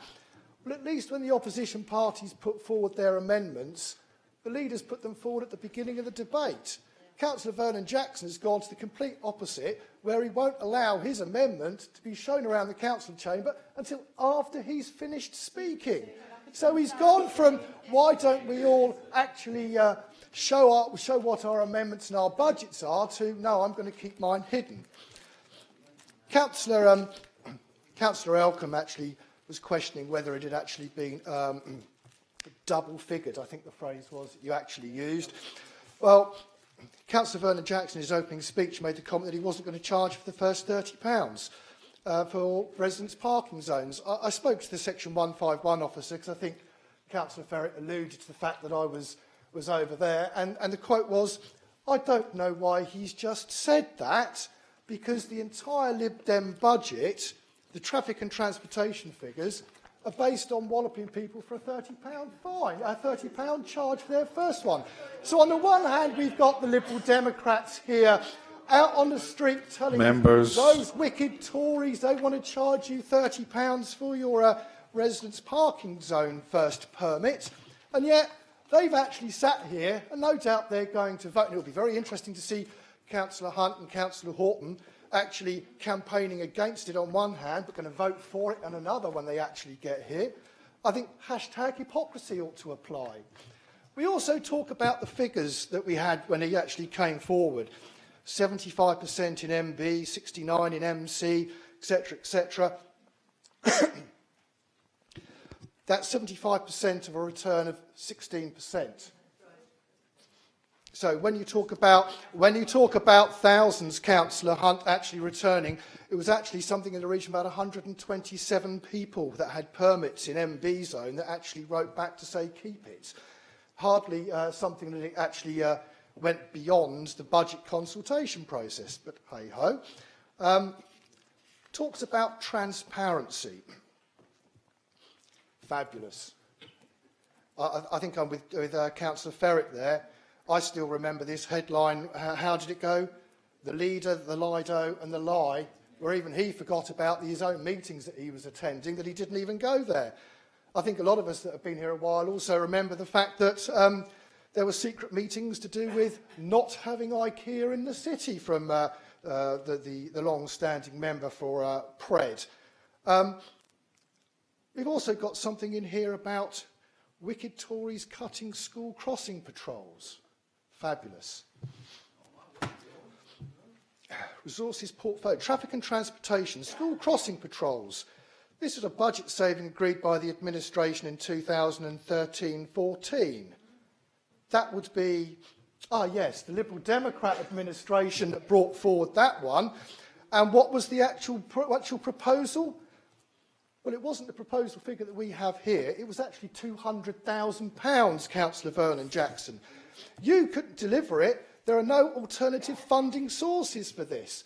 Well, at least you acknowledge that the Conservative administration has actually been creative in the way they've looked to bring funding in, because you didn't think about that. We're looking to liaise with the schools, and it's only half the figure that you were actually talking about. But it was still a budget proposal that you had, and that was from 18 months ago. It's not a bit of a parrot act going on here, actually, Lord Mayor. I also find it sort of incongruous that you're actually talking in terms of some of the things we've heard with regards to investing in other places out in the city, and it should be actually in the city that we should be investing. But nowhere have I actually heard from anybody in the Liberal Democrat side where and what. Nothing at all. But then what would you expect from a party in an administration that literally gave away the northern quarter and we have an expensive car park in its place. You just couldn't beggar it, could you, Lord Mayor? We have these things come forward. We have amnesia. We have no transparency from the Liberal Democrats whatsoever. And they use phrases like openness and accountability. Well, Councillor Vernon-Jackson, if you want to talk openness and accountability, why didn't you produce this book of fiction and put it into the Southsea Library with your other book that you've been tweeting about in advance of the budget meeting so that we could have all had a look at it? And I hope you're going to go out to the residents of Southsea, because this is a budget for Southsea. It's not a budget for the city. It's just about a budget for votes, or a budget to get Mr. Pitt elected, where you're actually promising one thing and that you're secretly voting on something else. And I think shame on you. Shame on all of you. Lord Mayor, Standing Order 39B. I'm happy to give him a list of places where we could do development, so that you could look at them all. No. Lakeside, Tipner, Slindon Street. That gives you 3. Standing Order 39B, Lord Mayor, actually is where there's been a misrepresentation. I have not misrepresented Councillor Vernon-Jackson. Nothing has been put forward, and I would suggest that if he wants a second bite at the cherry, maybe he should actually take something to the Cabinet members appropriate and tell him. In fact, he could have done that 6 months ago. Well, after that, the next one's interesting. Councillor Lyon, and please remember, we are not in the Houses of Parliament. Thank you, my Lord Mayor. No, I'm not. I did stand for it, but failed. To a Liberal Democrat, so that's one reason. One request beforehand. Is it possible to ask the person in charge of Democratic Services that we don't have a council meeting on the same day as a concert? Because it's actually been quite difficult to hear the proceedings from here with the band rehearsing in the background. So, Noted, Councillor. I would have thought it would have been quite pleasant. well, there were some I was straining to hear and some I was straining not to hear. I wasn't actually going to speak, but as usual, Councillor Vernon-Jackson has persuaded me to do so. He reminds me of a story my father used to tell of a vicar who got up into the pulpit and gave a sermon about the feeding of the 5,000, which actually happens to be the only parable that appears in all 4 books of all 4 Gospels. And he stood up and said that Jesus fed 5 people with 3,000 loaves and 2,000 fishes, because he obviously made a mistake, and he asked whether anyone in the congregation could do the same, and somebody put his hand up and said, I could. And the vicar, not realising his mistake, was furious and got his church wardens to bring the man to him afterwards and said, how did you do that? He said, well, because you said, feed 5 people with 3,000 loaves and 2,000 fishes. So the vicar got up the next week and got it right and said, Jesus fed 5,000 people with 3 loaves and 2 fishes. Who could do that? And the same man put his hand up. And the vicar knew he'd got it right, and he was furious. And he got the man afterwards and said, well, how could you do it? He said, well, with what I had left over from last week. That rather sums up this very interesting set of figures from the Lib Dems. Well, I have no doubt that you're right.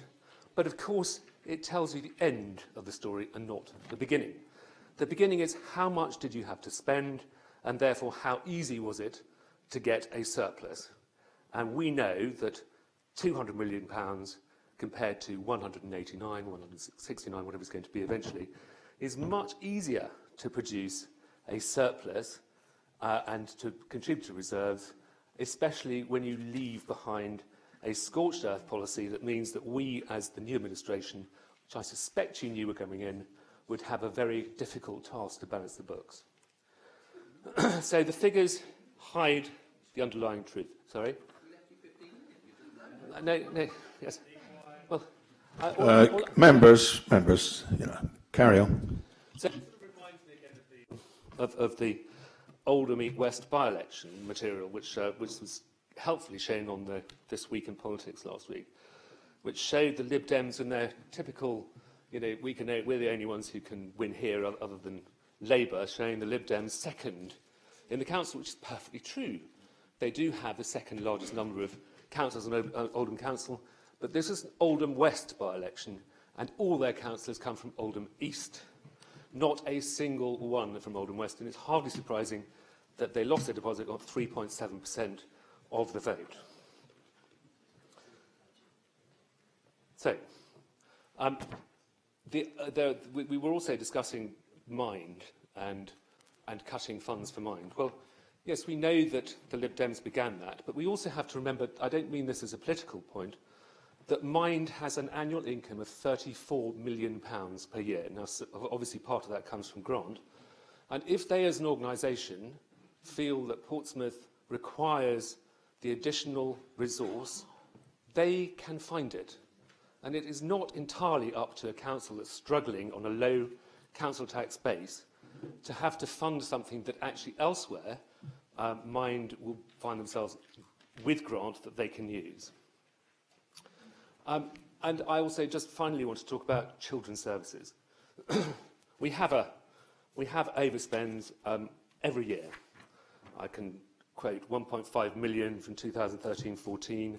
The 2014-15 budget produced 2.3 million, and it looks as though it happens every year. And at the exclusionary panel meeting last week, I asked the following question, which is, if we have an underspend, an overspend of 7 figures every year for the last 6 years, then we as councillors are expecting to be fed proper information.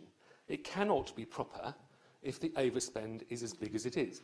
We must therefore ask those who are feeding the figures into the Section 151 officer to be somewhat more pessimistic in their forecasts than they have been. Because it is impossible for us as a council to make a measured assessment of what is going on if we are not given the underlying correct, certainly an estimate which could be somewhat more conservative than it is, because every time we are then somehow overspending a budget which we hadn't allocated when we must think that we should. We must allocate enough for this particular important service, because otherwise every year we'll have the same problem. Thank you, my Lord Mayor. Thank you. Councillor Winnington, please. Thank you, my Lord Mayor. And to start with, I think it's been an interesting debate, and so far I think it's been most interesting from my perspective here, in the way that we as the Liberal Democrats have been talking in favour of our amendments and the other people have been attacking our amendments, rather than actually extolling the virtue of this wonderful budget that the Conservative administration has spent all this time, with actually the one exception of Councillor Lyon, who's just spoken. Everyone else has been attacking us. So I think after all the work you put into it, I think you should be more proud of your budget. I don't think there's much to be proud of personally, but you should be more proud of your budget rather than attacking other people. So I'm going to talk about 4 things that the Liberal Democrats are doing in their budget amendment, which I think are absolutely critical. So I'll start with Cumberland House. So Cumberland House has been picked on, quite frankly, in this budget by having its member of staff that it has employed by the council cut. At the moment, it's a vacant position, but it is a position which, quite frankly, if that goes, you've got people who are volunteer at Cumberland House who will not volunteer anymore because they will not feel safe, they will not feel supported. I'm sorry, my Lord Mayor, I'm being interrupted.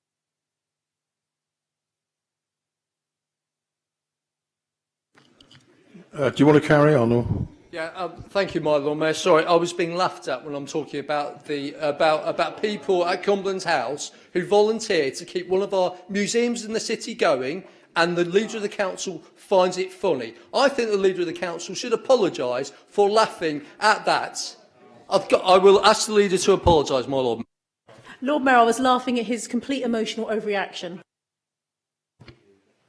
I think that is absolutely shameful, my Lord Mayor, and I'm sure all the people watching will think that is a shameful response to what is really important. Cumberland House is a really important place for so many people in this city, in my ward and around the city, so quite frankly, and she still finds it funny, I'm not even going to bother with this anymore. Quite frankly, Cumberland House... Oh, thank you very much. So Councillor Symes also thinks this is something funny. Right, OK, so I'm going to talk about the RNLI next. And I have to say, Councillor Stuart Potter, we on our side didn't know anything about this. So actually, it's really good that our side and what's going on within the administration, and that obviously you're supporting, is going on as well. So I think that's a wonderful thing.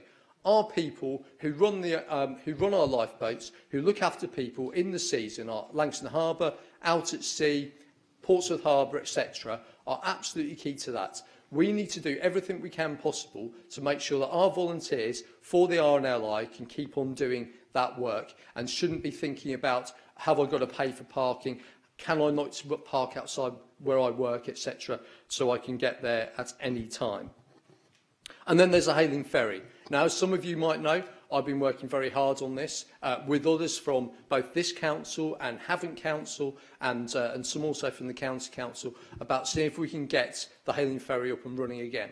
So we put forward a small amount of seed money, so £10,000 in our alternate budget to say, look, the start-up costs are what's important. It's not about ongoing stuff. It's not about subsidising in a continual way, because everyone who has been speaking to is quite confident that once a ferry operator is up and running, that can run at a profit on a continual basis. But there is a need for some start-up costs. Unfortunately, we've been very let down by some of the words coming out from the Cabinet Member for Traffic and Transportation at Hampshire County Council, who is saying some things that actually aren't true, which are putting operators off. But if we can actually say we as a council are prepared to put £10,000 into start-up a service, I think that will be a really, really excellent thing to do. And then the final thing of the four is buses. So buses in the city, obviously there are many councillors here who never use buses, who have never used buses and probably wouldn't know a bus if it's hit them. But it is so key to so many people in the city, their bus service. And we were talking in Councillor Vernon Jackson's speech, we were talking about the 19, the 15, the 16 and the 12. They all connect up areas that have no other bus service, and if they were gone, they would be cut off.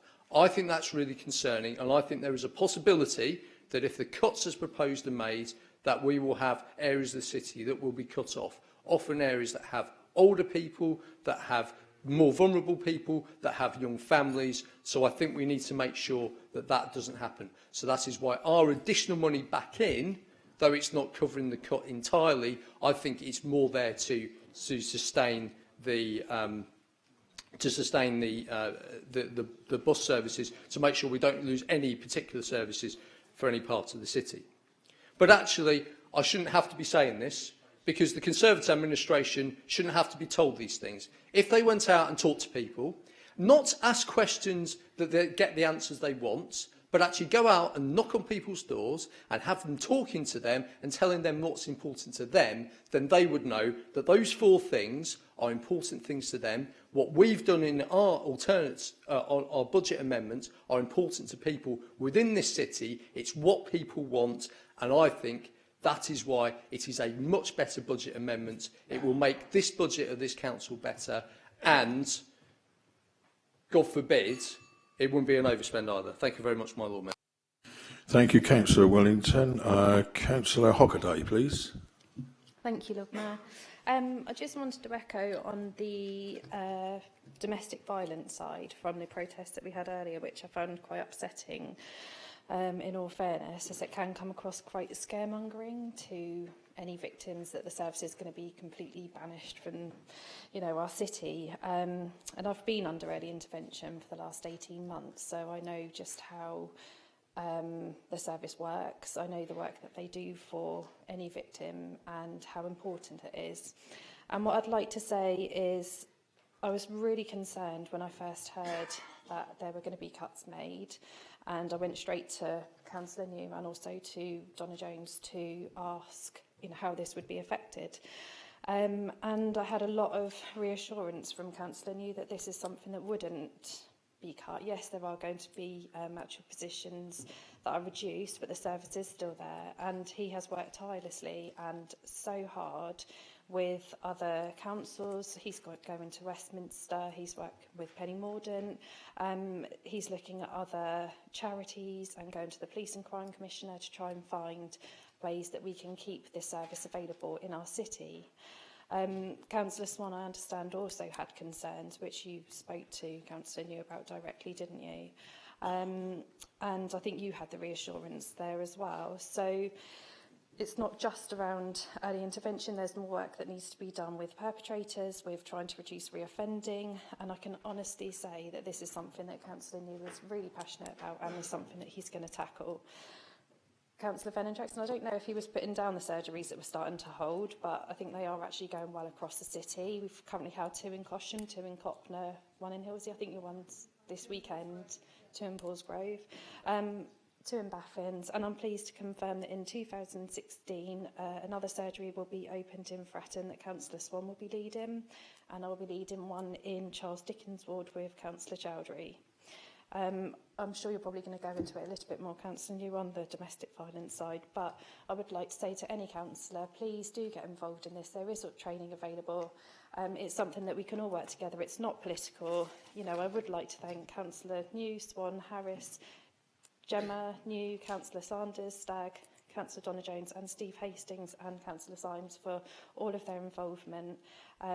We've currently produced around 10,000 flyers to publicise the surgeries that we've got available, but it is something that everyone can get involved in just to take out into the city, and hope the residents will come along and know that there is extra help and service there for them. So I'm fully backing the budget, and I really hope that you do too.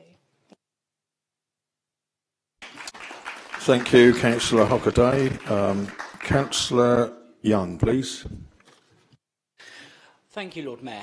I wanted to start my speech today to really thank the officers for all their hard work in putting together this budget. It is tough, and particularly in children's services where we have a real pressure, it is immense. So I'd like to thank all my officers, considering that we've had quite a turnaround in some of our senior officer team. A few councillors today have criticised the deficit that exists within the children's services budget. And I just wanted to say to those critics, that shows your ignorance of the complex needs of some of our most vulnerable children and young people here in Portsmouth. It is disgusting that you feel that we shouldn't be providing good quality services to the most vulnerable. In the last few council meetings, we've heard reference to our role as corporate parents. And I can assure this chamber that my main priority is to keep children and young people safe and away from harm. We need to understand that if we don't, then the council budgets will rocket. We only need to look at councils such as Rochdale and Rotherham, who have all seen budgets rise due to serious cases, which has led to young people being harmed. So any budget proposals have to be considered. So now we move to the budget proposals that have been put forward for children's services. The papers that you have seen before you do not really reflect the strategy that sits underneath it.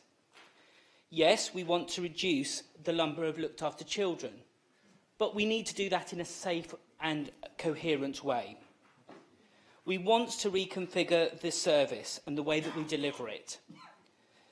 It's interesting, in 2012, the Lib Dem administration introduced a Spend to Save programme to reduce the number of looked after children. The programme focused on upskilling our workforce to support families to reduce their reliance on children's services. This was a 3-year programme. Unfortunately, this did not reduce our lack numbers. Therefore, I was slightly surprised that Councillor Vernon Jackson felt the need to start criticising our proposals without hearing the strategy that sits behind it. So let's move on to that strategy.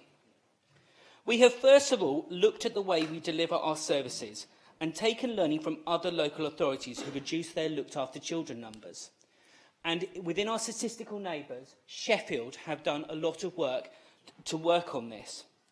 We recognise that communities can support families more effectively, which is why we are introducing multi-agency teams. Locality-based services to reflect the needs of communities. And this is reflected in our configuration of children's centres to be more about outreach to where the services are needed than bricks and mortar. Next, we move on to the way that we focus our services. And I'm delighted that we have appointed a new Director for Children's Services who starts in January, who has a track record in transformation of children's services, where she reduced the number of looked after children in East Sussex County Council. As a team, we'll be looking at how we can support families more effectively before they reach crisis point. We will also be looking with our in-house team to streamline some of our processes within the service so that we are ensuring that children and young people are the focus of our work and not filling in forms. We've already started working with the voluntary sector to look at how we can support them to attract additional funding to support our families. So as you can see, we're working on a strategy that will support our young people and families to ensure that we develop our services to meet the needs. We have worked with a consultant, and before anyone asks about whether we've been wasting council money, that was from a grant from the LGA to look at these proposals to see that they are robust and they work. Finally, I wanted to just talk about the multisystemic therapy. Yes, we are looking to reduce this service. Multisystemic therapy is effective, but it only works with a very small targeted group of young people. We want to develop our offer so that it works with more young people who find themselves in trouble or need our support. So we will be working in a new intervention which will train all our social workers in this new system. But finally, can I make a request to every councillor in this room? Stop using vulnerable children as a political football. We do find ourselves with challenging budgets, and we do have to do things differently. But I hear the cases of children who've been abused by their parents. I hear the stories of 2-year-olds that are found wandering around the city at 3 AM to try to find food. We need to support these young people to stay safe rather than making political gain. Thank you, Lord Mayor. Point of order 39B, my Lord Mayor. I don't think anybody from our side suggested that we want to cut the children's social care budget. I think we had a question about how deliverable the savings were. So I don't think we've made it political in any way. I'm sorry, the last speaker has. Thank you for your interruption. Point of order, Leader. Lord Mayor. Point of order. If they haven't made it political, why did they put out a leaflet in Milton about the children's home? Okay, moving on. Before we move on, before I call the next councillor, I just want to keep you up to date. We have 4 more speakers before going back to the leader. I call on Councillor Stagg. Thank you, Lord Mayor. Councillor New has had to make some hard decisions about cutting funding within community safety and is attempting to minimise the effect on domestic abuse by setting up drop-in centres run by councils, which is laudable but not absolutely a substitute for experienced officers as it currently stands. But I think it's a great move forward. This is a plea for the administration to rethink some of the cuts to domestic abuse and alcohol treatment services and find the money from elsewhere in the council's spending to fund the services. I do have serious concerns about cuts to funding for both domestic abuse and alcohol treatment services in particular. And this comes from the fact that I taught in an inner-city school here for 23 years, and I dealt with both parents, mothers, who came in with bruises, black eyes, etc. They were the victims of domestic abuse, and working with them to try and get help for them. And also some of the young girls themselves who were mistreated, badly treated by their boyfriends. Because sadly, it's not just the victims who are the victims, if you know what I mean. There are those who are surrounding it as well, because they get affected by it. So the children in family circumstances also get affected by it. Looking at the council website, now I said all this in the council, the cabinet meeting last week. It says about domestic violence, our aim is to make Portsmouth a place where we reduce harm caused by domestic violence and domestic abuse by providing better support and enforcement services that will manage more people to recognise the relationship is unhealthy and make changes or come forward to report this and other hidden crime. And I ask the question, how can this be achieved by cutting the number of staff by over 60%, from 13 to 5? Each member of staff works with about 100 victims. I've got this from the officers, so I'm not just making it up. So a loss of 8 members of staff means up to 800 victims in this city will get no help or reduced help. The loss of funding will mean a loss of support to GPs as well, who are being encouraged to fill the gap left by loss of PCC staff. There's been a 55% increase in domestic abuse referrals in the past 2 years. So there is an increased need, but a vastly reduced service. This can't be right. Reducing incidents of domestic abuse is supposed to be a priority of the Safer Portsmouth Partnership. It's also a priority of the Police and Crime Commissioner. So are we giving the message that we don't consider it a priority by cutting services? Domestic violence is the cause of 26% of all violent crime within this city. Domestic abuse frequently coexists with child abuse, which is really very frightening, and that's something that's very hidden. One woman every 3 days is killed in England and Wales by a partner or ex-partner directly as a result of domestic abuse. I had to call the police to my former next-door neighbours when I was listening to the wife being thrown against the wall and against the furniture, and I could hear it in my house, and it was going on for a long while. Eventually, I called the police. And this is not something that's nice to listen to. And other neighbours have had to do the same thing right across the city. 1 woman in 4 will experience domestic abuse at some time. This includes physical violence, but also control, coercion, undermining, leading to loss of self-esteem and a loss of confidence. Domestic abuse has a higher rate of repeat than any other crime, far more than any other robbery or anything like this. On average, a woman will experience 35 incidents of domestic abuse before she seeks help. For some women, they're killed before they reach that 35th incident. Let's hope that doesn't happen here in Portsmouth, and it's a real possibility. I'm not ignoring the fact that 19% of domestic abuse is against men, but they are rarely the victims of serious physical violence and are more difficult to reach, but we shouldn't forget that they also need support. It is not just the victims who suffer as a result of domestic abuse. Children are witnesses of domestic abuse and may be affected for the rest of their lives. And I found this when I was teaching. There were children who had witnessed it from a very young age, and by the time they reached their teens, they were seriously mentally affected by what had gone on. And some, sadly, went on to become abusers themselves because they had learned the behaviour and they thought this was the norm. The girls accepted that this was the norm. The boys accepted that it's okay to beat up your partner. In 2009, domestic abuse in England and Wales cost £15.7 billion. This is made up of NHS costs, police, criminal justice services, social services, children's services from children having to be taken to care for their safety, plus, of course, things like loss of earnings. Cutting funding to domestic abuse will have a knock-on effect on all of these services and send costs soaring.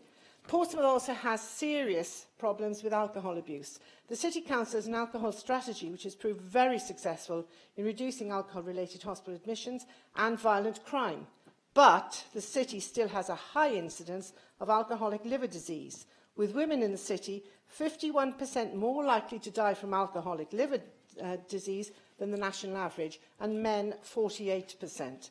In 2012, alcohol abuse in the city cost £74 million. As with domestic abuse, the costs to the NHS, police, criminal justice service, etc., etc. There are 2 aspects in particular to both domestic abuse and alcohol services. One is the safety and the health of the individuals, and the other is preventing spending extra money as a knock-on effect if these services die. So please rethink, if you can, where, or research where you can get the extra funding from, because I think it is vitally important. Thank you. Thank you, Councillor Stagg. Councillor Tompkins, please.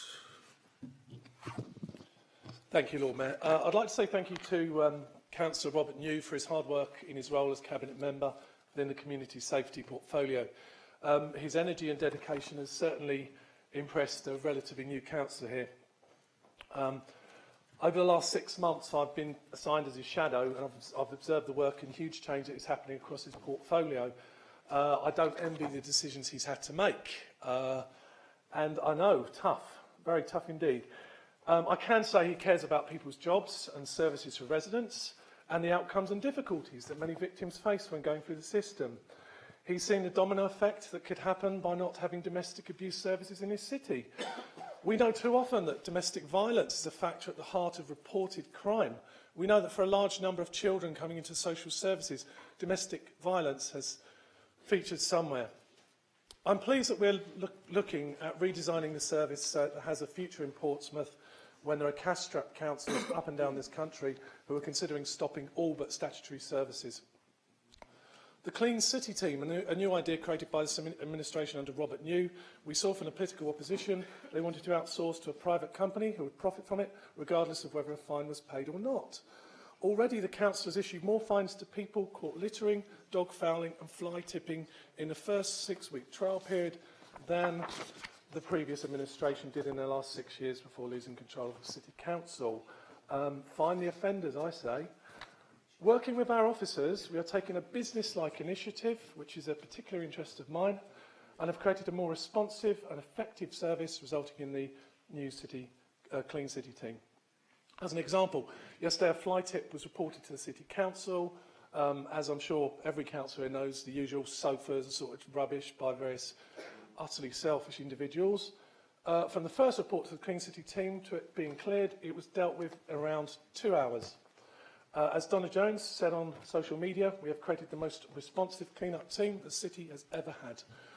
I understand that Councillor New conveyed Councillor Gerald Vernon-Jackson's congratulations in person to the team and on the very same afternoon. So thank you for that. They're doing a great job and we should be proud of the new Clean City team. I don't want to sound too ingratiating to Councillor Rob New, but he's an obviously compassionate person with business acumen, running the portfolio and is working towards a better future for Portsmouth. We are not lining the pockets of private companies. We're not wasting money, but we're doing it in-house with our own staff, cheaper, better, faster. I'm also pleased that Councillor New has approached government ministers officially with regards to reviewing powers for local councils to deal with fly tipping on private land too, something I think everyone here would agree with, which could lead to an even bigger improvement to cleaner street scenes. Lord Mayor, as I think you'll be able to gather from the people who've spoken today, there's a huge amount that's being done. We're not sitting back and feeling sorry for ourselves, but we're being brave, taking tough decisions and innovating. I think the budget, considering all the possible, how difficult it is, I think the Cabinet has done a fantastic job. I would say that as a Tory, but I've seen in detail what's been saved. Nothing's easy, but there you go. I believe we've got Portsmouth's best interests at heart and in our heads too. Thank you, Lord Mayor, and Merry Christmas. Thank you, Councillor Tompkins. Councillor Stockdale, please. I'd just like to say how very impressed I've been with the pure professionalism and empathy shown by the leader, the deputy leader, cabinet members and officers in drawing up the budget before you today. The empathy has definitely been shown regarding domestic violence, which is a big problem and also affects children of all ages. And thank you to Councillor New for his good work. I would like to thank the UKIP and Labour members for being very positive about our budget, which shows consideration to residents rather than making a political stance. Thank you. Thank you, Councillor Stockdale. A call on Councillor Sanders, please. Thank you, Lord Mayor. This year was always going to be incredibly tough. The cuts to local government have continued. It was always going to be very bad. But the actions of the Conservatives have made things worse. Referring back to Councillor Ferret and referring to the previous government, since they came off the leash in the May election, we have seen our public health budget in this city cut by nearly £1 million. But that's not where it ends. Another £500,000 is to come off the budget as a result of the autumn statement. Now, a healthier city is a good idea. It actually reduces costs in the long term. And it feels as if the Conservatives nationally have decided to go for short-term gain instead of long-term pain. And I note that the major issue that we've had with the domestic violence, which I'll return to in a bit, is around cutting the public health contribution to domestic violence. It is that that has gone, and that is as a result of the actions of the Conservatives nationally. We've seen also the incompetence of the Conservatives locally, the £5 million overspend. Now, I agree again with Councillor John Ferret that this, frankly, should have been sent here. He called me a neocon earlier on, which I thought was mildly interesting, but he may have supported George Bush's war in Iraq. I didn't, because it didn't have the support of the United Nations. Whereas the vote for Syria airstrikes came as of the United Nations actually backing it. Now, this is, believe it or not, the United Nations of this city, and as I look round, there's at least 76 nations here. And it is this, so these cuts these in-year savings should have been discussed here, not purely at the Cabinet, not least for the comments that Councillor Lyon made earlier on with regards to we're never really quite sure whether the figures are actually real or not, and whether the savings aren't real. What I would suggest to Councillor Lyon is that that's not down to the officers, but that also there should be some long discussions between Cabinet members and other people to make sure that those figures aren't the fiction, which I think we at the Scrutiny Management Panel feared that they might be. Now, one thing that's actually crucial about future budgets is to bring people with you. And too often in this budget, things just simply haven't been thought through. And I come back to the domestic violence provision because that has been clearly the most sensitive issue. Now, I know that Councillor New and Councillor Swan are desperate to reshape the service, to try and make it better, and actually to try and improve it and expand it. I have no doubt about their sincerity in doing that. But this is against the backdrop not of improving the service, but of saving £180,000 every year for the next 3 years. If you want to work with Aurora New Dawn to bring them in, to involve them in the service, to expand the service, what you don't do is cut the people that you're wanting to use. As part of the domestic abuse surgery, I have been told to refer all the cases that come in to certain members of staff. It is those staff that were being cut as a result of the end of the public health contribution to domestic violence, which comes as a result of the Conservative cuts. And that is not good. You need to bring people with you. And I hope the review can overcome this problem and actually make sure it can happen. And that is why the Liberal Democrat amendment has actually suggested that we actually leave aside the cash and put the service first, not the budget savings. A lot has also been talked about clean streets. Now, I have in my hand a piece of paper which residents in Folkestone Road mentioned to me had come through their door. It's a lovely piece of paper. It says, Cosham is thriving and a great place to live. Words that are almost certainly true.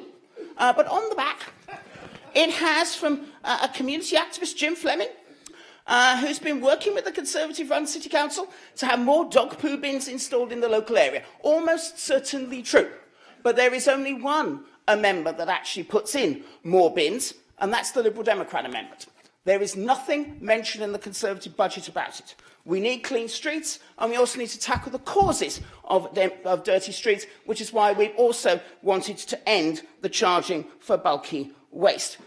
And the third thing about this budget is that there just really seems to be a sense that people don't feel involved. Take parking. Now, if you choose to ask people whether they want to pay for a parking permit, and you think there are problems with this in the first place, and you turn it down because the very problems you think exist in the first place, don't ask them. It's an old-fashioned thing. But just don't ask them, because that way grief lies. But that is the approach of the Conservative administration. Ask people, then ignore them. This is perhaps not the brainiest way of implementing the cuts that we have to make and making sure that people in our city come with them. The same with the voluntary sector. Portsmouth Mine wants £40,000. We will give it to them. The administration will not. And in my closing remarks, my Lord Mayor, I would say this. We have too often in this budget, and too often today, heard about things that haven't been thought through. £13 million being spent on a supermarket in Somerset, whilst Brunel House, the ideal place for a 5-star hotel, goes empty. ignoring residents' views over parking. And by the way, if we ever get our hands on that budget, the first permit will be free. Culminating in,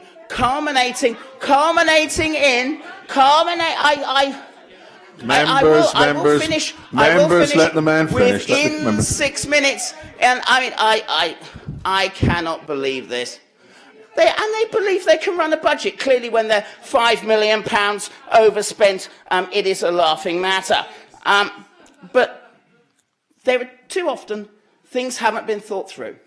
Our amendment, which seems to be the only amendment that's been discussed this afternoon, actually puts forward a different vision, where things are thought through, whereby we have security rather than just announcing a cut and then scrambling around to turn it into a review, and actually trying to make sure we bring people with us as the cuts go on. I recommend the amendment to this chamber. Thank you. Thank you, Councillor Sanders. I don't know if there are any vacancies at the King's Theatre, but I'd recommend you. Right, 2 members to go, unless we have any more who want to go on the naughty list. It's Councillor Stubbs. Thank you, Lord Mayor. I won't respond to the next leader of the opposition's points, because I don't really think there's need to on all of it. I mean, what he was saying about parking generated sort of sufficient laughter around the room, and I think it's understood that there is a massive conflict with what he just said about having no charges for residents' parking permits, and this amendment, which is entirely dependent on charges for residents' parking permits. But I do want to go back to some of the points that Councillor Winnington made, because this is why I decided to rise to speak. Because one of the things he said, he challenged us. He said, you know, are any of you proud of the budget that you've put forward? Well, I can say that given the numbers that we've had to deal with, do I think that the budget we've put forward is the most equitable and reasonable one that we could, and that protects services to the greatest degree possible? Then yes, I absolutely do think that. And I think that actually that's been almost admitted by the other political parties, by the real limitations and the lack of depth of the amendments that have been put forward. I mean, frankly, we've been talking here about 10,000 here, 20,000 there. But just to do that accepts all the rest of the budget. And it accepts that the big numbers and the big savings and the big changes, those have not been challenged. And so on that basis, I actually think that this budget, in large part, does have support from the entire chamber. Certainly, I've spent quite a bit of time reading budget proposals from this year and previous years from other local authorities to see some of the things that they've done, and a few of the things that came through that process have made it into this list. And if you read around councils, particularly councils with a comparable tax base, because we do have a difficulty with a low tax base, that there are savings in lots of other parts of the country which go beyond things that we've had to do. And, that is a positive. That means we've been able to protect some things, at least for now, that other places have not been able to. And you don't have to look very far. I mean, if you look at the problems on the Isle of Wight and in Southampton, they are more acute than they are here. The Councillor Winnington also made the point, but in effect, that people would prefer to have more services and more spending and so forth. And if we asked them, that's what they would tell us. Well, I know that. Of course I know that. They'd also like to have lower taxes and free parking while we're at it. But we're just not in a position to deliver that. And really, if you look at the big picture, I mean, although there's not actually much in the amendment, when Councillor Vernon Jackson in particular was talking, he was suggesting that, there's all sorts of things that should be protected. There's all sorts of things that should see higher levels of spending. Well, if you want higher levels of spending, you've only got 3 options to do it. One is to drive extra income, which is what we are trying to do, and which I was very noticeable that Liberal Democrat members declined to support the vote on increasing the property investment portfolio. Another is to adopt the Portsmouth against the cuts approach and set a needs-based budget and attempt to bring down the government. And the third approach, is a council tax referendum. And if you want higher spending, if you want to protect things, if you want to take lots of things out of the savings package, then in the long run, that is your only option. Because the savings, you know, we're talking about year 16, 17, but this isn't going to be the end of it. We're going to have to make further savings beyond that. Now, we don't know what the numbers are going to be. We've got 10 million as a planning assumption. That may well prove to be incorrect in one direction or the other. But there will definitely be further savings, and that is something we all have to recognise. And I do have to say something as well to Councillor Vernon Jackson about the reserves, because he was talking about, as Councillor Weems explained, actually, the apparent spending of reserves wasn't real. It was to do, no, it's not real. It is to do with booking all of the appeals from the business rates into 1 year to trigger a parachute payment, and that is something which has been financially advantageous to the council over the cycle. It's something that certainly I don't regret.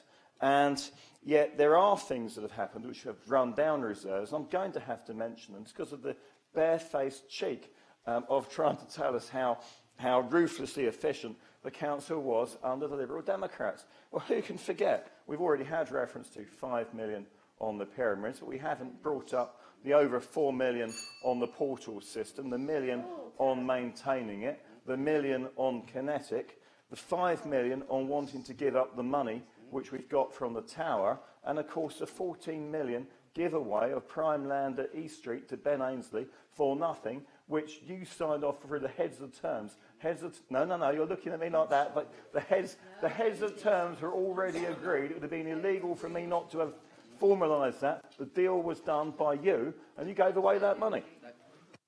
Thank you, Councillor Stubbs. Point of order, 30p. Another one. Yes, and that decision, as Councillor Stubbs knows, was made under a Conservative Cabinet meeting, and the minutes prove it.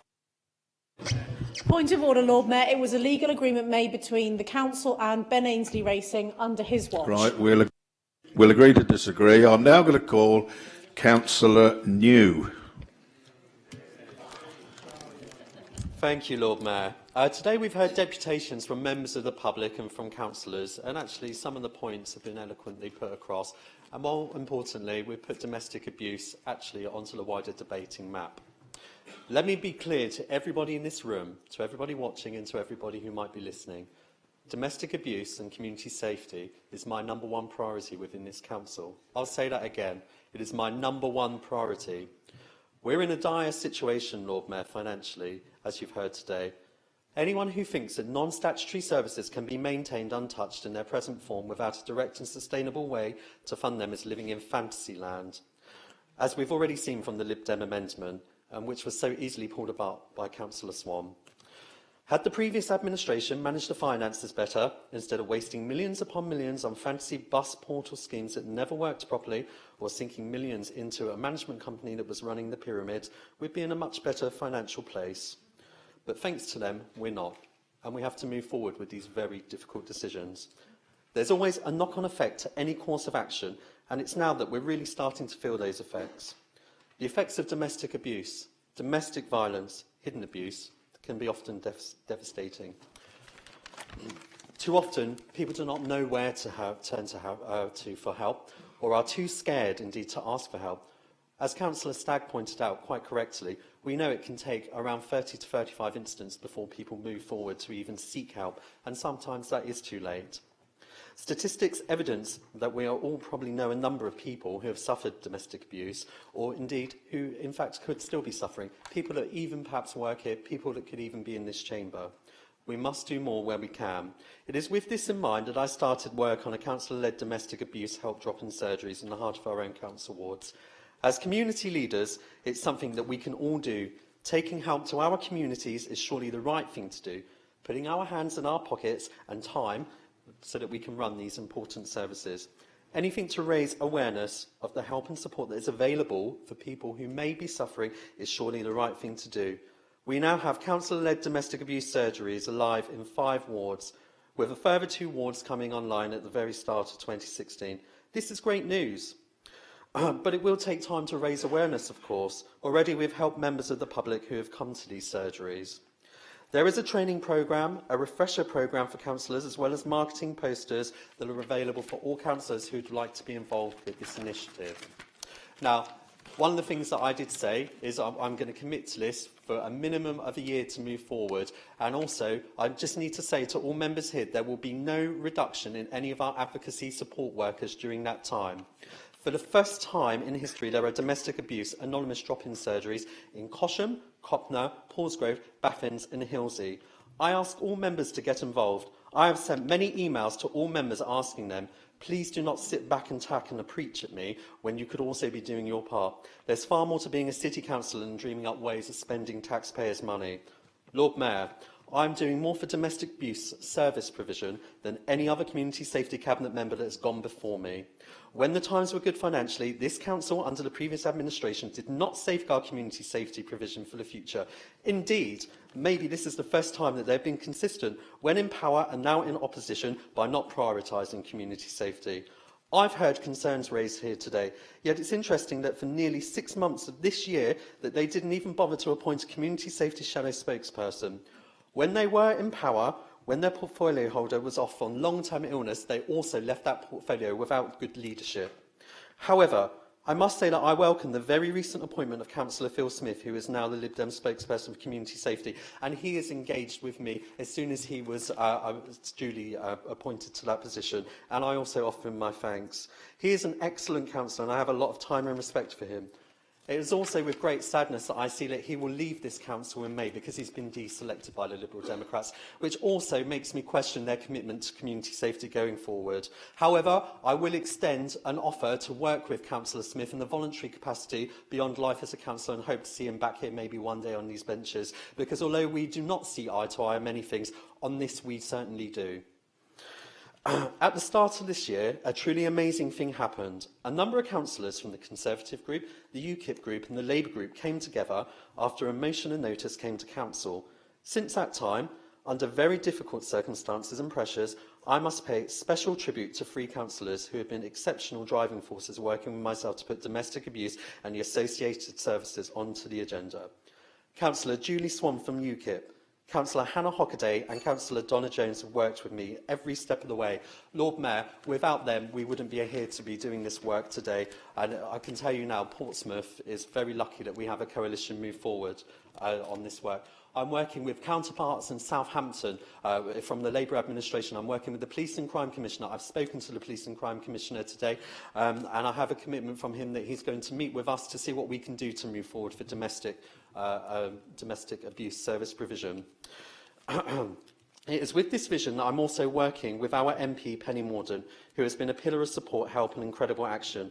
I am seeking to form a coalition of community safety members. I can tell the City Council that I am working with my counterparts on a large scale. We need to be going to government, so I'm working with charities, not only domestic support provision, but also with refugees, with LGBT charities, with men's help charities as well to move forward, as we also know that men suffer around 16 to 20% of all domestic abuse.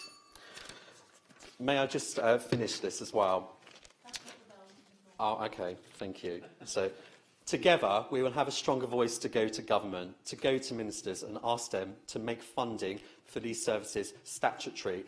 This is the reason why we've been able to pull money from the reserves in order to set forward a redesigned service. There will be no cuts to any of these jobs in the 2016-2017 budget moving forward in that financial year, and we have to find a redesign to go forward. I believe a strong voice is what will unite us.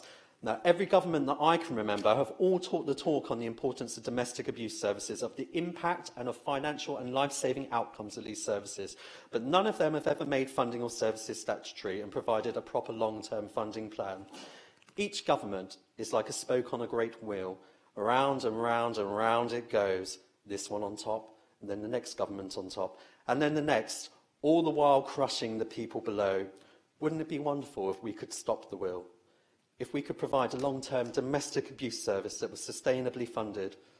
Together, working with my very able colleagues, other unitary authorities, charities, service providers, my own administration, and our dedicated colleagues in Councillor Swan, Hockaday and Jones, we're not going to stop the wheel, Lord Mayor, we're going to break the wheel.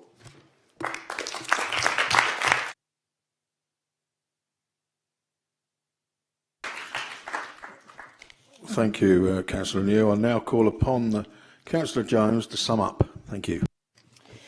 Thank you very much, Lord Mayor. I want to start by clearing up some factual points that have been discussed this afternoon in the Council chamber, and namely this document here, the one that was passed around to everyone, which includes the cash reserves. I'm just going to follow on from the point that Councillor Luke Stubbs made a few moments ago. If you go to the bottom line, the 2014-15, and you go right the way across from 3.383 million in brackets across the 11.946 million, let me give you a little explanation and talk you through this. Okay, so original estimate, what that means is the Liberal Democrats originally planned in their 2014-15 budget to take, shockingly, even though they're the masters of putting into the reserves, 3.83 million out of reserves. Can you believe that? Because yet they can always manage a balanced budget, but here we have the proof in front of you. They originally planned to take 3.83 million out of that pot, that reserves pot. What actually happened was 8.563 million came out of that reserves pot. Their budget, that's what came out of reserves. And let me tell you why. As Councillor Luke Stubbs has said, we had to put forward a mitigation around the business rates. And because of those business rates, we could either do it over a sliding scale of a 5-year period, or we could take the hit in one go. Now, you might think, well, do it on a sliding scale then. Just take a bit each year, 3.83 million, and then a bit the next year, a bit the year after that. The problem with doing that and drip feeding from the reserves to mitigate the business rate appeals we had is that we wouldn't have got the £3 million grant from the government for having such a high level of business rate appeals. So that's why the hit was taken all in one go, so that we could then get a £3 million grant back from the government to compensate us for our business rate appeals. That then totals, when you add the two together, guess what? 11.946 million. But you've heard today from our colleagues here, our yellow colleagues in the chamber, that the Conservatives can't manage budgets, and actually it's us that's overspent the council budget by 11,946,000. And it's that kind of disingenuous politics is the reason why they've lost control of this council, and they're now in opposition, and long may it continue. Right. Point of order, 39B. Are you sure it's 39B? Yes, it is. Yes, it is. I just checked with Chris Ward. The statement by the Leader of the Council is entirely incorrect. The 3.383 million was a contribution into reserves, not taking the money out. So I'm very sorry that the Leader has got it entirely wrong. Right. Councillor Jones. Thank you very much. Okay. I'm going to take my comments, Lord Mayor, based on the speakers, and I'm not going to go through each of them before you lose the will to live, but I'm going to go through some of the points that have been raised today. And I'm going to start with the Jackanory Lib Dem amendment here. And this is clearly an amendment that's a cut on jobs. This is a taxation on motorists. And this is a budget that is about increased risk and poor governance in a council, which ultimately could lead us to having substantial fines from the government. This amendment, quite frankly, frightens me. Okay? Now, when I say a tax on motorists, an outrageous tax on motorists, look at what they're trying to do with increasing all those parking charges across all those areas of the city that don't currently pay it. I'm just mirroring what they have said to us about a tax on motorists this time last year, about the implementation of the £30 parking charge, first permit. And here we have the hypocritical Liberal Democrats basing over £283,000 income to go on their shopping list to aid their re-election campaign next year. And here it is, all over the first parking permit, Lord Mayor. So they've done a huge flip-flop today, but I'm delighted that they now support the council's position, the administration's position, that parking schemes in the city should be self-sufficient and should pay for themselves, because they've been highly critical. What I am concerned about, though, with their amendment is that whilst they're taking all of the money that would come into the parking reserve from the charges of the first permit and the second permit in those areas, what they're not actually going to do is spend any of that money on extra traffic wardens to police the scheme. So these poor people are going to be fleeced to their £30 a month, but they're not going to have any traffic wardens to police it for them. So they're just taking all the money to spend on Cumberland House and all these other things, but no money for the traffic wardens, Councillor Vernon Jackson. Shame on you. So your poor people are going to be paying for their parking permits, but they still won't be able to park their car because there'll be no policing of it. Anyway, then we move along, Lord Mayor.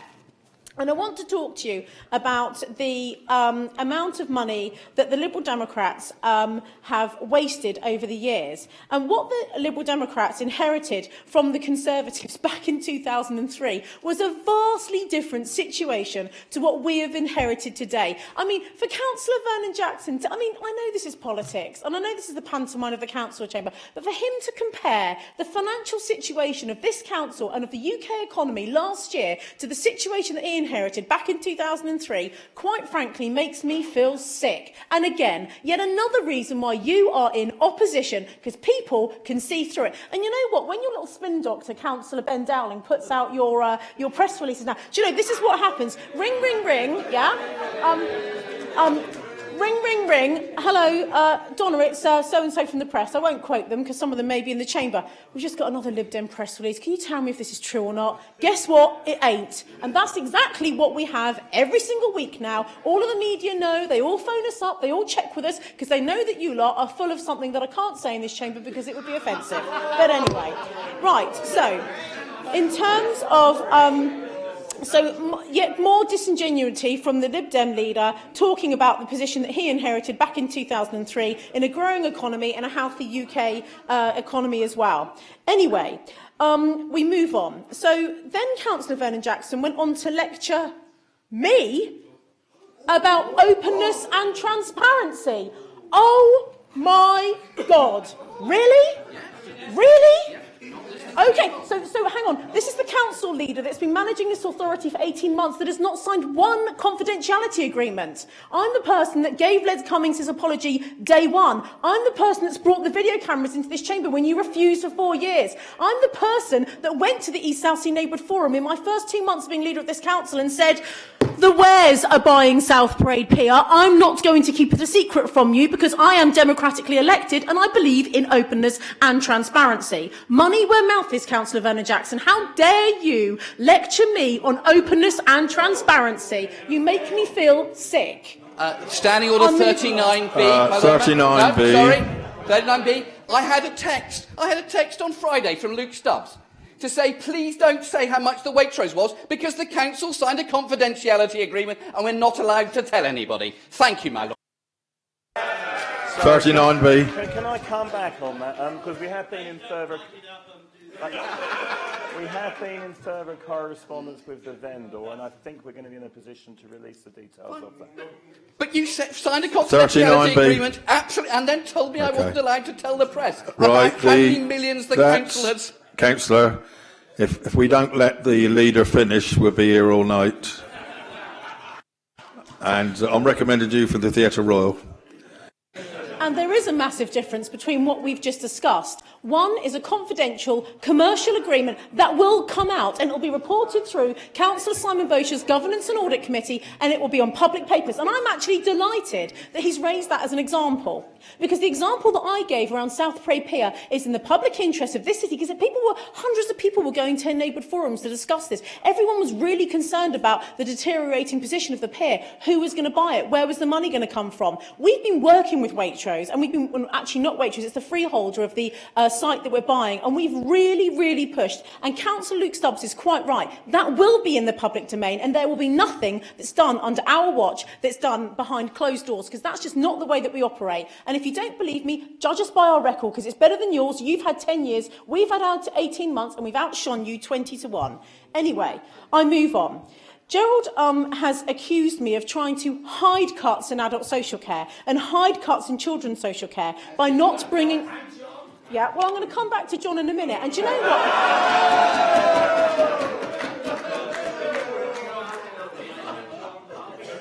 what? Be afraid. I'm not going to say a bad word about him. But Gerald, on the other hand, anyway, if John says it, it's fine. No, I'm joking, John.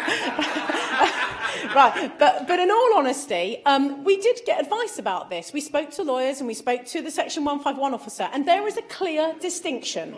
One, and the papers that are before you today, the budget that we're voting on, Appendix A is the cash limits, Appendix B is the indicative savings. This council's remit is not Appendix B. That is just the Cabinet's way of saying this is how we think we can do it. It is not a full Cabinet purpose, and that's why these cash limits in adult social care and children's social care, which currently are subject to overspends, have already been voted on in this chamber in December last year and February this year. So this council's already had its say on those cash limits. And what we did through the Cabinet to keep it open and transparent was report to the Cabinet meeting how it would be done.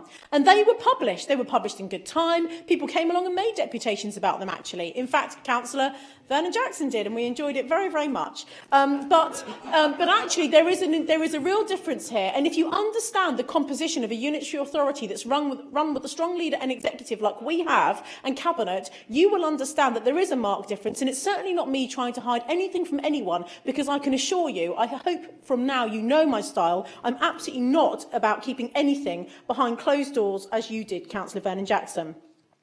Now, in terms of the, moving on to my next point that he made, commercial buildings in Portsmouth. OK, here we go again. Same as we had earlier on the property investment strategy. Like I say, he's raised some areas. He's raised Slindon Street, not owned by us. He's raised the other side. He raises Lakeside, not owned by us. So, yeah, I could say... I could say, let's buy all of these, let's build Waitrose all around the city, but if it's not land that's for sale and I can't buy it, how am I supposed to do that? So yet again, no, it's not. The Lakeside site has been agreed. It's already been purchased by High Cross, and they're buying it from IBM. And actually, a third of that site is already occupied. So it's not for sale. We can't buy it because the deal's already been done. And I can assure you that when I found out that IBM were going to be leaving that site, I got Tom Southall to make a call straight away. And unfortunately, the current occupiers of Lakeside 1000 had first dibs on it, and they snapped it up, as you can imagine. So we were looking for income opportunities there. But to say that we could build supermarkets in those two areas, it's just completely fanciful. We've heard about Tipner. Well, you know, actually Tipner may be the only viable option, but it's just disingenuous in a city that's 25 square miles for him to be talking about how we should be buying all these commercial properties or building them in Portsmouth to create the income that we need to mitigate the cuts programme, because we just don't have the space. And if we followed his strategy, we'd be bankrupt. So I'm not taking any advice from him about anything. Then he's talked about Dunsbury Hill, and he said, well, you know, this is a Lib Dem idea. Yeah, a bit like the Northern Quarter. The Lib Dems have the ideas, but they don't actually deliver on anything, do they? And yet we're the ones that have secured the funding from the LEP. We're the ones that appointed the road contractor. We're the ones that had the money approved in our capital budget to go and fund the additional money required for the road scheme at Dunsbury Hill. We're the one that have secured Fat Face. So whilst the Lib Dems have the ideas, a bit like building a supermarket somewhere in Portsmouth, it's the Tories that actually get on, roll our sleeves up and deliver.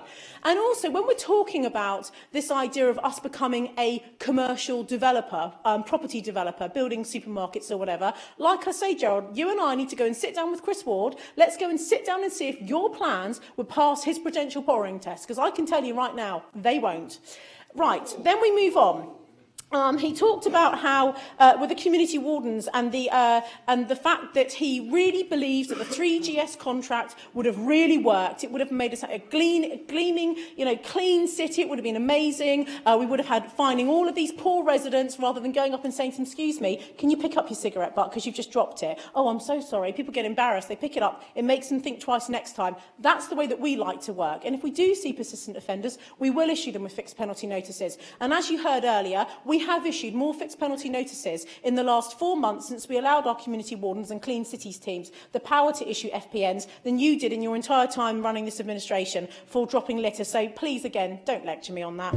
But what we have heard today in his commitment, his ongoing commitment to the profit-making company that is 3GS, is effectively what he's saying is he wants to make our community warden service redundant again. He voted it through 2 years ago. He voted it through in 2013 to take out 2/3 of the budget. And here he is today, standing up defending his mates in 3GS, the profit-making company, rather than our staff who are doing a really, really good job. Soul-searching required for Councillor Vernon Jackson. Appalling behaviour.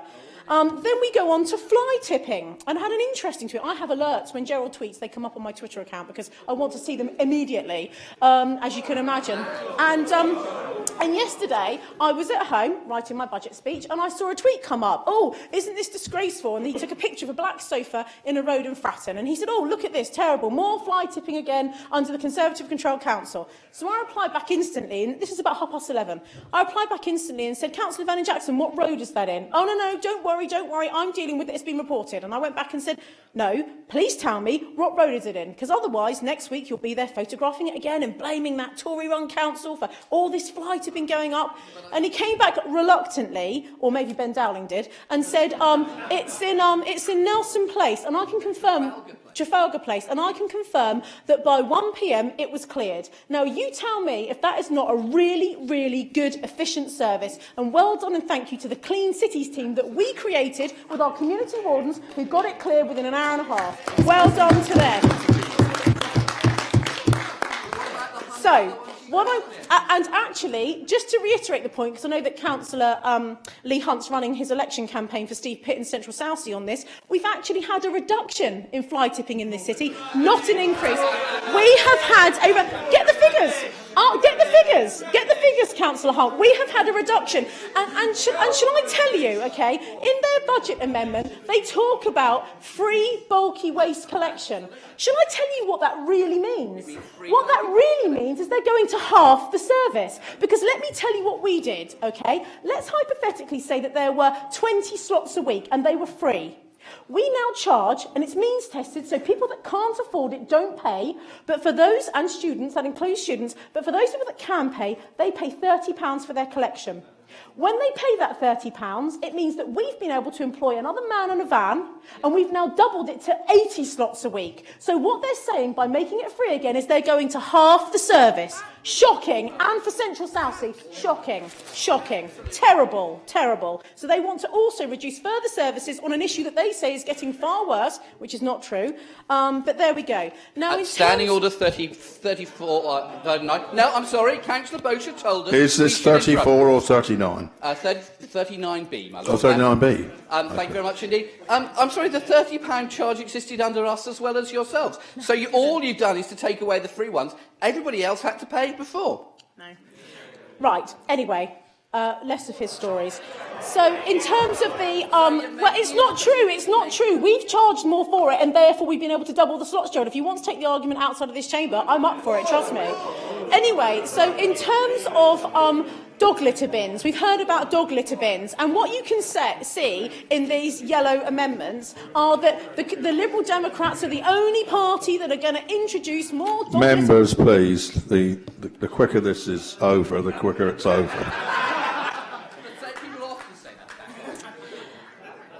We've heard from, I'm not sure who it was, Winnington, Sanders, one of the two, about the fact that this is the Liberal Democrats are the only ones that actually talk about increased dog litter bins in their amendment. The only party that are going to give you more dog litter bins around the city.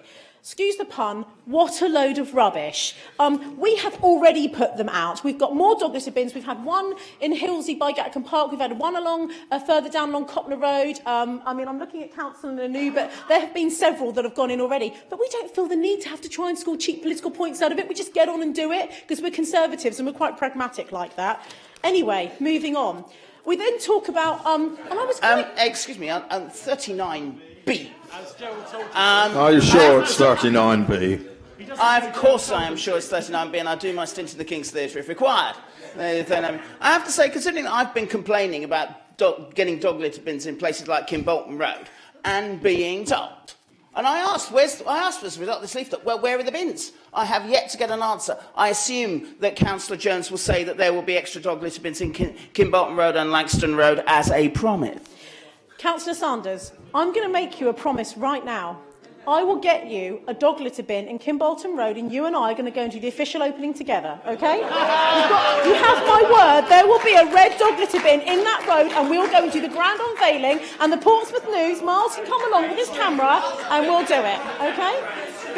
Because the Conservatives deliver when they say they're going to. They don't sit in the council chamber moaning about it. So I'll get you a dog litter bin, because I can deliver, OK?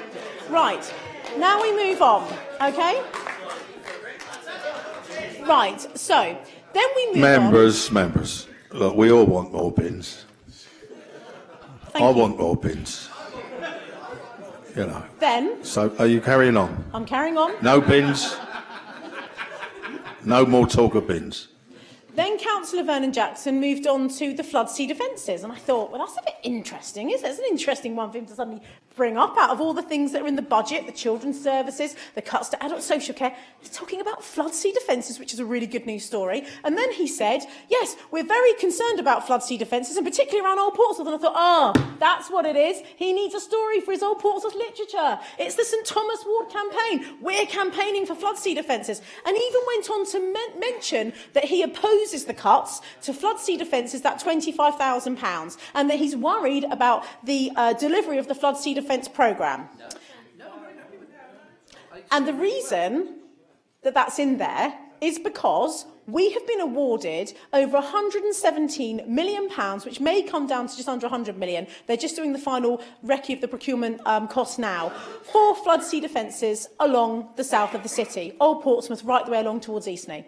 And that £25,000 is part of the cost of one of our officers, who will be spending half of his time at least working on this. And so part of his salary is being recharged back to the capital programme, funded by the Environment Agency, funded by our government, the Conservative-led government. So actually it's a really good news story. I'm pleased that he mentioned it. He's got his bit in there for his St Thomas leaflet, so well done on that one, Gerald. But that's why that, out of all the things he could have spoken about today in the budget amendment that's here before you, in the budget that we're tabling, he wanted to speak about flood defences for Old Portsmouth. Anyway, there we go.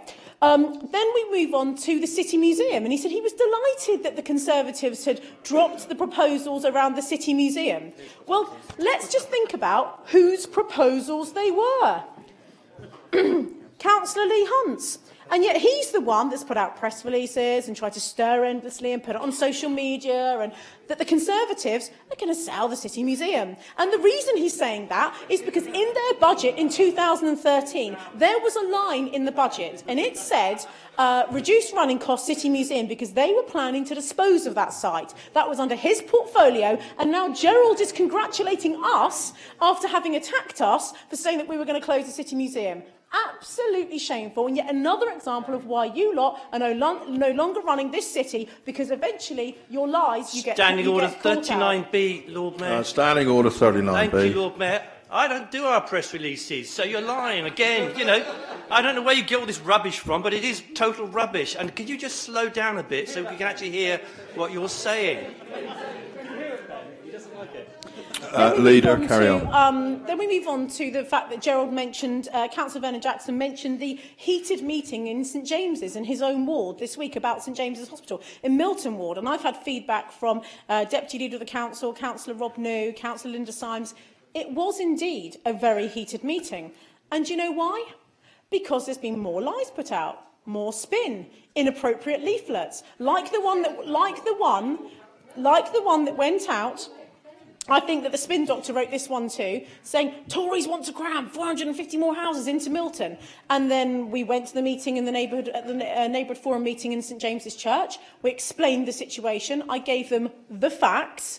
And people said to me, I had emails afterwards, I had phone calls afterwards, and people saying, oh, OK, that's really not how we'd had it explained to us. But now you've explained it, it is completely different. So much credibility was lost there by them. And I want to say thank you very much. You did us a massive favour.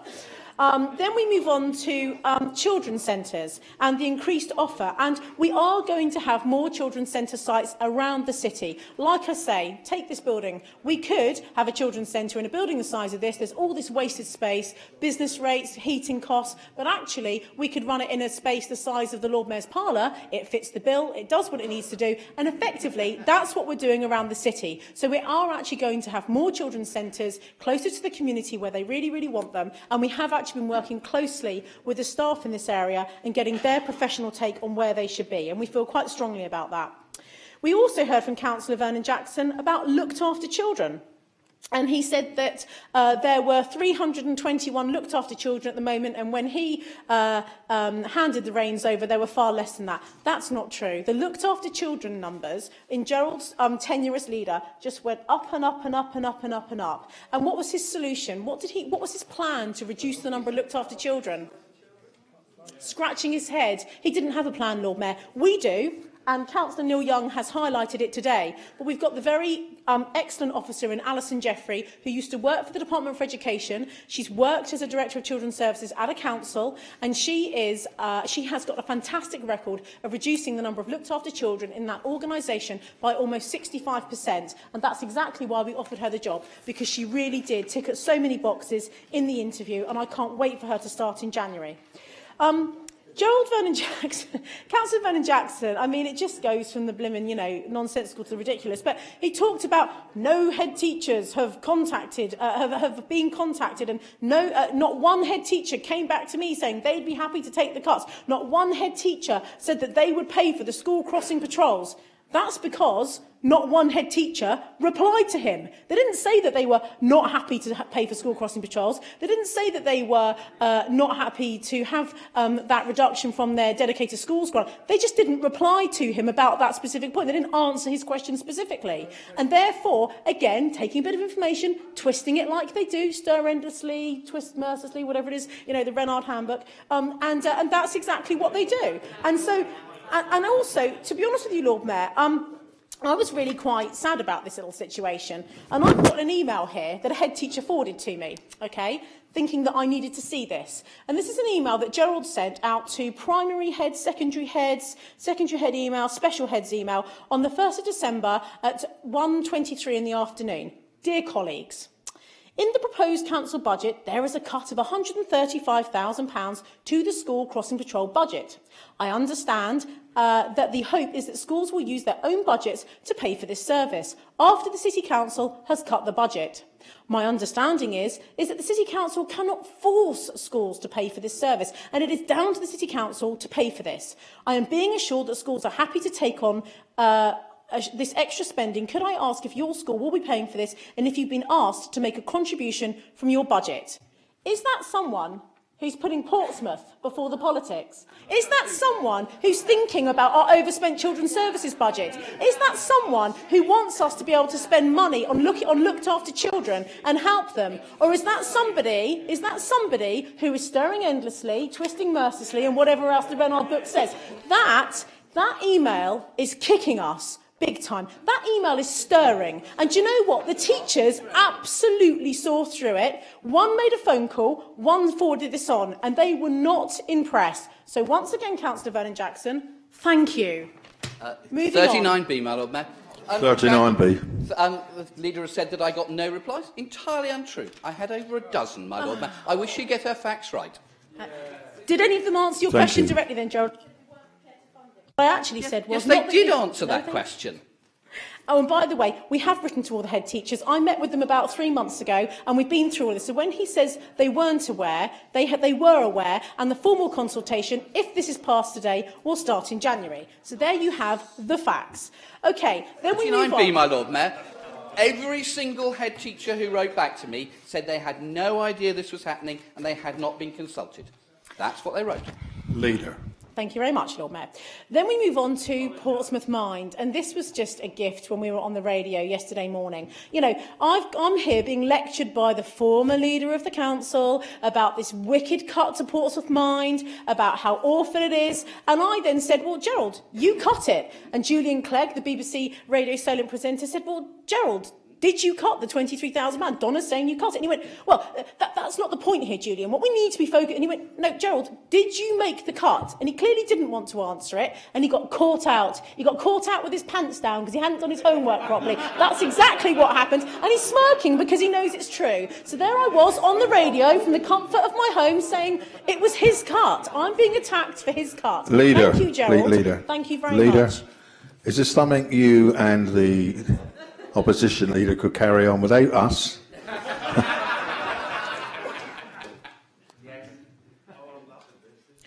So, Portsmouth Mind, I want to tell you what the facts are and the actions are. Yes, that funding was cut, very disappointingly, and I feel sorry for Portsmouth Mind and its employees and people that have been using the service, and I do mean that very sincerely, in spite of the attacks.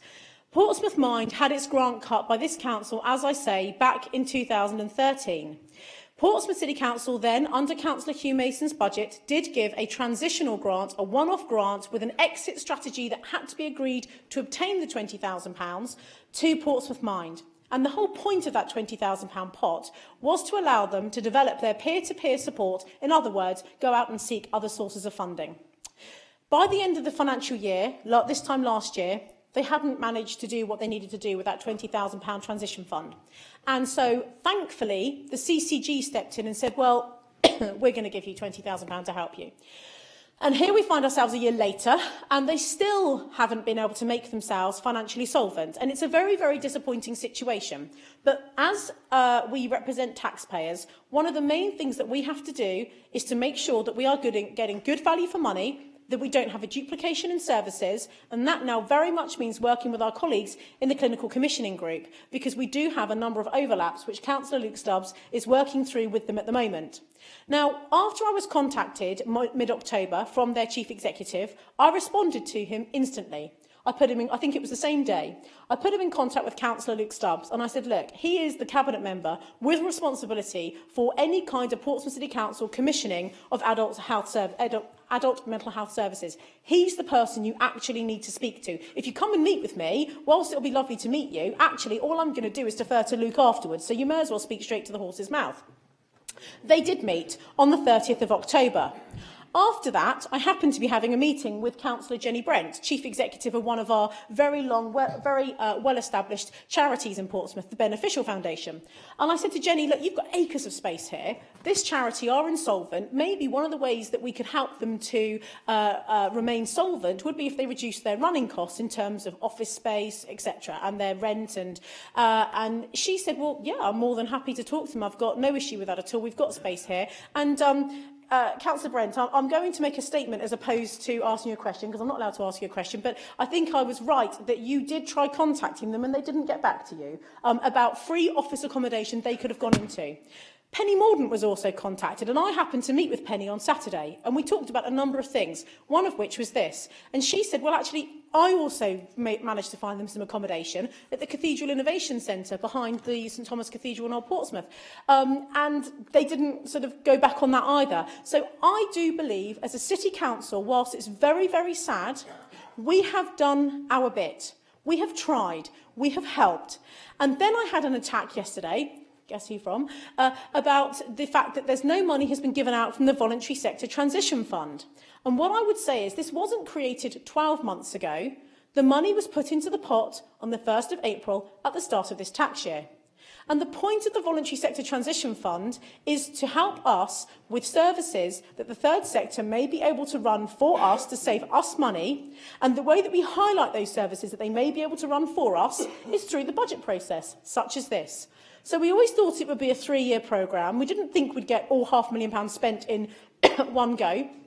But I am really pleased that before we set that pot up on the 1st of April, we were able, with the same principle, to help Pompey Dial-A-Ride. The contract was run by Pete Airlink. 2 of the drivers and the office manager, Tracy Jones, we gave them a leg up. They moved into the Beneficial Foundation office. We even gave them money through the transport portfolio to buy a minibus. And we've helped them to develop their business plan. Not the council, the councillors, the Conservative councillors. We have been helping them on an ongoing basis. And that's exactly the principle of what we're trying to do with the Voluntary Sector Transition Fund. And whilst no money has been given from it yet, after this budget process and what Councillor Stubbs is going through, there will be money given from that pot, because this budget process will highlight exactly those services that the third sector may be able to run from us. So, Councillor Vernon-Jackson, if you wait in anticipation, you will get the response that you need. In terms of the budget cuts, Councillor Vernon-Jackson also said and attacked us for not having adequate consultation. He said he thought the online consultation was good, but there wasn't enough full consultation around the remaining areas of the budget. Again, you know, I'll tell you what, I think I'll start cleaning and sweeping the civic office floors at the same time as running the council, because I met with the unions, Lord Mayor. I met with the third sector. I met with staff. I went to 4 or 5 neighbourhood forums. I also met with the business community. I've done more consultation in my short time as leader than he did in the whole 10 years he was leader of the council put together. And so I do actually take offence at the comment that he's just made, because that really is very disingenuous of him. 39B, my Lord Mayor. Having met with business leaders every year, unions every year, community groups and neighbourhood forums. I'm terribly sorry. We did consultation, and the leader of the council is entirely wrong yet again. There is absolutely, physically no way, after he published his budget 1 week before we voted on it in this chamber, 7 days, that he could have crammed in 5 neighbourhood forums, a staff joint meeting, a third sector meeting, business meeting and unions. It's simply not true, Gerald. But I did, because I consulted with them in advance. I published my budget a month in advance so that people were able to fully digest what was out there. I've had a number of meetings with people since. We reversed that cut on the Meals for Wills that was planned because we're consulting and listening effectively. We've also heard about the situation of the staff and the people that were mentioned in this council chamber last year. Councillor Vernon Jackson said, well, the Conservatives have got it in their budget. They're going to be cutting staff as well. So it's no different to the staffing cuts that we're putting forward in our budget amendment. Well, let me tell you what the difference is, Councillor Vernon Jackson. There are people whose jobs are quite clearly identifiable in your amendment. No manager, no line manager has sat down and told them this was coming. Those staff members are right now quite upset. Same as last year when our city solicitor, Claire Looney, our excellent events manager, Steve Bailey, David Williams had not had a chance to sit those 2 staff members down and say, look, this may get voted through today in the council chamber. I'm just giving you the heads up that your job may be redundant, even though legally we have to have you anyway. But we'll forget that point because we don't have to deal with the law and proper detail with the Lib Dems.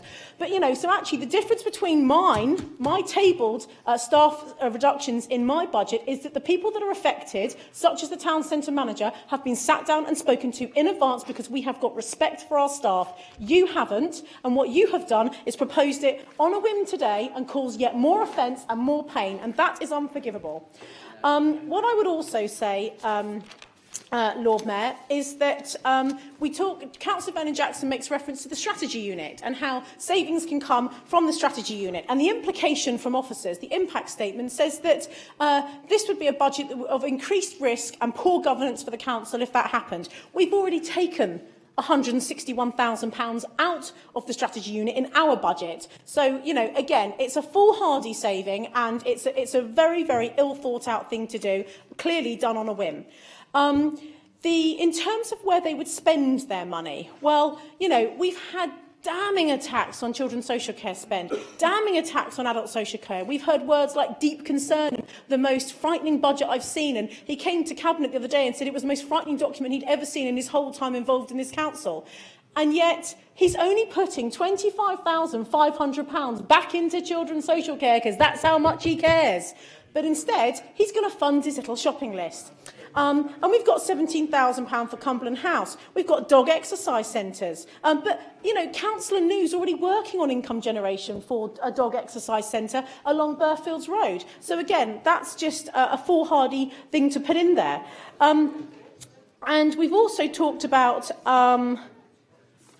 the fact that he wants to spend money, his little shopping list. So if we go through, rather than putting money back into adults and children, which is his biggest concern, we have had a commitment from the Liberal Democrats in their amendment that they want to spend money on the Hayling Ferry. That's interesting.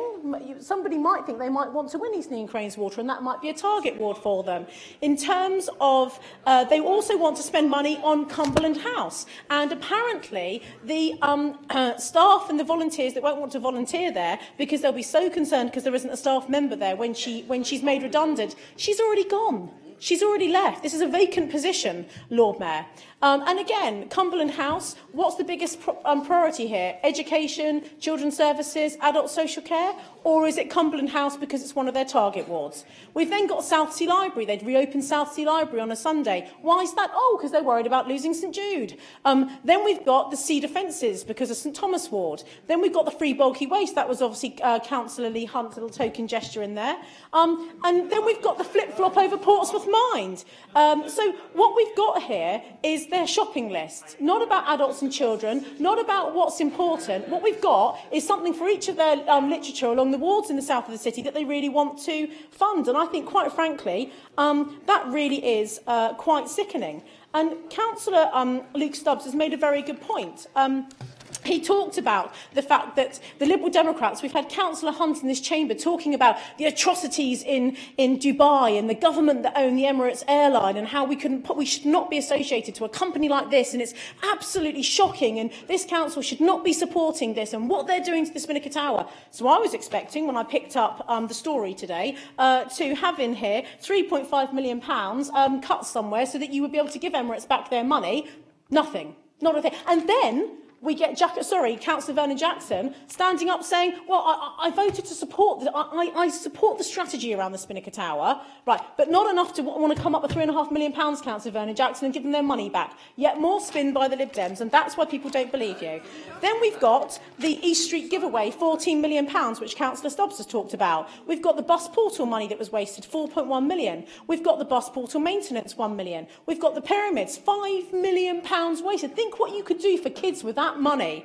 Then we've got the kinetic legal fight, your little vanity project you all had, £1 million, in spite of the fact that lawyers told you from this council you would lose the battle. And then Hancock. I mean, how can we forget Hancock? And the amount of money that man has cost this council over the years. In total, I make that £30,150,000. Oh, and sorry, we've also got Sanders' little gift tag, which is £238,000, as he's now not going to be having a charge of £30 for the residents' parking. So actually, that's £3,738,000 that you're short in your budget amendment. So I think it should be ruled out of order. Anyway, then we move on, OK? So, Councillor Galloway, what a pleasure in comparison. What an absolute pleasure to listen to your comments. And I have to say, you started talking about Europe, and Councillor Stubbs and I spoke to each other quietly and said, we absolutely agree with where you were going on that one. So you've got two voters here. We're very supportive of what you said. A pragmatic approach, definitely putting Portsmouth first. A mature attitude, not seeing it as an opportunity to score political points off us, but actually, you gave me your word, we worked with you, we listened to what Councillor Julie Swan had to say with a whole list of budget queries she came up with, and we've been grown-ups about it. And for that, to all of you, I would like to say thank you very much. It's been a pleasure. We wished we didn't need your support, but we do, and thank you. Councillor Ferret.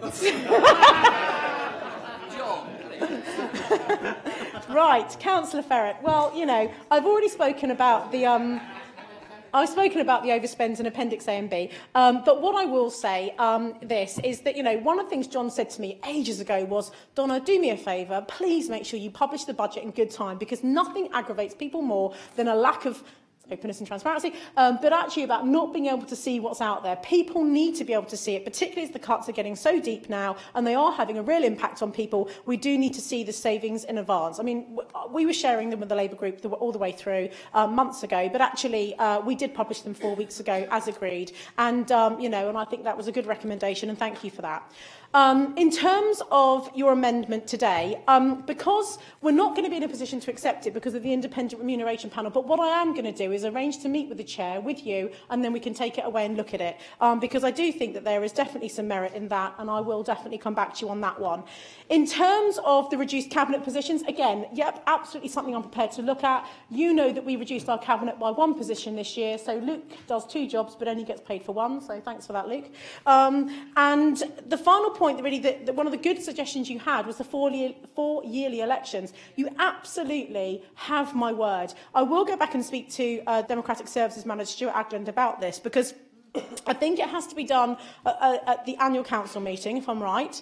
I've done the maths in this council chamber, and when we last had this vote, Councillor Steve Hastings wasn't with us at that point. He was with another party. But actually now, I think UKIP have made it very clear to me that they would fully support 4 yearly elections. You're committed, we're committed. If you add up all of the numbers, plus the independents, and I can't speak for, obviously, your brother, Councillor Ken Farrett and Paul Gaudier, but on the pretence that they'd be supportive of 4 yearly, he's nodding, that's good. we get to 28, and that's the 2/3 that we need to change the constitution. So I think we could take it in principle. We're going to have to wait until after the elections to see what happens for the annual council meeting. But when we have an outright control in Portsmouth, Conservatives, we will hopefully be able to deliver on that. But you never know. Based on the numbers the way they are now, I think we actually could deliver on that pretty soon. And you do have a commitment from us that we are very supportive of that, and the £180,000 it would also save as well. But Councillor Ferret, your speech was eloquent, as it always is. It was humorous, as it always is. I always enjoy your speeches. And one of the things you did do, absolutely, unreservedly, and I know that you have taken a huge amount of personal flack for this, and Councillor Aidan Gray. I mean, well, Yaya, I don't know about you, sorry, because I haven't spoken to you about this directly, Yaya, but I know from the two colleagues sat in front of you, there's been a huge amount of personal flack taken in trying to work collaboratively with us as an administration. And I want to say, on behalf of my group, who I know share my feelings, thank you so much. You really have demonstrated that you're putting Portsmouth before the politics, and I'm really, really grateful. Last few comments, and then you'll be glad, Lord Mayor, that I'm almost finished. Councillor Stuart Potter, your idea around RNLI, you did mention this to me months ago. You came and saw me, you'd met with them, someone came in, you met with them again, and I know you've done a huge amount of work around this. And what I will say is thank you for bringing it to my attention previously, and I'm pleased to confirm that all RNLI volunteers, when they are on shouts or they're on call and they're sat in the office waiting for a potential shout-out, get free parking on our seafront. And if for any reason they have a ticket, the Cabinet member has confirmed to me that we do always rip up the tickets, and they are 100% do get free parking along the seafront when they are on duty. But I do appreciate that you have done a lot of work on that, so thank you for that. We've also heard about bus services from Councillor Winnington, and what I would say about the bus services, you heard that there was an intimation made that there would be parts of the city that would be cut off. That's not true. All parts of the city will have a bus route and bus services. But like I said in my opening speech, it might be 4 services an hour, every 15 minutes, down to 2 or 3 an hour. So every every 20 minutes, or if not every half an hour. So it's not that we're cutting off routes, it's just that we're reducing them where you've got buses driving around the city virtually empty. And that's really just not a good position to be in. And then I've mentioned Councillor Sanders already, so I don't need to come back to him. So finally, my last closing points, really. This is a really, really tough decision. I think in my 8 years on this council, this is probably the toughest budget we've been through, because money is so tight now, because we've taken out £75 million over the last 4 years, because we've got to take another £31 million. And therefore, regardless of the politics, what we need are people in the executive, in the cabinet of this council, who are in a position to be able to create new business opportunities, to create new financial opportunities for this council. And we really do need to make ourselves self-sufficient of the government. It was clear from the Chancellor's autumn statement that that local government funding that we receive, our local government formula grant, will be gone by 2021. And we really do need to start now, quickly, and particularly, as I mentioned in my opening comments today, because we have got such a low tax base, we are starting from a negative position, and we really, every day literally does count. And that's why, as an administration, we are working now on a plan to make sure that we have key sites made available in the city for businesses, for offices, because the business rates are going to be key to our long-term financial viability. And this administration, Lord Mayor, does have business acumen, and we do have the ability to get this council working and to put us on a strong financial foot. And on that note, I would urge you all to vote with our very difficult and very challenging revenue budget 2016-17, and thank you all for your time and patience today. Thank you, Councillor Jones. We're going to vote on the amendments, and the first amendment that we received was from the Liberal Democrats, and we'll use the recorded vote method as previously notified in accordance with the regulations. So all those in favour of the Liberal Democrat amendment, please stand. Thank you very much, Lord Mayor. If the members, as I call their names out, if they could sit down, that would be helpful. Thank you. This is for the Liberal Democrat amendment. Councillor Stagg, Fuller, Hunt, Whittington, Sanders, Hugh Mason, Councillor Vernon Jackson, Councillor Wood, Councillor Dowling, Councillor Purvis, Councillor Horton, Councillor Ashmore.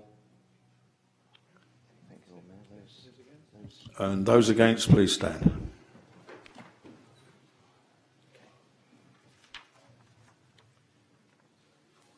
Councillor Tompkins, Councillor Stubbs, Councillor Jones, Councillor Lee Mason, Councillor Bosher, Councillor Ken Ferret, Councillor Alcombe, Councillor Stockdale, Councillor Weems, Councillor Hastings, Councillor Symes, Councillor Young, Councillor Lyon, Councillor Harris, Councillor Rob New, Councillor Ryan Brent, Councillor Hockaday, Councillor Jenny Brent, Councillor Gemma New, Councillor Galloway, Councillor Swan, Councillor Denny, Councillor Potter. Any abstentions? Lord? Are there any abstentions? Please stand. Councillor John Ferret, Councillor Gray and Councillor Chowdhury. We'll just calculate that, Lord Mayor.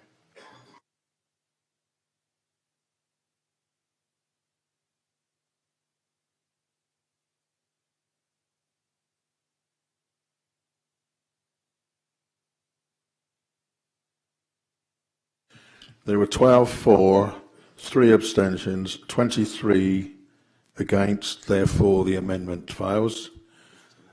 We will move on to the next amendment, which was submitted by the Labour Group. All those in favour of this, please stand.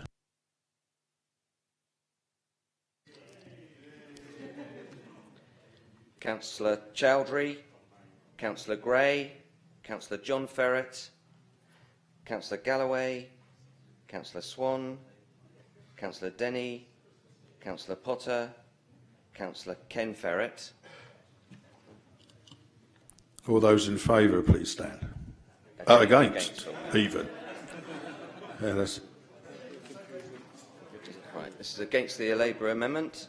We've got Councillor Tompkins, Councillor Stubbs, Councillor Jones, Councillor Lee Mason, Councillor Bosher, Councillor Alcombe, Councillor Stockdale, Councillor Weems, Councillor Hastings, Councillor Symes, Councillor Young, Councillor Lyon, Councillor Harris, Councillor Rob New, Councillor Ryan Brent, Councillor Hockaday, Councillor Jenny Brent, Councillor Gemma New. Any abstentions, Lord Mayor? Any abstentions, please stand. Okay. Councillor Hunt, Councillor Fuller, Councillor Stagg, Councillor Sanders, Councillor Winnington, Councillor Hugh Mason, Councillor Vernon Jackson, Councillor Wood, Councillor Dowling, Councillor Purvis, Councillor Horton, Councillor Ashmore. We'll just do the calculations on that.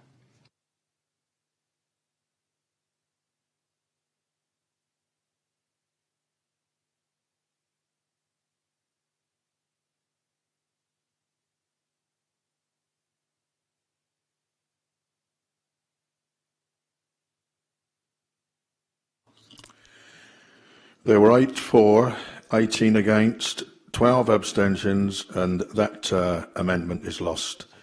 We'll now vote on the Cabinet recommendations by a recorded vote again in accordance with the regulations. All those in favour, please stand.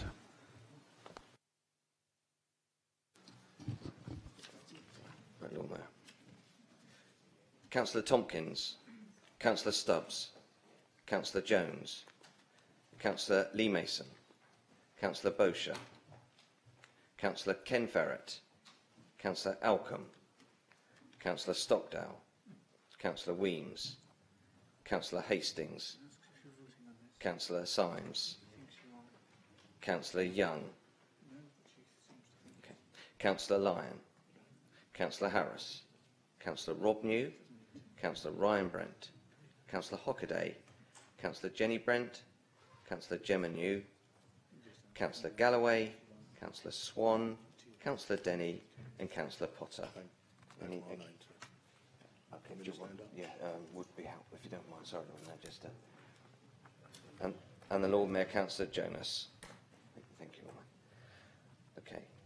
Right. Do you want those against, Lord Mayor? They would stand, please. And those against, would they please stand, please? Right. Against the Cabinet recommendation is Councillor Hunt, Councillor Fuller, Councillor Stagg, Councillor Sanders, Councillor Winnington, Councillor Hugh Mason, Councillor Vernon Jackson, Councillor Wood, Councillor Dowling, Councillor Purvis, Councillor Horton, Councillor Ashmore. Any abstentions? And are there any abstentions? Would they please stand? Okay. Councillor Chowdhury, Councillor John Ferret, Councillor Gray. We'll now do the calculations again, Lord Mayor.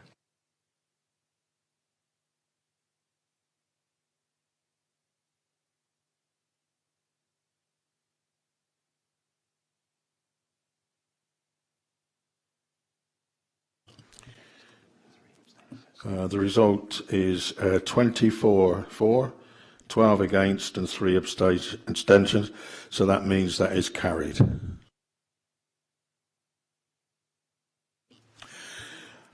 Right, Standing Order 39B. I know. That concludes the budget debate, and we're now going to move on to questions under Standing Order 17. And, Lord Mayor to say, there are no questions from members for this meeting. I've got a few, but the Lord Mayor's to say, yeah. Brings us to the end of today's meeting, members, but before you go, there's 1 or 2 observations. First of all, I believe we're going to go through this again in February. So have a nice Christmas, won't you? Right, thank you for the kind donations to the Christmas appeal. I thank you all for your donations. I'd also like to thank Councillors Alicia and Lynn for the food of a very high standard. Again, I've got to say that, girls, so carry on. That's the creeping bit. On the nice and naughty list, I'll publish that. I won't embarrass any of you with that. There's quite a few outbursts tonight, but on the whole, I think we were sort of friendly. Anyway, as we are finishing the year, I'd like to wish you all a happy Christmas, a healthy and a new year, and I hope you all come back refreshed, as I will. And as this is the last meeting, you're most welcome to join me in the parlour to test the cheese straws. Okay, thank you very much.